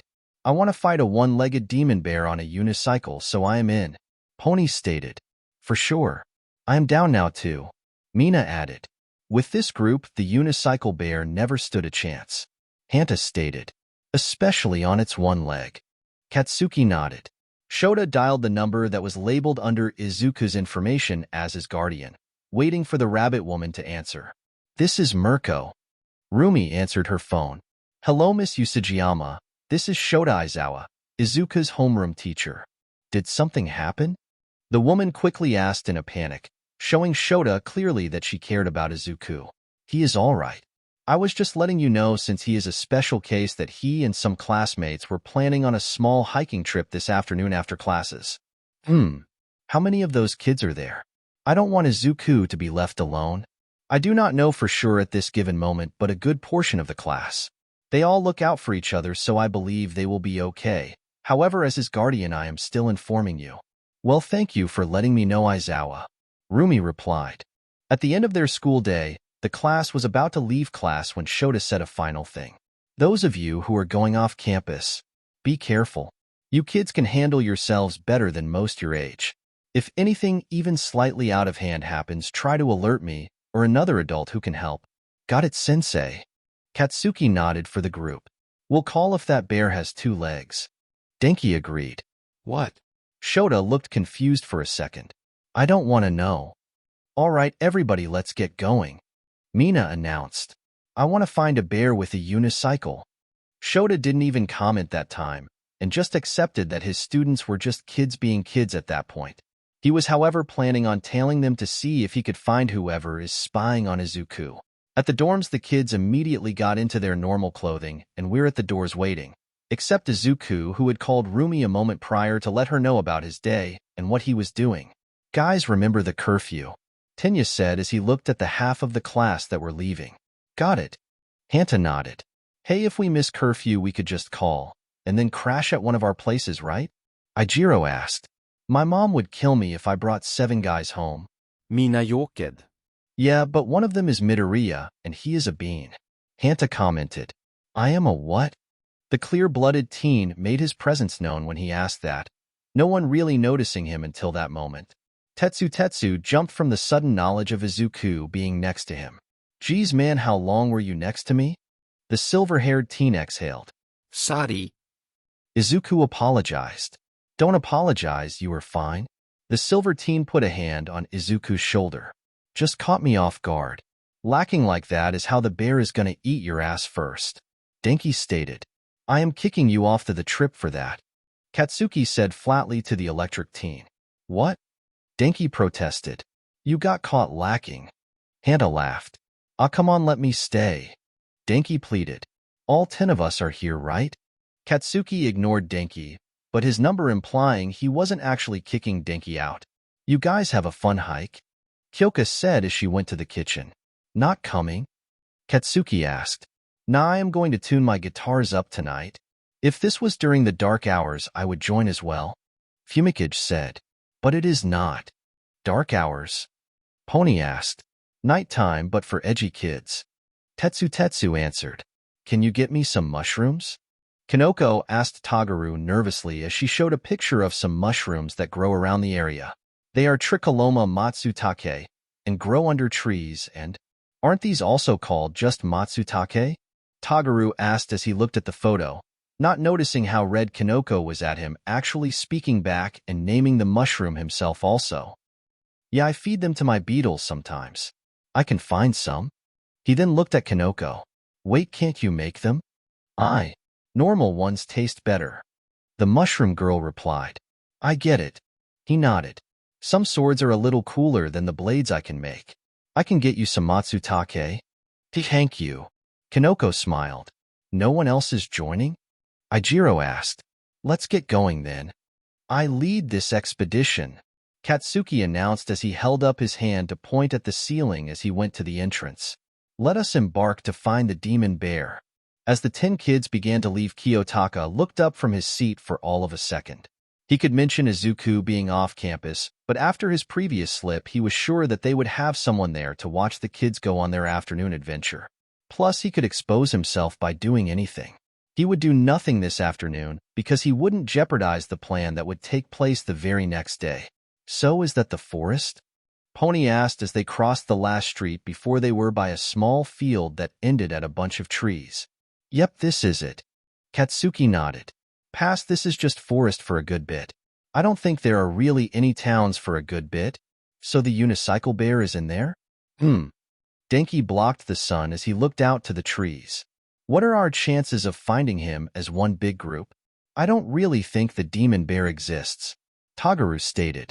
But I doubt a group of 10 teens will be quiet enough to get a drop on it. Maybe we split up and look for clues? Ijiro offered. Okay, Fred, Denki remarked. This gang shall split up and search for clues indeed. I shall be the Shaggy of my group and Hanta is our Scooby-Doo. I like it. Hanta made an impression of the named character. Keep the dorks on one team. Tagaru laughed. 5 on each if we even split, Katsuki said. Luckily we brought walkie-talkies. Hanta held up the set of 2 that he and Denki used to talk a lot. Each team has one for communication. Katsuki took the offer device from the tape user. Do we end everything with over? Hanta asked as he turned his on. I will drop kick you, the explosive blonde said flatly, but had a smirk grow on his face. Okay, well I get to pick my team, and I am taking Izuku because this is our childhood goal. He then noticed Shoko next to Izuku. And Todoroki. I got those 2. Well, we take Ijiro. Hanta poked the red head, he claimed. Nice. Ijiro nodded. You can't separate us 2. Pony said as she pointed at Mina. 2 for 1 deal. Okay, so I take Tetsu and Tagaru. Katsuki replied. Down with that. The insect-like teen replied. We got our teams now, Denki remarked as he tried to walk away to the trees. Away we go. Wait, numb nuts. Katsuki grabbed the back of the electric blonde's shirt. You won't know where to begin. We stick together for a bit till we get to the spot. Aight. Denki nodded. Lead the way. This path here will take us right to the clearing from his story, the explosive blonde said as he stepped onto the worn dirt trail. Keep your eyes peeled for the demon bear. And his unicycle, Mina added. The 10 teens began to walk on the trail in a single file line, Katsuki leading with Izuku behind him, then Shoko, then Ijiro, Mina, Pony, Hanta, Denki, Tetsu, and last being Tagaru. They walked for a good minute in silence, just letting nature fill in the area with its sounds. I haven't gone into a forest before, Shoko said to Izuku as they walked, moving alongside him to speak better. I like how it feels. Everything seems normal. Shoko didn't know if that was the right word. The forest just had a feeling of normality to it. My aunts and uncle have a cabin I spend a lot of time at, the clear-blooded teen responded. It is nice there. Shoko immediately asked her next question without thinking it through. Do you think we could go there sometime? Izuku, thankfully clueless just like Shoko, didn't get what could be implied when he answered. I don't think they would mind. Mina was about to say something, but Ijiro covered her mouth as a precaution. After a few minutes, Katsuki stopped once the trees began to make way for a small clearing. This is it. The clearing was covered in mulch and had a dead tree near the center, most of its branches having fallen off, littering the area around it. Does the tree have anything to do with the bear? Tetsu asked as he stepped close to it. I don't think so, Katsuki answered. It has scratch marks, Izuku pointed out as he indicated to a few old claw marks. So it's the bear's scratching post? Hanta asked. Doesn't mean the thing is real, Tagaru stated. Someone could have done that either to mess with people who believe in the demon bear's existence, or just wanted to hit something with a quirk. Okay, if this bear really does exist though, should we split up? Pony asked. It could be more than some of us can handle. Doesn't help most of the strong hitters are on the one team. Tetsu added. Bakugo, Midoriya, Kamakiri, and Todoroki can definitely knock it if it tries anything. Then we get 2 of you. One team has each of the Hardy Boys, and 2 of the 4 Tetsu just said. Denki offered. That works. Hanta nodded. I can't take Bakugo to my team because he has the walkie-talkie. How Abio dash. Take Izuku and Todoroki. Katsuki cut in. He didn't really want to separate those 2 since they were not more than arm's reach away since the group left the dorms. Okay. Both of the normally quiet teens nodded. In return, I take the 2 love experts. The explosive blonde pointed Pony and Mina. We can find the bear's true love, Mina declared. Soothe the beast. We can bring him Pringles instead, Hanta offered as he held up a can of the chips. You brought Pringles to find a demon bear? Tetsu asked. I was hungry, and this seems like an all-afternoon thing. Figured dinner was gonna be a late snack if anything. We could just get food after we get back into town. Tagaru offered. Oh, I want sushi. Pony said the found she wanted. We are supposed to be finding an urban myth, not making dinner plans. Katsuki sighed. Why not both? Denki asked. We can get a good burger after we are done for the day. I would like a burger. Izuku added. 2 votes for burger. The electric blonde pointed at his classmate. How about we plan the food on the way into town after we are done? Tagaru suggested. That seems too normal of a plan-making method, sir, and we don't do things like that here. Hanta replied. That bear is going to bash its head into a tree listening to us before we even see it. Tetsu stated. So let's find him to prevent that head bashing. Katsuki stated. My group checks around this side from the clearing, and you guys check that side? Naturally, we get the west side. Hanta looked at his given area. West side is the best side. Denki nodded. We go onward, my faithful team. Hanta pointed to the trees. We search for clues like the mystery gang we are. But you are Scooby. He isn't the leader. Fred is? Alright, so who is Fred? Kirishima? Denki suggested. He did say the line? But he is a redhead, so he can be Daphne. Isn't that Velma? No, Velma is the smart one with the orange sweater. Daphne had the purple outfit and the red hair. Does it matter who is who? Ijiro asked as he grabbed a branch to carry. It makes things fun. Hanta said before looking at Izuku and Shoko.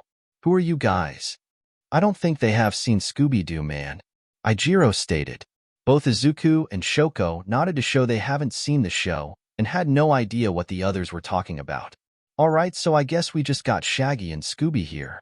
I don't see anything of interest right now, Izuku said as he looked around. What besides the bear itself, if it even is real, would be a clue? Denki asked as he stepped over a large branch on the ground. Something like its kills? Ijiro suggested.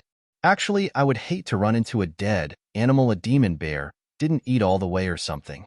Yes, so not the hunt kills. Denki nodded. More scratch marks like on the tree in the clearing? Izuku spoke up. Definitely. Hanta agreed. It would possibly lead us to its place of rest. Shoko added. Suddenly the walkie-talkie in Hanta's hand went off. First check-in. You guys all right? Katsuki's voice came through with slight static. We are A-OK. Hanta put the device close to his mouth. We were discussing what could be possibly clues. Over. I don't feel like saying over every time. Katsuki sighed. We said tracks might definitely be a good sign of the bear. Luckily for the explosive blonde, Hanta didn't mess with him about the use of over. That's a good idea. We brought up more scratch marks and anything left over from it hunting. Although we agreed that second thing wouldn't be fun. Not at all. Denki shook his head. Well, everything is okay so far. Katsuki replied. We'll check back in after 5, okay? Roger that. Hanta nodded as they two groups ceased talking for the moment. The group had stopped next to a creek while waiting for the conversation to end, and Shoko stood up from where she was crouched in the creek. She turned to Izuku and held out her hands, holding a large frog in her hands. I found a frog. She had a kind of blank expression holding the creature. They sometimes appear at the cabin. Izuku commented as he touched it. When did she catch a frog that easily? Ijiro asked Denki and Hanta, who both shrugged. So does this bear really exist? Pony asked. Of course not. Tagaru responded as he finished collecting the Matsutake mushrooms he found. It's just an urban myth. But those scratch marks are definitely something. Tetsu said.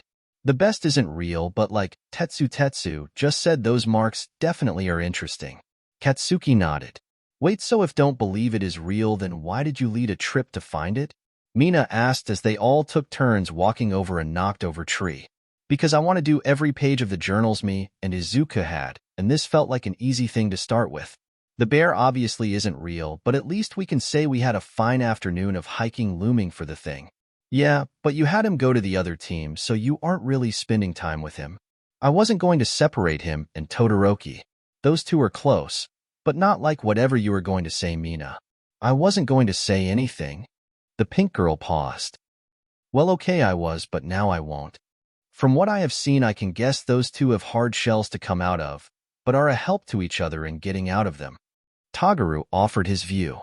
Yeah, I honestly doubt Todoroki would say more than her original greeting to us if it wasn't for Midoriya. Tetsu agreed with his insect-like friend, which is why I have been saying they have chemistry. Mina exclaimed. You guys are a few days behind me in my observations. Yeah, but you are trying to push the idea of them being a relationship. Tetsu replied. Who says their chemistry can't just be two very supportive friends? I know you have a point, but I disregard that point in the name of romance. We disregard your romance, Katsuki said as he checked his phone for the time. I think we should all meet in the clearing after a bit. He spoke into the walkie-talkie. For Mores? Hanta asked. We didn't bring anything for Mores. Katsuki stated. Well dang. There goes the best part of the trip. It wasn't even planned. Katsuki stated. Right. Iways, you wanted us to meet back in the clearing? Hanta asked. Yes. Perhaps half an hour or so from now? Hanta was silent for a few seconds, his radio not going off. Yeah, the peeps say that is cool. All right, so half an hour and we regroup. Half an hour later, the two teams did find their way to the clearing, Katsuki's team just a minute after Hanta's. How did you guys find it before us? Toguro asked. Midoriya memorizes a lot. Denki answered. Led us on a straight path here. I just followed the directions from where the sun was. Izuku admitted. Todoroki caught a frog too. Ijiro added. It felt wet. Shoko added. She had let the frog go back at the creek, even if she wanted to bring it with her. We didn't really find much. Tetsu joined the conversation while holding a large stick he found. We saw a tree that looked like a low branch had been ripped off, but that could have been a storm or something. Is that the branch? Denki asked as he pointed at the wood in the Iron Teen's hands. Nah, this is just a cool stick. I have one too. Ijiro held up his own stick. So are we all taking back things from the trip now? Pony asked. The mushrooms are for Komori. Toguro said. I want my frog now. Shoko said quietly. She actually liked the frog while she was holding it. Izuku suddenly perked up and looked out past the trees, hearing the sound of movement. See something? Toguro asked as everyone saw Izuku's actions. I heard something. The clear-blooded teen replied as he tried to spot whatever made that sound. Everyone be ready, I guess. Ijiro said as he hardened just his arms. Don't throw anything in case it is just a random animal or a person. Katsuki stated. I don't see anything. Izuku reported. I heard something. All right, so something is able to pull the sneaky on Midori, and I don't like that. Mina said. I low-key think we should all stick together now. Denki spoke his mind. I think that too, but high-key. Hanta nodded. Scared of a unicycle? Toguro asked. No. Just teamwork makes the dream work. The electric blonde responded. Plus strength in numbers. Mina added. All right, let's stick together then. Katsuki nodded. Watch each other just in case some weird-ass thing is watching us. He mostly meant everyone watch Izuku, having a slight fear of it being whatever was that thing that attacked Izuku a year prior the day after he got freed from the compound. Do you see anything? Shoko whispered to Izuku from next to him, not wanting to throw off his searching. The clear-blooded teen scanned everything again in the direction he knew he definitely heard something. I don't. It could just be behind a tree to not be spotted. Tetsu turned into his iron form completely. We could be imagining things too. Denki looked to the trees at their side. Izuku heard it again, an odd sound, and it was at their left, and the teen immediately aimed his hand at the spot he knew for sure it was. Rush it? Katsuki asked as he and the others all aimed where Izuku was aiming. All of us go full force at the spot, and see who is there? Toguro asked as blades popped out of his arms. In a hushed tone, Izuku spoke. Wait for it to move again. Catch it off guard. Hanta nodded. A few seconds later, a new sound was heard behind them completely. Izuku was the first to react by jumping off of the guard in a high jump as he twisted to face the sound, firing a few finger joints at the source of the sound. Katsuki blasted off towards it with explosions from his feet, him destroying his shoes in the process. He blasted 3 different explosions at the tree, one from each of his hands and one from his left foot. Shoko made a wave of ice as she also slid forward on top of it, making the ice strike the tree as well. All of their combined attacks hit a single tree where the sound was behind, and they all saw nothing as they got ready again. Nothing? Ijiro asked as he looked at the ground. No. I heard something, Izuku stated. His senses wouldn't lie to him. He had firmly heard something, the same thing, all 3 times. There was definitely something watching them at that moment, and Izuku could feel it. Maybe we got worked up, huh? Hanta said as he stepped onto the tree the kids had just knocked over. Ghost stories do that. No, I don't think Midoriya would imagine something 3 separate times. Toguru crouched to look at the ground by the tree. I see no tracks, but maybe whatever it was doesn't walk? He looked up at Katsuki. Well, something is definitely here, the explosive blonde said as he kicked a leaf off of his now bare feet. Do you want my sandals? Izuku offered. Then you would be barefoot, Izuku. I can make ones out of bone. Izuku pointed out.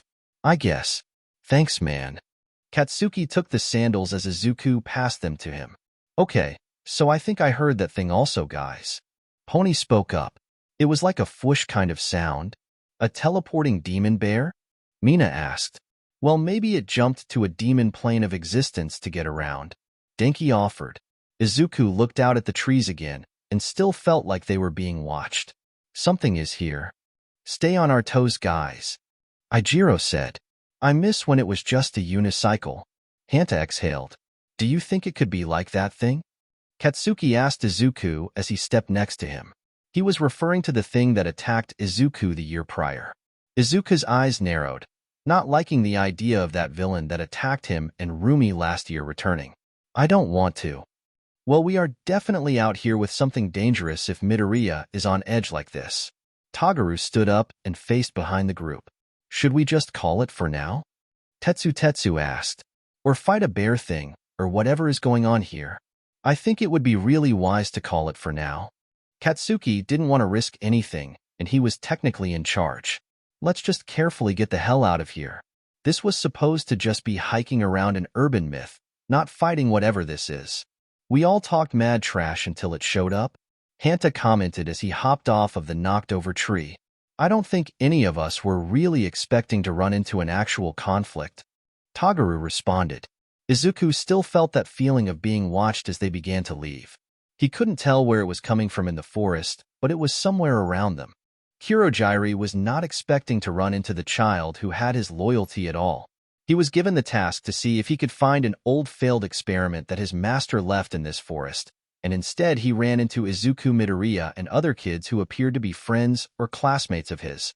Kurogyri had made sure not to get spotted but admittedly tried testing Izuku's senses by teleporting around the area, just to see if the boy was as sharp as ever, and he indeed was. Izuku and the others actually almost got Kurogyri when they attacked, his teleporting getting him away unnoticed. He felt compelled to follow the boy who had his loyalty to make sure he left all right, but knew AFO would wonder why this task would be taking him longer to do, and Kurogyri didn't want to risk Izuku's safety by letting AFO gain any idea of Kurogyri knowing his location, or the fact of Kurogyri having mixed loyalty to the boy because of events at that compound. His true loyalty will be tested the next day, if anything, and Kurogyri wasn't exactly sure what he would do when the time comes to make a decision. Once out of the forest, the kids still felt not at ease. It took getting 3 streets away to finally let them relax. Well, I think we are safe, no, for sure. Denki sighed. I don't even think we were in real trouble. Toguru kept his eyes behind the group. Either whatever was there was watching us waiting to strike, or trying not to be seen at all. It would have gotten us before we left. I don't feel it anymore. Izuku stated. Okay, so Super Senses says we are in the clear. Tetsu spoke. What if something is really there, and it was just waiting for us to leave its home? Does help that we essentially through the first hit, does it? Hanta remarked. We are here now with no threats to our safety as it looks now. Katsuki stated. Why don't we go get food and talk about it then? Food is an excellent idea. Denki nodded. Like I said earlier, and Midoriya agreed. Burgers. That's 2 out of 10 for burgers though. The leading blonde replied. Not a good basis for selection if only 2 of us pick it. I love that idea, so now it's 3. Mina announced. I like the idea too. Ijiro added. Okay, 4 out of 10. Denki grinned.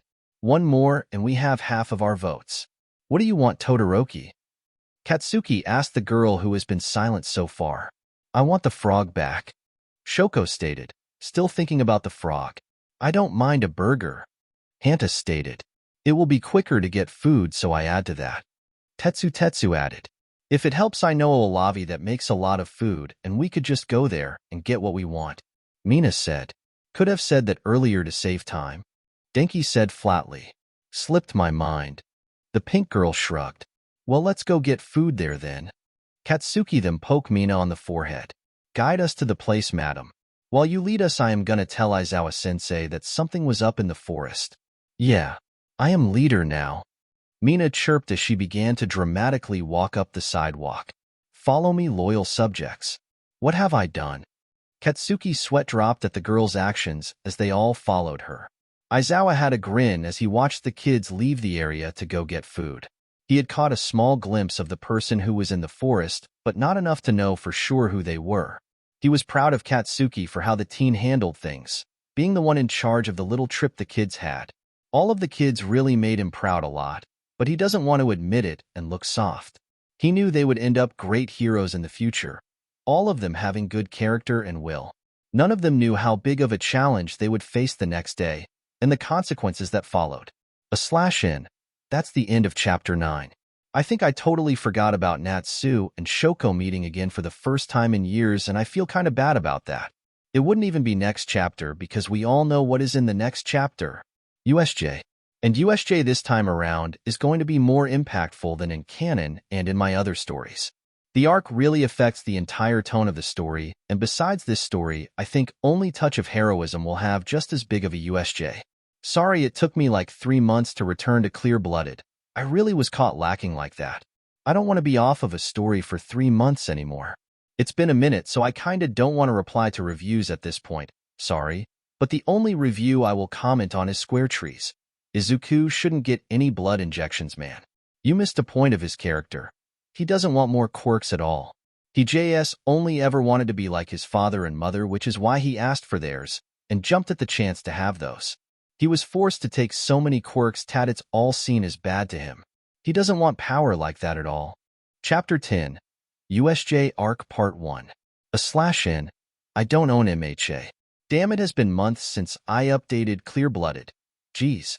I apologize for that wait, but I am here now for the entirety of the USJ arc. This is just a warning because I tend to do this at USJ in any story, that things might get a little more violent and darker than usual. Sometime in the future. Izuku didn't move. His mind froze the exact second he had looked at his hands and fully registered what was on them. Blood. Their blood. Blood that was there because of Izuku. Blood that silently screamed at the broken boy. The red liquid haunting him immensely just to look at for the few seconds that he had. It screamed a single word that destroyed Izuku. Monster. Izuku's hands began to shake and tears welling up in his eyes as the boy kept hearing that word over and over and over again. The word shattering down the last remnants of his mind as contorted and parallel lines of black markings began to spread over his body, all stemming from a mark that consisted of a circular pattern of 3 curved lines. The exhausted teen clenched his fist and screamed in frustration and despair, the teen finally reaching his breaking point. Back in the present, Izuku jolted up to a sitting position in cold sweat, breathing heavily as his mind began to register that he was just dreaming, having a nightmare of that compound again. He didn't move until his breathing steadied, and then he just exhaled. After that, looking at his window to see the pale moonlight coming in, letting him know it was still night. The teen stood up, not thinking he was going to sleep anymore, and want to be ready for the day. Moments later, Izuku came down the stairs, having taken a quick shower and put on his school uniform and scarf, to the commons. He was surprised to see another classmate down there at this hour, though. His classmate Kamakiri. Kamakiri? The clear-blooded teen asked. The insect-like teen looked up from his seat at one of the tables in equal confusion. Midoriya? What are you doing up? I couldn't sleep. Couldn't sleep? I hate when that feeling kicks in. I just sleep a lot less. The insect team took note of Izuku's looking anxious and decided to walk around it. I also gotta make sure this guy is eating well. He pointed to an aquarium with a praying mantis in it, the creature currently digging into the dirt of its home. What is that? Izuku asked curiously as he looked at it. He's a praying mantis. His name is Jack. Handsome, isn't he? Tagaru took pride in his arguably favorite pet insect. He looks like he is praying. Izuku kept watching the mantis as it began to just walk around the aquarium to a stop in front of and facing Tagaru. Yeah, he's also a smart little guy. Tagaru opened the top of the aquarium while holding a small cup that Izuku held a chittering sound from.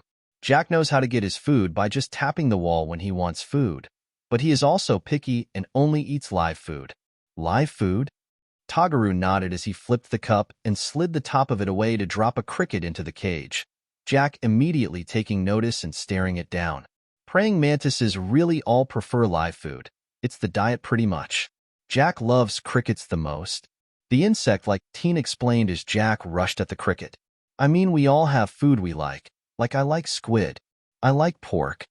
Izuku nodded. Pretty sure some animals like us too. Tagaru shrugged. Anyways, before I begin a long rant about bugs, you good Midoriya? Having night issues isn't something fun? I'm okay. Izuku had to think about it. Tagaru knew Izuku only hesitated to figure out if he actually was okay. That's good. Gotta be on our game for today's class. Wanna bet what it is? Yaoyorozu and Ida said we shouldn't gamble. It's only gambling if we put something on it. At this point, we are just guessing competitively with no prizes. Okay. I think we might be doing something bot combat related, to be honest. The first class was the battle trials, so it just feels right that this time is something different. Rescue? Izuku offered. Tagaru paused. That's actually a good guess. I didn't think that, but it definitely makes sense. Rescue is one of the most important parts of hero work. Footsteps were heard, and the two turned to see Fumikage coming down the stairs. Can no one sleep today? Tagaru asked. I prefer the dark hours. The bird-headed teen replied. It is unusual to see others awake as well. I'm feeding Jack. Fumikage didn't question that since he saw the aquarium where the named insect was eating. I see. Anyways, we're saying, well, Midoriya said it first, that the class today is rescue-related. Fumikage thought about that for a second as he sat down with the others. I can see that. So none of us are sleeping for the next few hours till class? Tagaru asked. I don't want to. Izuku admitted. I don't feel tired. Fumikage added. Well, you guys want to try to beat Bakugo's high scores on his games to annoy him? The insect teen grinned. He left them down here. I do think it would be amusing to do it when Shiro and Kaminari couldn't. The dorks just lack discipline. Once they focus, they probably could do decently themselves. I want to make food. Izuku stated as he stood up. You can join us once you got your meal done. Tagaru pat Izuku's shoulder as he walked past. I'm going to leave Jack here for now, just in case he wants another cricket so I don't have to go up and down the stairs. Later on, the sun began to rise just 2 hours later, and following that the test of the class began to show up, starting with Tinya, who always promptly woke up at sunrise, and then Momo, who does the same, but just takes a moment longer to be ready. After that, people came more frequently down to the commons. I hate you guys. Hanta just gave a flat look to the insect and bird-like teens who had managed to break a few of the high scores of Bakugos during their morning. Just mad we have skill. Tagaru grinned smugly. Yeah, well, I don't know how to give up. Hanta claimed. Emma breaks some record. Not after I take my ranks back. Katsuki sat down on the couch as he opened a water bottle. Bold of you to think you are getting them back. The insect teen replied. Bold of you to think you are staying on top for long. The explosive teen responded. Bold of you guys to not be wary of me. Denki added. Bold of you to think you can compete. Both Tagaru and Katsuki looked at the electric blonde. Hanta gained a grin. Bold of Dash. Okay guys, shut up. Kyoka had an amused look at the joke, but also annoyed of the repetition. We get it, you're all bold. I'm the boldest there is. Denki declared. I think I have that title. Tagaru argued. Nah, I got that. Hanta disagreed. This will go on for a while. Kyoka sighed while the guys began to go back and forth. I'm enjoying listening to it. Kiryu grinned as he kicked up his legs onto the table. Rin, take your legs off the table, please. Tenya almost immediately said. Damn, it's like he is radar. The teen sighed as he took his legs off of the table. A radar for disregard of proper procedure. Tenya responded. That thing must always be going off around us. Denki pointed at himself, and Hanta. It doesn't even go off around us, Hanta started. It just says yes. It says dumbass located. Tagaru laughed. At least it knows what we are. Denki grinned. Only guy I know to be proud of being an idiot. Kyoka looked at Denki. Ma'am, I was told it is best to love yourself, and love myself is what I will do. All right, but don't love yourself in front of us. Hanta laughed. The electric blonde reacted by jokingly pushing his friend over the edge of the couch, while the tape user continued to laugh. Ha ha ha ha. So funny. I don't get it. Izuku said in confusion. I don't either. Shoko admitted. You two aren't explaining that one. Katsuki said to Denki and Hanta. We told you too about making those jokes in front of them. Kyoka sighed. Those jokes are immature. Momo added. It's not my fault, he just makes it that easy. Hanta pointed at Denki. You said it this time. What does it mean? Izuku and Shoko both looked at Tetsu. I don't want to explain their dirty jokes. The Steel Kid replied. Okay. The clear-blooded teen accepted that.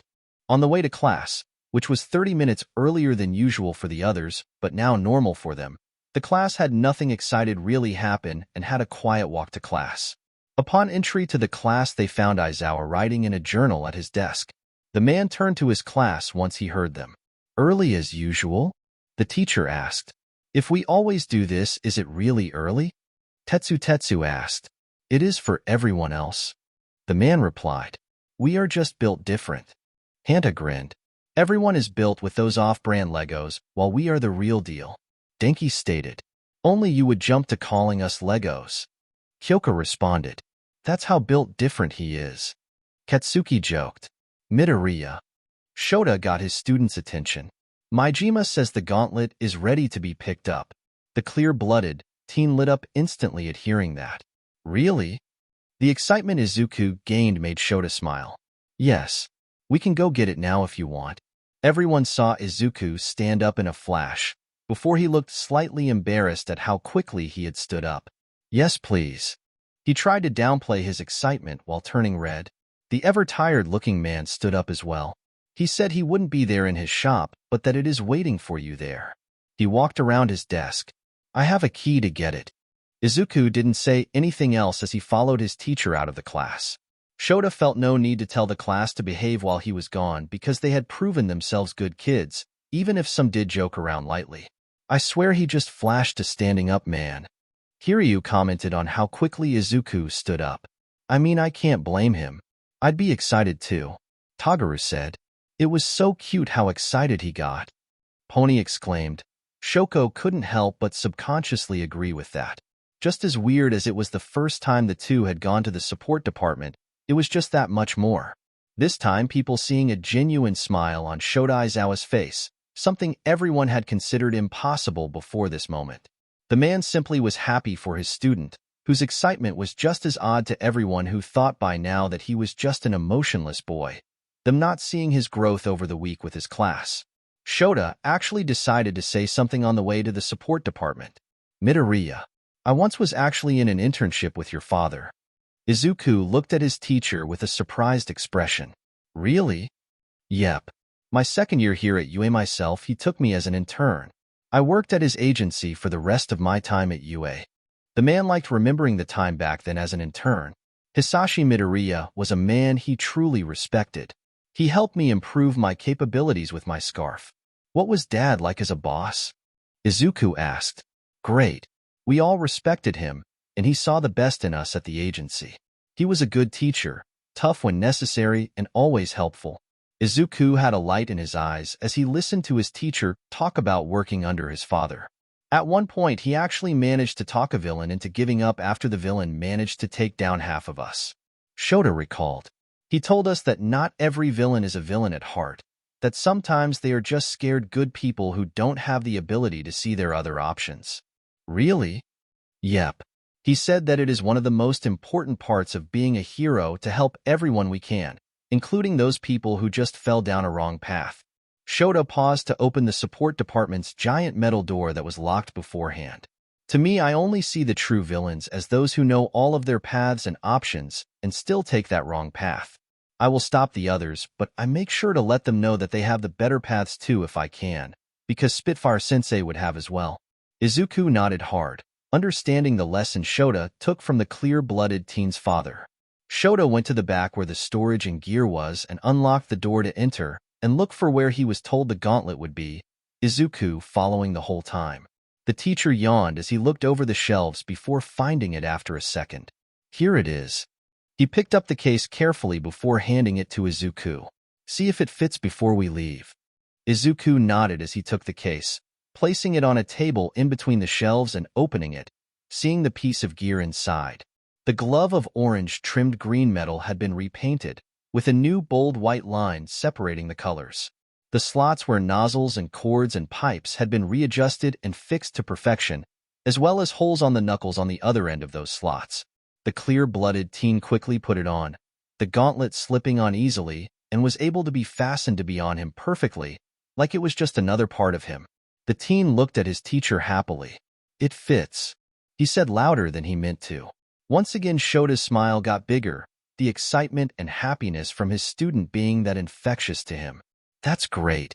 Izuku looked at the gauntlet, and suddenly a new memory was regained. Dad. The 4-year-old Izuku quickly said his father's name as the man returned home from work. Izuku. The man returned his son's energy, happy to see the boy. So the little hero successfully guarded the house? I was awesome, Izuku declared. When do I get to be a real hero, though? I want to be a hero and work with you, Dad. You're a little small right now. I can get bigger. For sure. How about this? Hisashi said as he took off his gauntlet and knelt down towards his son, putting the large gauntlet over his son's arm that was too small to wear it normally. When you get a gauntlet that fits this arm is when we are going to be a duo. Deal? Deal. Izuku nodded eagerly. The clear-blooded teen looked back at the gauntlet and began to tear up. Midoriya? Shota noticed the tears and suddenly got hugged tightly by his student. Thank you, Izuku said quietly as he still hugged the man. Shota nodded and put one arm around his student. I'm glad to help. All I'm saying is that I can totally beat that wet paper bag in a rematch. Denki finished his rant. Hanta had one hand cupping his chin and scratching it. I see your point. However, what if the paper bag is no longer wet? The electric blonde blinked. Well shit, then I lose. So therefore the paper bag is stronger. Hanta nodded to himself. If it is a plastic bag, even I would lose. We would all lose to be fair. Denki stated. True. The tape user nodded again. Indeed. The electric blonde nodded as well. I can't believe I listened to that whole debate. Katsuki sighed. Neither can I. Tetsu sighed. It was pretty funny though. Tagara have a chuckled. I think I could take plastic bag though. Pony decided to keep the conversation going. What are my chances? She asked Hanta and Denki. Depends. Hanta began. Do you have anything sharp? Pony grinned as she pointed over her head. I have horns. Okay, so the odds might be in your favor. Denki stated. Indeed. Hanta said in a mock upper-class voice. Indeed. Denki gained his own mock upper-class voice. At that moment, Izuku and Shota came back, and the class actually got heavily surprised by a rare sight. Izuku had a large, genuinely happy smile. The clear-blooded teen no longer had the gauntlet on and had it back in the case. Class. Shota got their attention as he walked to the front and pressed the button that opened the slots on the walls that had their hero suitcases. The class with all might is the first thing we do today. After that is done, you will have shortened lessons of the rest of your classes. You can choose not to have your hero suit on, but I'm pretty sure you all will take them. Suit up and wait for me outside of the front doors of this building. Where are you going, teach? Denki asked. The site for the class is on campus, but on the edge. I'm getting a bus to get us there since this campus is way too big to just walk back and forth. Yeah, and skinny legs might get too tired to be able to walk back. Tagaru joked about Denki. You're just jealous of my beautiful thighs. The electric blonde stuck out his tongue. I never want to hear you say you have beautiful thighs again, Hanta stated. Chicken leg looking ass. Tetsu commented with snickers from the other guys. Shota didn't comment on his students teasing each other. Anyways, I should have the bus there in 10 minutes. He left the classroom. Well, let's get this bread, fellas. Hanta grabbed his case. Izuku grabbed his case and Katsuki approached his friend. So you got the gauntlet, man? The blonde asked. Izuku nodded happily. I like it. Can't wait to see you show it off, man. The blonde grinned as he grabbed his own case. Oh, definitely. Tetsu agreed. I think the only other gauntlet here is Bakugo's, right? The silver-haired teen looked at the explosive blonde who nodded. Yours do something right? I forget. They store my sweat for big explosions that I can't make off the bat myself. Mine takes my flames out through it. Izuku added. Kayatoko was in the back of the group and didn't leave the classroom till he sent a single message, an update to the plan saying that it might have to start a bit earlier than expected. Once dressed in their hero suits, all of the kids were outside in the designated waiting area. Geez, Midoriya, that gauntlet looks nice. Ijiro commented as he looked at the metal piece of gear. Imagine this guy with his super strength just punching you with the thing. Tagaru added. Mina Yeli. The pink girl joked about it. What would that even taste like? Tetsu asked. Did you just ask me what I would taste like? The pink girl turned a shade of purple, the color the pink girl turns when blushing. Tetsu got embarrassed. I didn't mean that. Forget I asked. If I was a jelly, I think I would taste like grape. Hanta mused. You'd be soy sauce. Katsuki added his opinion. Dunno why, but you give the vibe. Oh, are we all condiments? Pony asked. If so, then this guy is mustard. Hanta pat Denki's shoulder. Why mustard? The electric blonde asked. My redness could make me ketchup so duo. Ijiro stated. Hanta pulled Denki to him while narrowing his eyes at Ijiro. Get your own best friend. He ended it with a dopey expression to show he was just kidding. Am I mustard based solely on my hair? The electric blonde asked. That's why I'm ketchup. The redhead nodded. So what is this blonde supposed to be? Kyoka indicated to Katsuki. Paprika. Denki answered. That's red. Numb nuts. Tagaru had a flat expression. Well, you'd be salt for that attitude. The electric teen retorted as he stuck his tongue out. Our conversations always go everywhere, I swear. Hanta laughed. Our codenames shall be our condiment, or whatever we be. Denki declared. So am I soy sauce or grape jelly? Hanta asked. Soy sauce. Katsuki answered. Then we got mustard, ketchup, salt dash. I want a new name. Tagaru had a plain expression. No.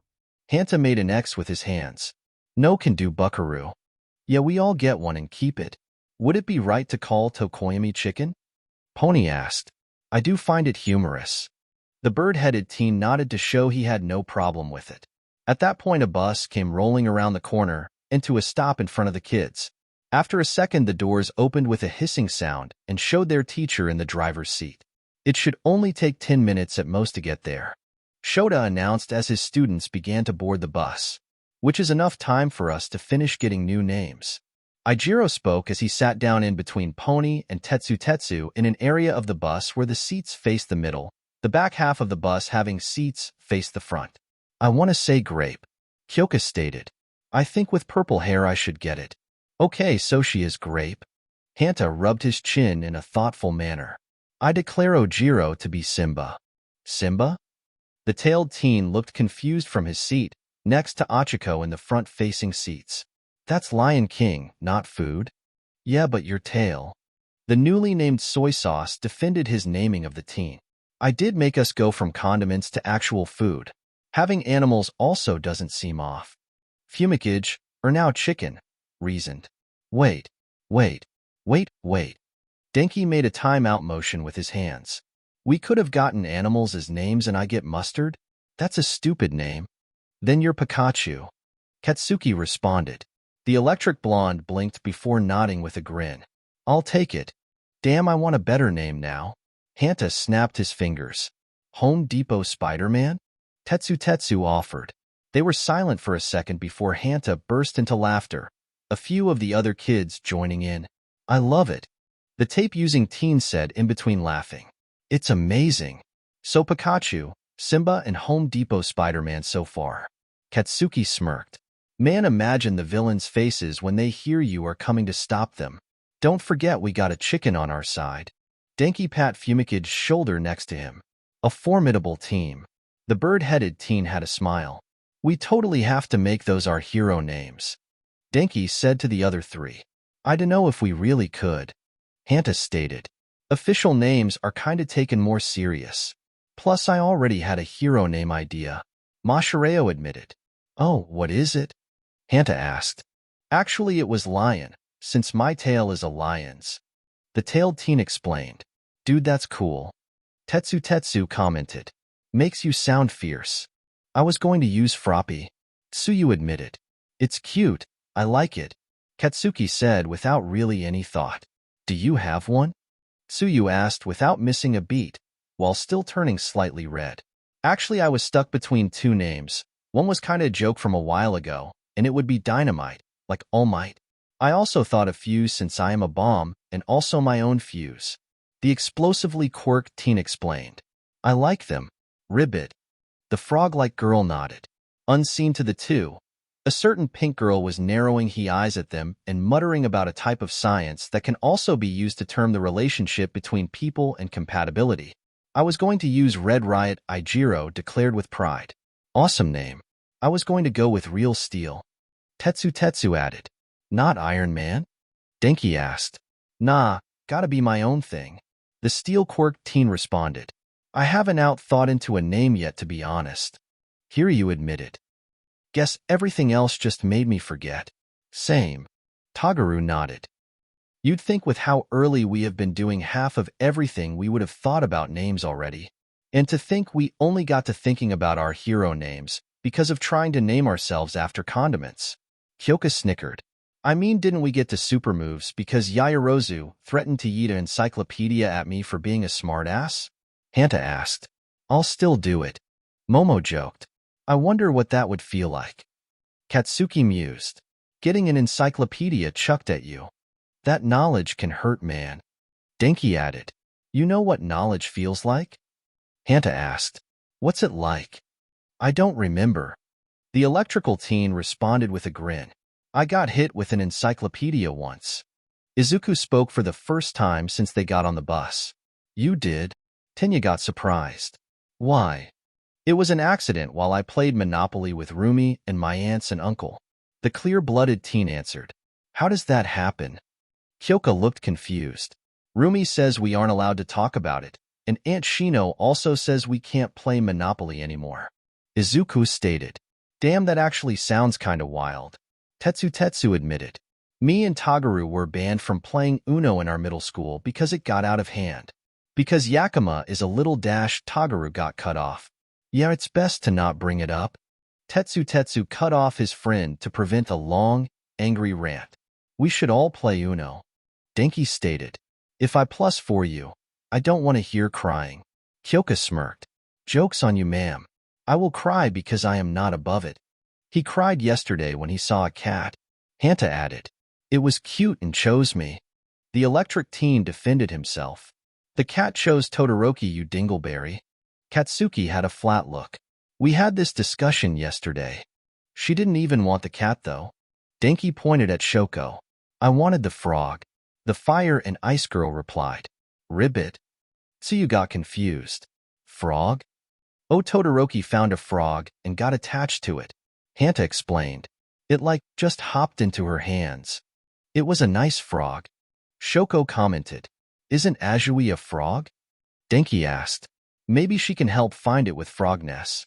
First off, Tenya sighed while pinching his nose. Azui is a person. Frogs can be people too.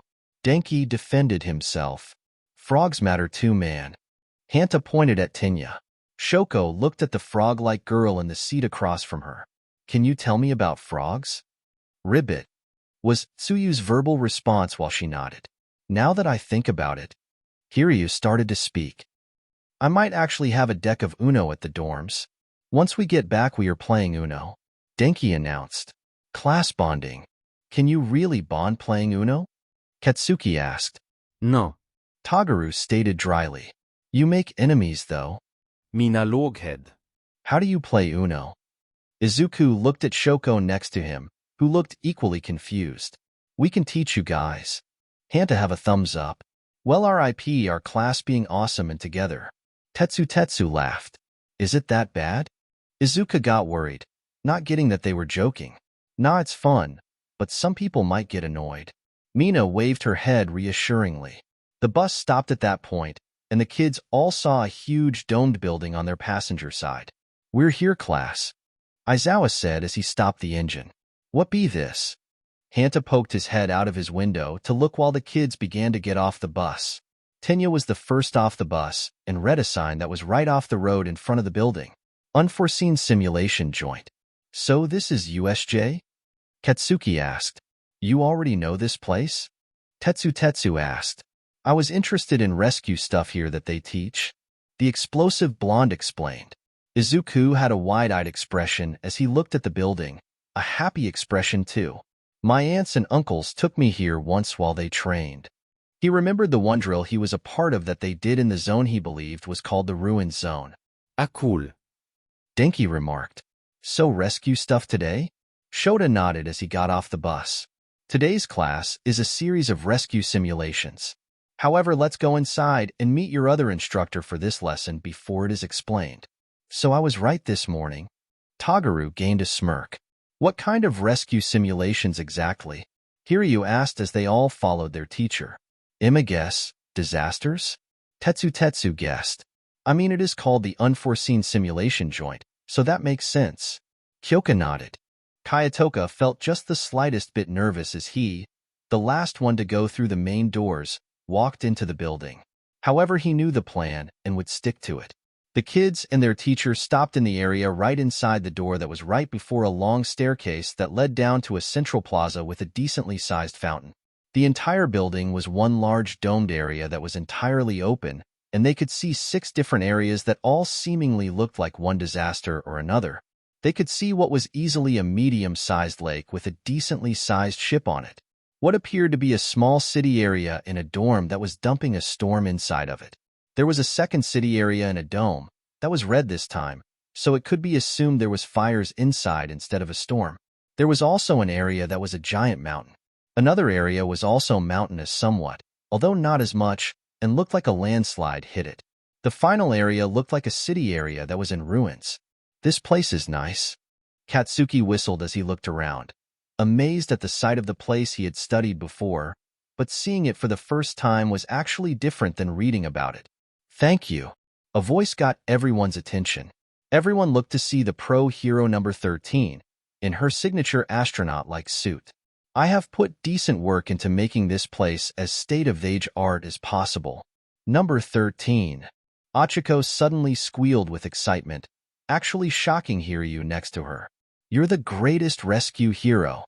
I want to be a rescue hero because of you. Everyone was surprised at how fangirl-like the gravity-quirked girl had become suddenly.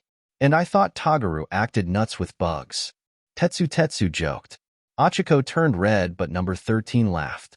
It's always nice to see a kid who wants to go into hero work. I look forward to seeing you become a great one. At that, Achiko turned even redder from the praise. So what do you got for us, sensei? Katsuki asked as he clapped his hands together, rubbing them as he did. Right to it. Aizawa did say you kids have a lot of drive. The woman smiled under her helmet. Shota looked around and noticed a missing person. Where is All Might? Number 13 held up 3 fingers, which went over the heads of the students. He has to deal with a timing issue. He overdid things. She explained. He will be here soon. Shota sighed, realizing his kids were more prepared than the number 1 hero. That man is irrational sometimes. Is that city actually on fire? Pony asked with a raised hand as she pointed at the one zone where it did indeed look like that. That's the conflagration zone. Katsuki answered. It's for large-scale or even small fire situations, like getting people out of burning buildings. Oh, you know about the zones? Number 13 asked. The explosive teen rubbed his head. I kinda studied USJ because I think rescue work is really important. That is true. Rescue work is sometimes the hardest and can sometimes be the most stressful part of hero work. From natural disasters to villains, this place is made from my experience after years to help you heroes to be and anyone who reads training to improve and be prepared as best they could for any situation. Yeah, because not all of our quirk are straightforward stuff with rescuing work. Tetsu nodded. I mean, my turning to steel isn't exactly a quick rescue work tool. Or my scales. Hiryu agreed. I could tank free with a full coat of these, and that's useful, but on a boat, I would have to think more strategically. The scales are also more conductive of electricity. And explosions, I doubt, are gonna uncollapse a building, Katsuki stated. But being able to move quicker with explosions can help me maneuver quicker before it collapses. Number 13 looked at Shota next to her while the kids all began talking. You were right. They do tend to take the conversation and teach themselves exactly what the lesson is. Shota gained a smirk from the pride he had in his students. They are smart kids with potential. Number 13 actually blinked several times. She had been told by midnight about how Shota viewed his class, but it was still weird to see for herself how much pride he had in others for once. Electricity definitely wouldn't be useful on a boat, or a hurricane, or a fire, or a, damn, am I just useless everywhere? Denki groaned. I mean, if a power outage happens, you are a king. Hanta offered. Sometimes electric lines can get cut and take a while to get up and running. You'd definitely be clutch there. Plus, some of our quirks can be bad if we overdo it, especially in a rescue situation. Hiryu added. Like my scales can cut someone.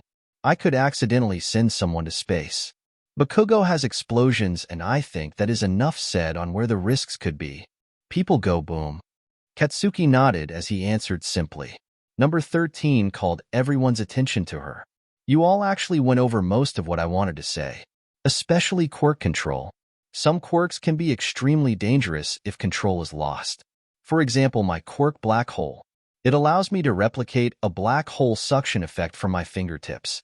The suction is very powerful and not even light can escape it. Anything sucked into the black hole is disintegrated into dust. If I lose control, I could very well accidentally pull and disintegrate civilians. Like Dark Shadow needing to sometimes be reined in also. Fumikage added. My bones could hurt people. Izuku said quietly. I make blades on myself. I think I might be one of the biggest cases of be careful with my quirk. Tagaru claimed. Nah, I think Mr. Boom Boom has you beat. Denki shook his head. Was I just called Mr. Boom Boom? Katsuki asked. Even carrying someone might not be best for me. Ijiro added. When I harden, I get kind of sharp. Number 13 liked how they didn't need her to guide them all the way through her lessons. They would be great to teach. Exactly. Always know your limits and the risks of too much. It could cause harm to you and to others. So we should never go past that limit? Then what's the point of the saying plus ultra? Tenya asked.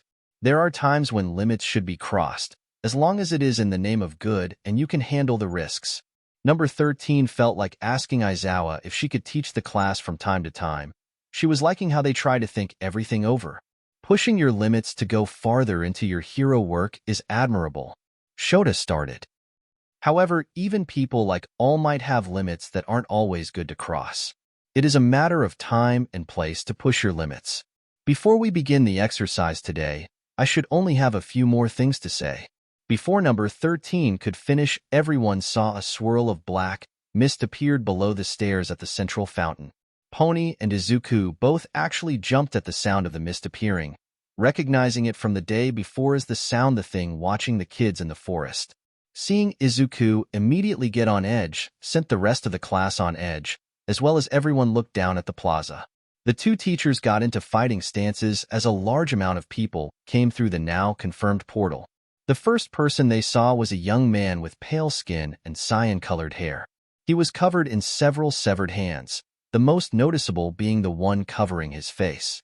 Under the hands he had unkempt black slacks and a long-sleeved shirt of matching color, with red shoes as his footwear.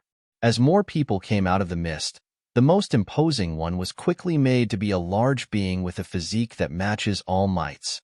The being had black skin, a beak-like mouth that was twisted into a grotesque expression, and its actual brain was exposed to the air around it. It stood almost like a statue next to the man with the severed hands all over him. However, even after that imposing figure was something else entirely, a grotesque humanoid-like bear that had several large scars all over itself and a feral look in its dark red eyes. It had enlarged claws, was missing part of its jaw. The thing was held in place by the massive bird-like person who wasn't even fazed by having to hold the bear-like creature with its own massive hand that was wrapped around the bear-like thing's neck tightly, forcing the creature it had in lock to a bent position. Looks like our information was spot on, the young cyan-haired man with the severed hands all over him stated. He looked up and narrowed his eyes at the class and teachers who were tensed up. However, there is no All Might. For now, that is all right. It gives us time to get the other half of the quest done. Shota narrowed his eyes as he heard that. All Might being a goal of the villains, of course, seemed like a likely thing. A good majority of these people all seemed like petty thugs to just have numbers. Those were the type of people who would of course think that more numbers means they could take down All Might. However, the other thing they were here for was what bothered the man. They had inside information, meaning a mole was at UA, and came specifically during 1A's class, and only one thing came to mind when he tried to think of what else they could be there for. Izuku. That thought of villains after one of his students, especially Izuku, made Shota grit his teeth as he immediately had his goggles on. 13. Class is over. Get the kids out of here while I buy time. Got it. The woman nodded. Wait. Tagaru argued. We can't just let you dash. You kids have years before you should be worried about me. The man cut off his student as he rushed down the stairs. Aizawa is capable, but right now I have to get you kids out of here, Number 13 said. She pressed her hand to a headset and cursed a second later. Damn, they are blocking signals out of here. I have nothing either, Denki said as he tried his own headset. We are going to the main building to make sure you are all safe while hell is brought. But Izuku had a panicked expression as he realized why they were there. They were there for him. Those two things looked almost like that one from the year before, the one like a vampire who was sent to steal Izuku's blood. They were there for him again, and everyone else was in trouble because of him. Those things Katsuki immediately put a hand on the clear-blooded teen's shoulder to attempt to keep him from panicking.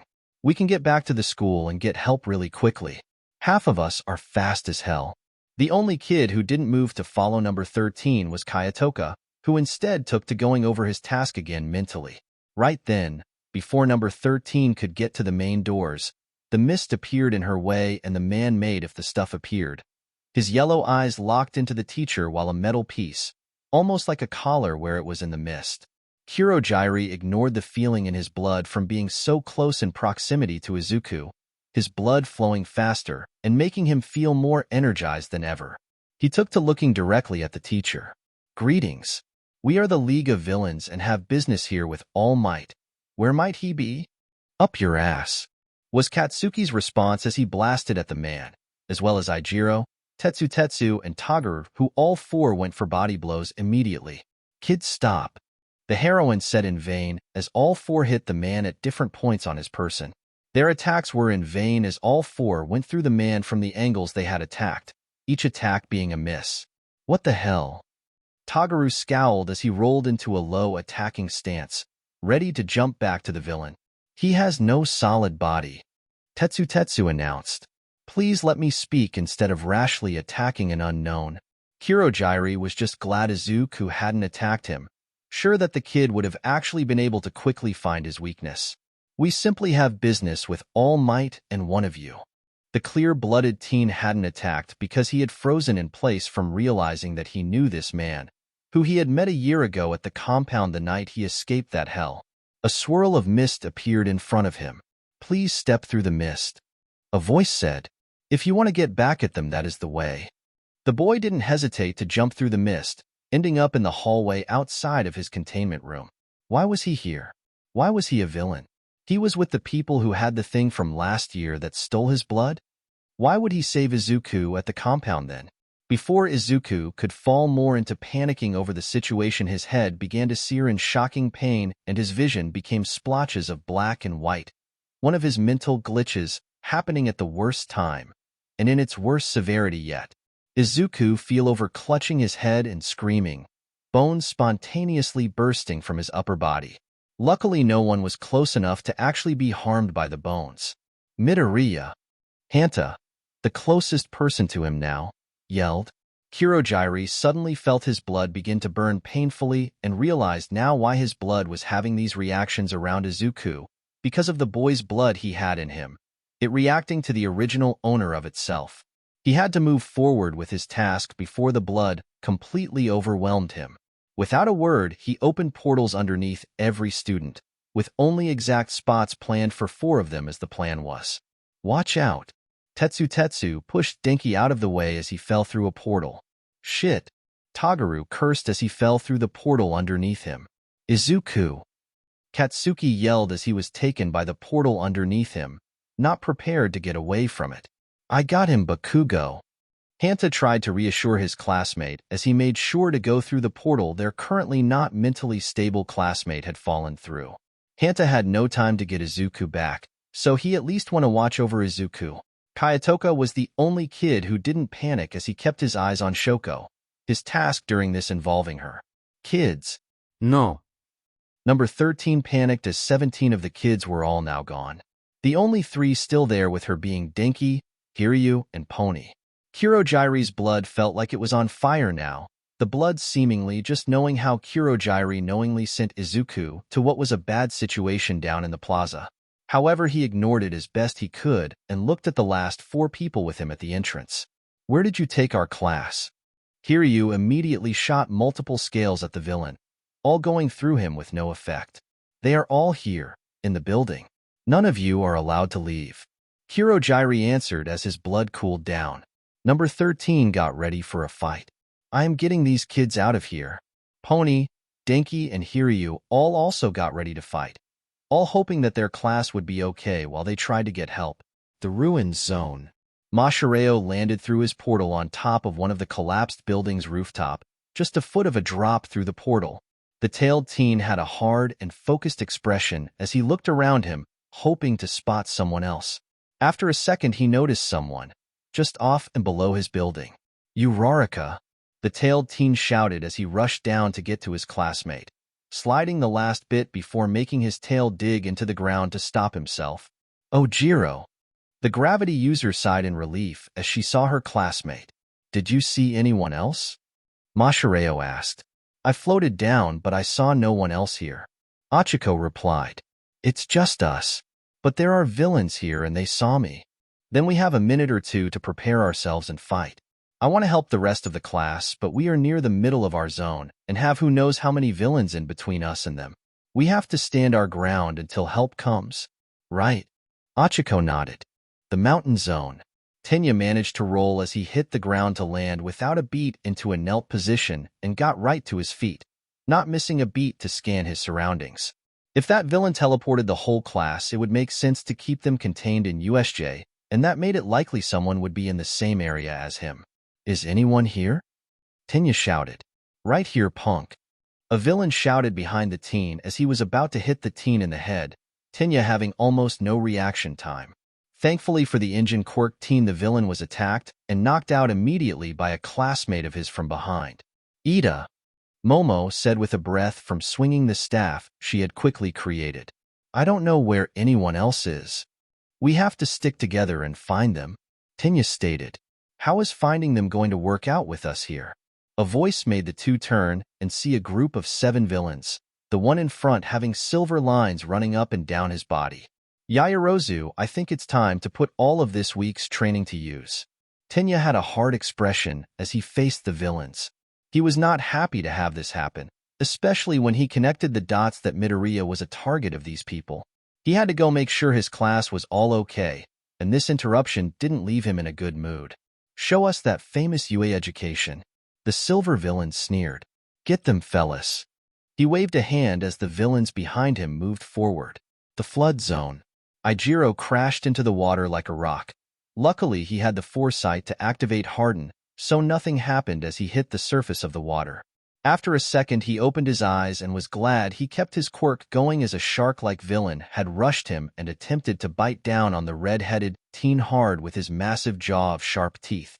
The villain immediately regret his decision as half of his teeth cracked from the excessive force he tried to put into biting the kid only to fail.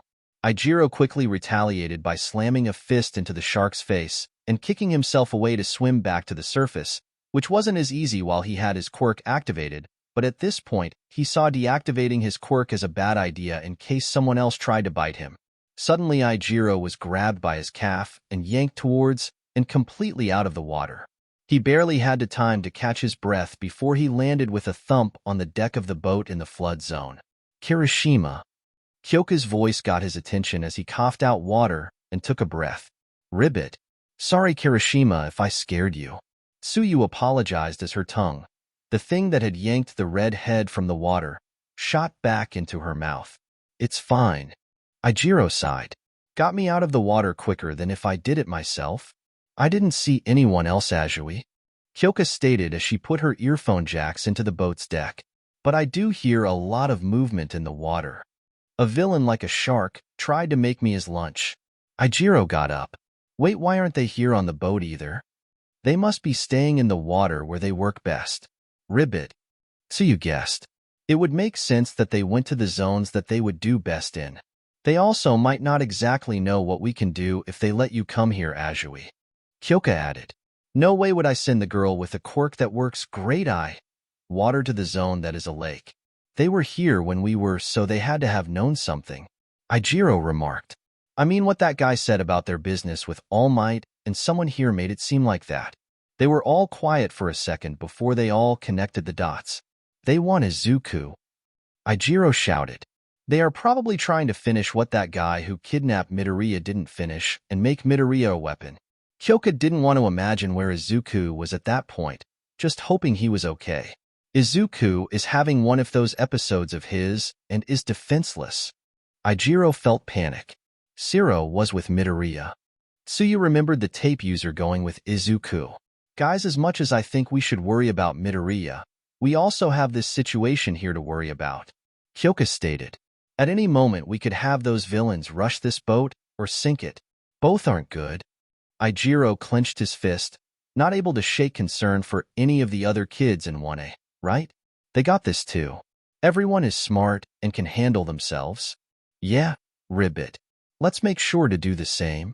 Tsuyu agreed as they all began to make a plan. The conflagration zone. Toguro had not as much luck as the others when it came to his portal location, having his open up 30 meters above one of the streets of the fiery conflagration zone. He saw only one other portal open as he fell and was glad to see that it was up right on a rooftop, so Kanoko, who he knew it was by seeing her mushroom-like cap, at least had a soft landing. The insect teen made a grimace as he made a plan to land safely, or at least safer. He stuck his hands out as far as he can and made blades burst from his palms that jammed into the side of a building and began to slice through it as he fell, leaving long slices in the building as he began to slow down. The teen made more blades in his hands to jam into the building as he kept falling and swung his legs forward to make even more blades slam into the building at an angle to effectively put the brakes on his free fall, jolting him as he thankfully stopped just a few meters above the sidewalk. Thank fuck.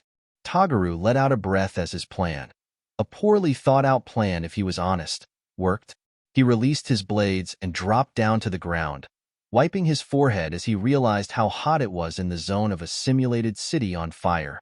He considered himself lucky that his path sliding down the building had no fire on it. Looking up, he guessed that Kanoko was going to not stick to the roof and actually come down to the street, so he planned to meet her halfway. With that decision, he went to the front door of what looked like a diner or whatever, kicked down the door and entered the building to find his classmate. The downpour zone. Katsuki landed softly, due to his portal being right ground level with the middle of the street in the zone of heavy rains in a simulated city. It had to be fucking rain. Katsuki scowled, feeling pissed at being separated from Izuku, knowing damn well that these villains were after his friend. He couldn't even work as well in the rain because of it messing with his ability to sweat. He looked up and down the dark street and stopped when he saw an approaching set of two figures that made him relax slightly. Am I glad to see you here? The explosive teen spoke as his classmate got close. It is luck that I am here in this zone. Fumikage spoke as Dark Shadow kept watch around them. Had I gone anywhere else, I wouldn't be able to cover you in a zone that negates your quirk. And yours is boosted thanks to the dome and darkness here. Katsuki agreed as he indicated to the dome that kept this area in a simulated nighttime. You already know what I am going to say, right? To power through the enemies that step in our path as we find Midoriya. Fumikage nodded, having also quickly figured out the villain's intentions, and his knowing how protective Katsuki was definitely made the plan obvious. I agree to the idea of finding Midoriya. However, I also don't want to lose control of Dark Shadow before that, so we can't go full speed. Let's just go as quick as that allows. Katsuki cracked his knuckles. I have to save my friend. The landslide zone. Kayatoka's feet were already on the ground as he was teleported to an exact location that was pre-planned for him to go to, the landslide zone where he would be expected to carry out his part of the plan. There would be no villains here. The zone. The only thing out of place due to the villains even being here was a box placed there by Kurogiri that had a single syringe that he was to use, and the box was right in front of Kayatoka, who opened it immediately to grab before he was caught with it. A thud told him that someone had landed from a portal near him, and he put the syringe in his pocket. A second thud happened, and it threw Kayatoka off, especially at how metallic it sounded. First part of that confusion was due to there only supposed to be one other person in the zone with him. Why was there a second person? Did Kurogiri mess up? Either way, Kayatoka wouldn't let it interfere with his task. Once again, Kayatoka was thrown for another loop as the sound of ice got his attention, and he saw Shoko slide down from a higher point of the zone on her ice. She dropped down on the other side of a hill, and he realized not only did Kurogiri mess up and have a third kid there were two kids who shouldn't be there. Damn it. The kid scowled as he made sure the syringe full of the serum was in his pocket safely before making his way to the others, glad he had a gas mask in for his hero suit to conceal his expression. Todoroki. He heard that idiot Tetsu shout. Ashido. Well, now he knew who else was there. Is it just us three? Mina asked right as Kayatoka walked over the hill into view. I am here also. The teen announced his presence. Is Izuku here? Shoko asked, like Kayatoka guessed she would. That's why she was chosen actually, because she and Izuku had that supporting friendship. He figured his leader would have chose. Where even are we? Tetsu asked as he rubbed his neck. One of the zones? Does that mean that everyone else is in the other zones? Mina asked. With those villains in the plaza, it makes me think that we actually have an issue with them being in the zones also. The steel quirk teen stated.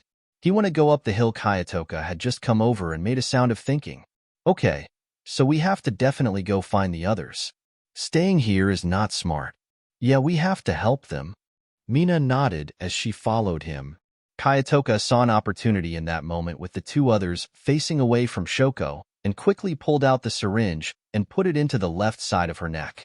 The fire and ice user yelped in pain, causing the other two teens to whip around. Tetsu activating his quirk as he did. Akit Mitsu? Mina gasped. What the hell? Tetsu snapped. Kayatoka gave no response past pulling out his revolver, this time loaded with real bullets, and shot his pink classmate, Mina, falling backwards from the shot. As much as he would have preferred shooting the steel teen a few times, it wouldn't do good to not take out the easier threat first. Ashido! The steel quirk teen exclaimed in shock as he saw his classmate shot. Shoko held her neck as she screamed in pain again, and her mind went blank as she fell unconscious, unceremoniously falling to the ground. I am sick of playing this part, Kayatoka said as he activated his quirk, the gas spreading out in a large cloud. He didn't have to worry about Shoko in this fight since the serum knocked her out, and he would be gone before she would be awake. So his only problem was the steel teen in front of him. Tetsu had covered his face with his hand, quick enough to not breath in any of the gas as he shot a hateful look at Kayatoka. The bastard just put God knows what into Shoko and fucking shot Mina. I am going to kick your ass. Tetsu growled through his hand as he got ready to fight. The plaza. Izuku hadn't recovered from his mental glitch when he fell through his portal.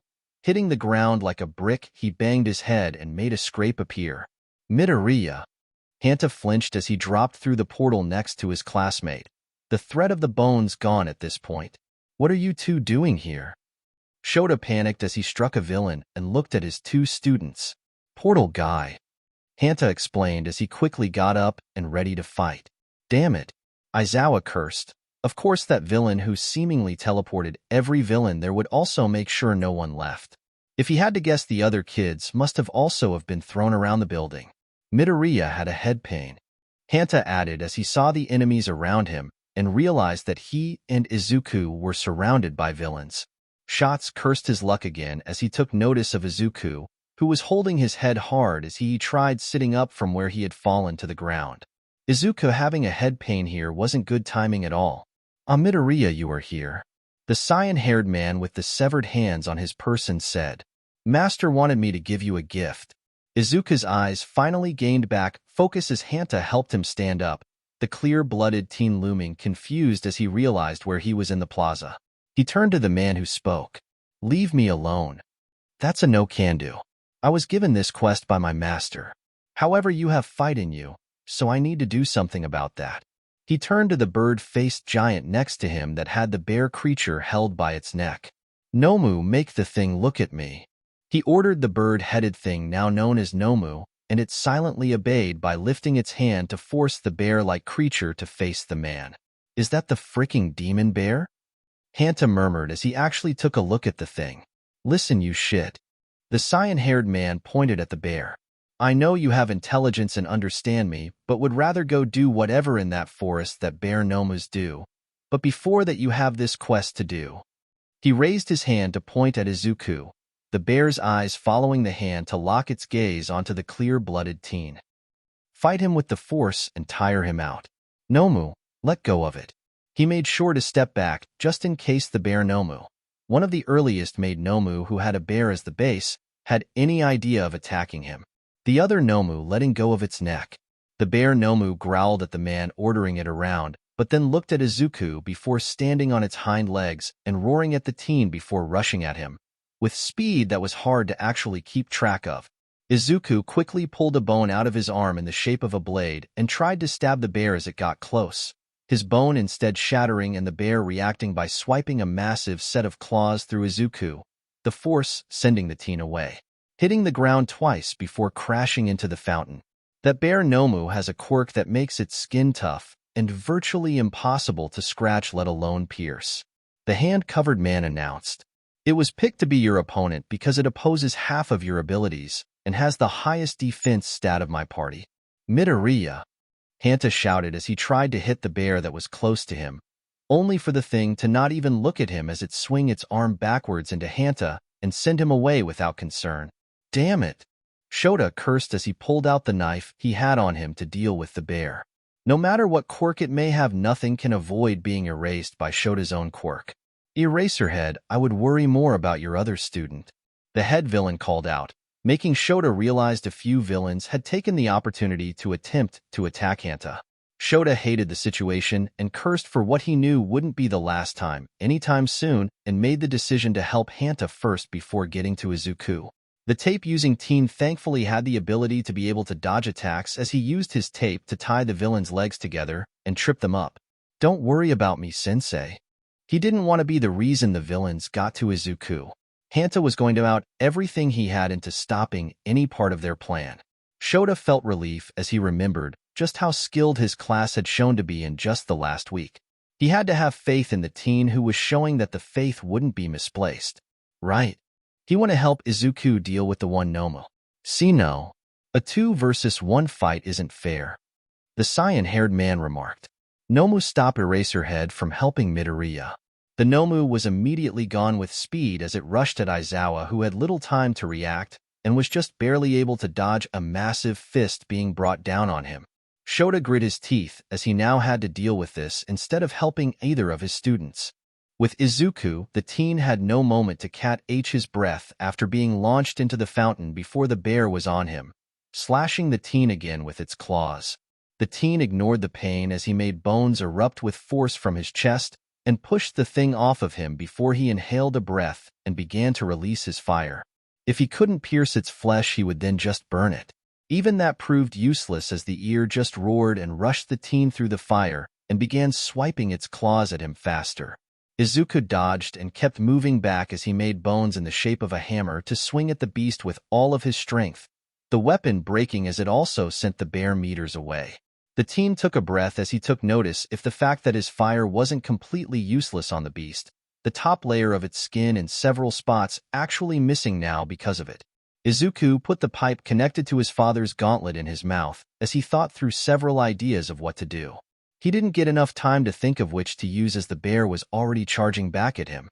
The teen went on the defensive and kept dodging every attack he could as he took a large breath and breathed his fire into the tube connected to his gauntlet, swinging it into an uppercut as he did to burn the bear's jaw as he struck it, jarring the beast before the teen followed the attack with another fist of fire from his gauntlet, knocking the thing onto its back. The clear-blooded teen gasped as his throat regenerated itself from the use of his fire. He kept his gaze on the bear and had a frown as the thing had very little damage done from the two attacks. He quickly made a spear from his bones and tried to shove it as hard as he could through the thing's lower jaw, but the bear regained its bearings and slashed the bone weapon, cutting it into pieces with its claws.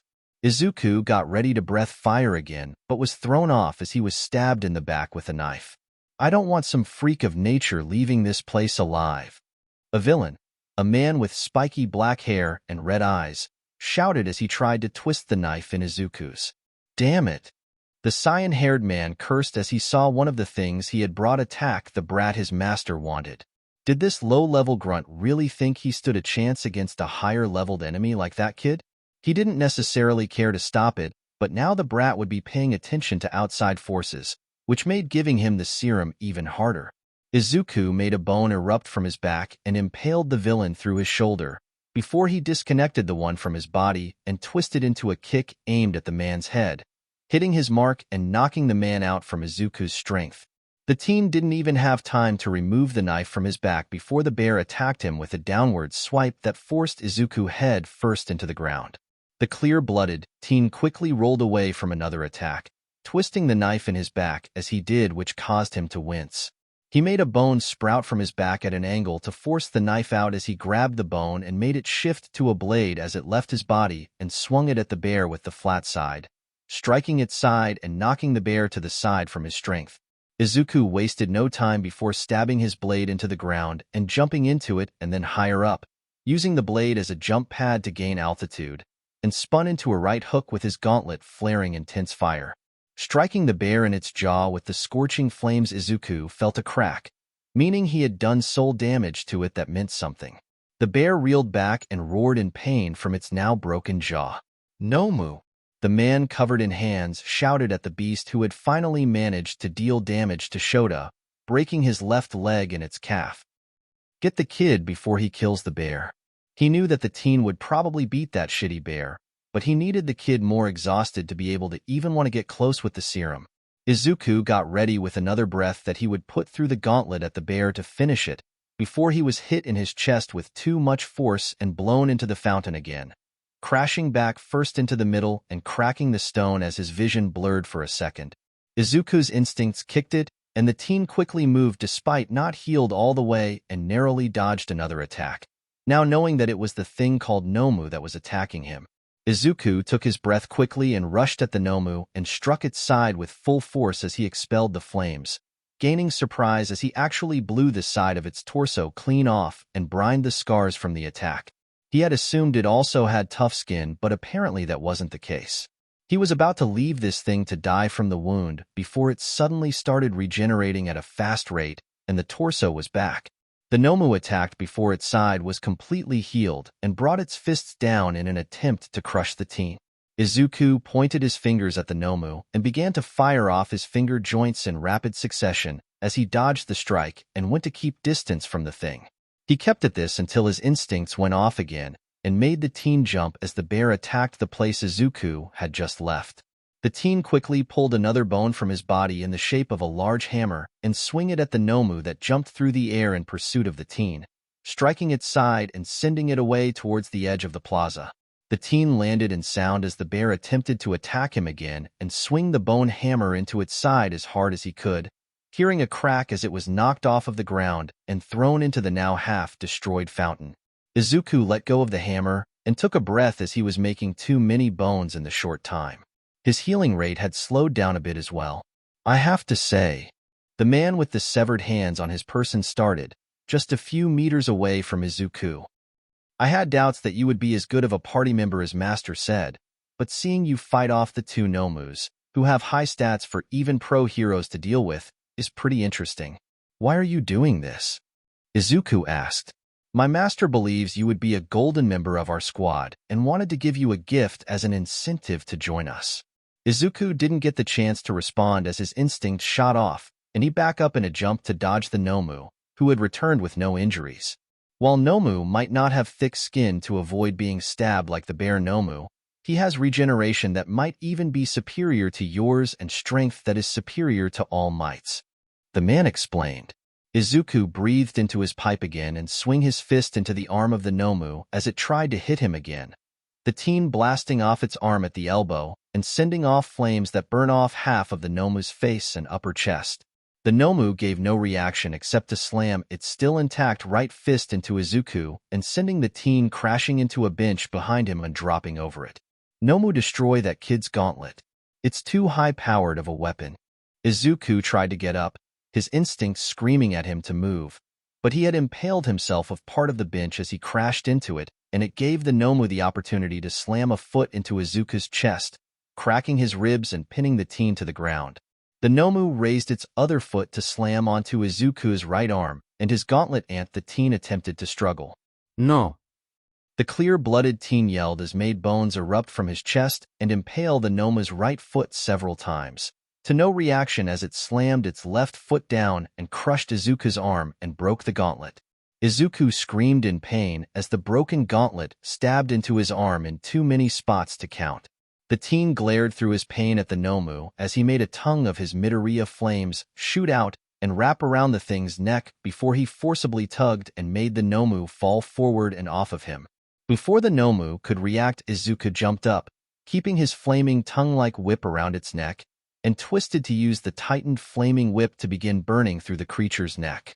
He would have kept going until its neck was all the way burned through, if not for the bear returning to the fight, be striking him in his back with enough force to make his lose his whip and be thrown forward off of his feet. To be able to overpower the Nomu meant to handle All Might's strength. The man scratched his neck as he spoke in amazement. Your stats are insane. Izuku dodged the bear's continued onslaught as it kept trying to rip him apart, the teen noticing how his wounds were getting slightly worse with his healing slowing down, his blood staining his ripped outfit, and he was now aware that he was missing one of his sandals, not that it should even be a concern at this point. His right arm was broken and still needing to heal from having his gauntlet broken into crushing the arm.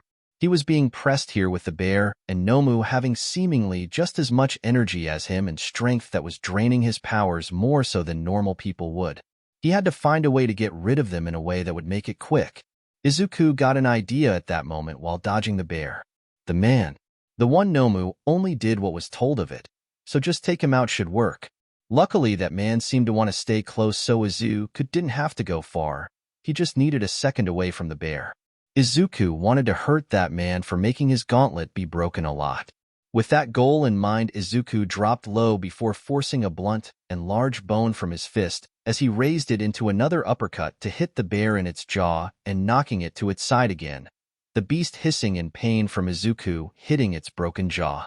Now that he had the window, the Nomu still healing from Izuku almost destroying its neck, but getting up and moving made the window smaller but still there. Izuku rushed at the man, raising his broken gauntlet in a sort of vengeance to the beloved gear as he attempted to slam his fist into the man's face. The man had little time to react and raised his arms to defend himself, grabbing onto the teen's scarf and gauntlet as the teen struck the man in the severed hand that was placed on his face.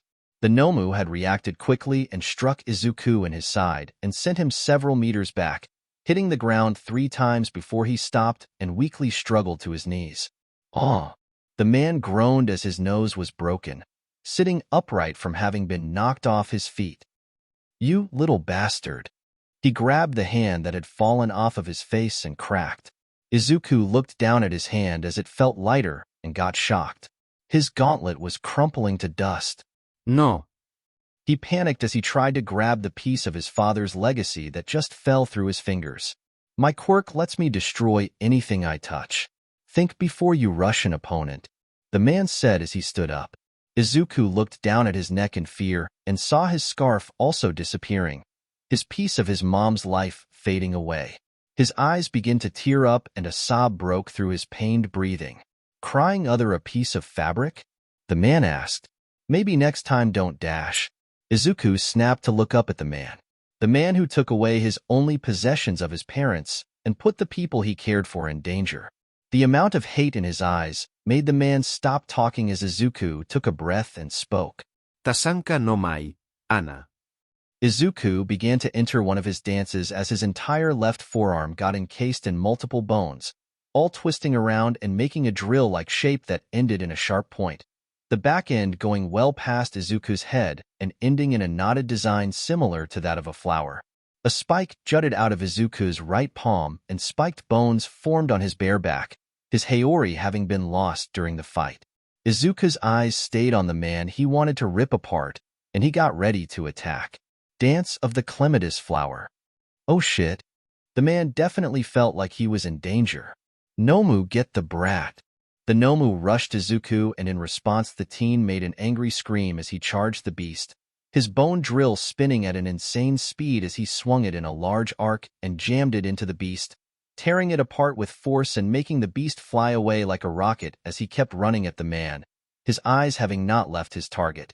The man prepared to fight what was a mismatched fight before he suddenly fell through a portal, one that dropped him far away on the edge of the plaza next to Kurogiri. Kurogiri, what the hell? The man snapped despite being relieved that the teleporting villain just saved him from a doomed fight. 2 of the kids have escaped, Kurogiri stated. Sounded like he had just recovered from his own fight. Has the curse mark been applied to Midoriya yet, Shigaraki? Shigaraki just pointed at the teen who had to stop chasing him once he had fallen through the portal and was fighting the Nomu and Bear Nomu again. Does it fucking look like I got it in him? Perhaps it would be best to use a portal to quickly inject him after he is stunned by one of the Nomu. Kurogiri suggested. Get ready then. He is an annoying little shit. Izuku rammed his drill into the bear and kept pushing as he attempted to tear through its seemingly impenetrable skin, only causing the beast to be sent flying by the spinning of the drill. He scowled as he dodged to the side of the Nomu, who came at him and jabbed his spike from his right hand into its chest before bringing his drill into its right shoulder, tearing the arm off as the Nomu swung its only arm left into the teen, who ignored the struck as he kept pushing the drill into the creature, trying to just take away the thing's neck by pushing it against the side of his drill. Before he could finish the process of killing this beast, the bear Nomu interrupted again, Izuku's premonition quirk warning him as he twisted his drill off of the bird-faced Nomu to slam into the jaw of the bear, actually tearing it off in the process. Not even able to think about a follow-up, the bird-like Nomu's arm regrew, and it used both hands to clap Izuku, striking him on his back and chest simultaneously and stunning the kid before it grabbed Izuku and pulled his right arm and the spiked bone in his palm out of its chest. Before Izuku could react, it bent his forearm quickly and snapped his forearm in half, making the boy scream before it swung him by his broken arm into the ground back first, making the teen lose his breath completely and drop his dance of the clematis flower form, the bones falling off of him and turning to dust. The Nomu picked Izuku up by the top of his head, the teen too out of it to fight back at the moment. Midoriya, Hanta yelled as he got to the area. Having helped Aizawa brace his leg to keep fighting, they both just finished off the petty criminals and got there at that point to help the teen. Before anything else could happen, a small portal opened up right in front of Izuku, and Shigaraki's hand, holding a syringe, came through, injecting it at the base of Izuku's throat, making the teen gasp in pain as the contents flooded into his system. Nomu, Shigaraki ordered. Restrain the bear like earlier. The bird-faced Nomu wasted no time in letting go of Izuku, who managed to stay standing, and grabbing the bear by its neck, who had not moved from the ground where it had fallen when Izuku tore off its jaw, the beast not even struggling but still alive. What did you do to my student? Shota snapped. He was beyond pissed right now. He had not been able to defend either of his students in the plaza, and instead they had to fight their own battles. He was relieved that Hanta had shown to be clever enough to use his tape and agility to fight multiple opponents. That was just a gift, Shigaraki stated. Glad he finally got the mark on that damned kid so he wouldn't be a nuisance anymore. At that moment, Izuku coughed up blood and held the area where he was injected with the syringe. He suddenly felt intense pain in his entire body, all focused on his heart and where the injection happened. He clutched his chest in pain before falling to his knees and screaming in pain before falling over, his eyes glazing over as everything went black before he even hit the ground. A slash in. I feel like at this point everyone hates me. I mean, I don't blame you guys, TBH. I did just decide, screw these guys. I will go over every zone from the beginning, don't worry. I just wanted to end the first chapter of this arc with the last scene, of Izuku getting the curse mark of the earth. I know I have been setting Kurogiri up as a person who might swap sides, but remember that no one should reveal all their cards, and throwing down all my stuff at the first chance isn't something I want to do. Plus, USJ has like 3 more chapters for anything to happen. Laughing face? Before anyone, mostly able on the Discord server, grabs a weapon to attack me, just remember no death is official until I completely say it is. Chapter 2 of this arc is most likely just going to be all of the zones in a similar fashion to how I did it in Telekinetic Eraser, with the escalation and whatnot. I feel like Kiyotaka having the syringe right next to him was kinda stretch, but he was a spy for the whole week, so it's not the least likely thing to happen that they planned a location for him to be placed. The Bear Nomu I feel like is also kind of a stretch. AFO just letting a Nomu go around on its own doesn't exactly sound right, especially when the thing is kind of violent. Emma just say that maybe he was keeping it in one specific spot?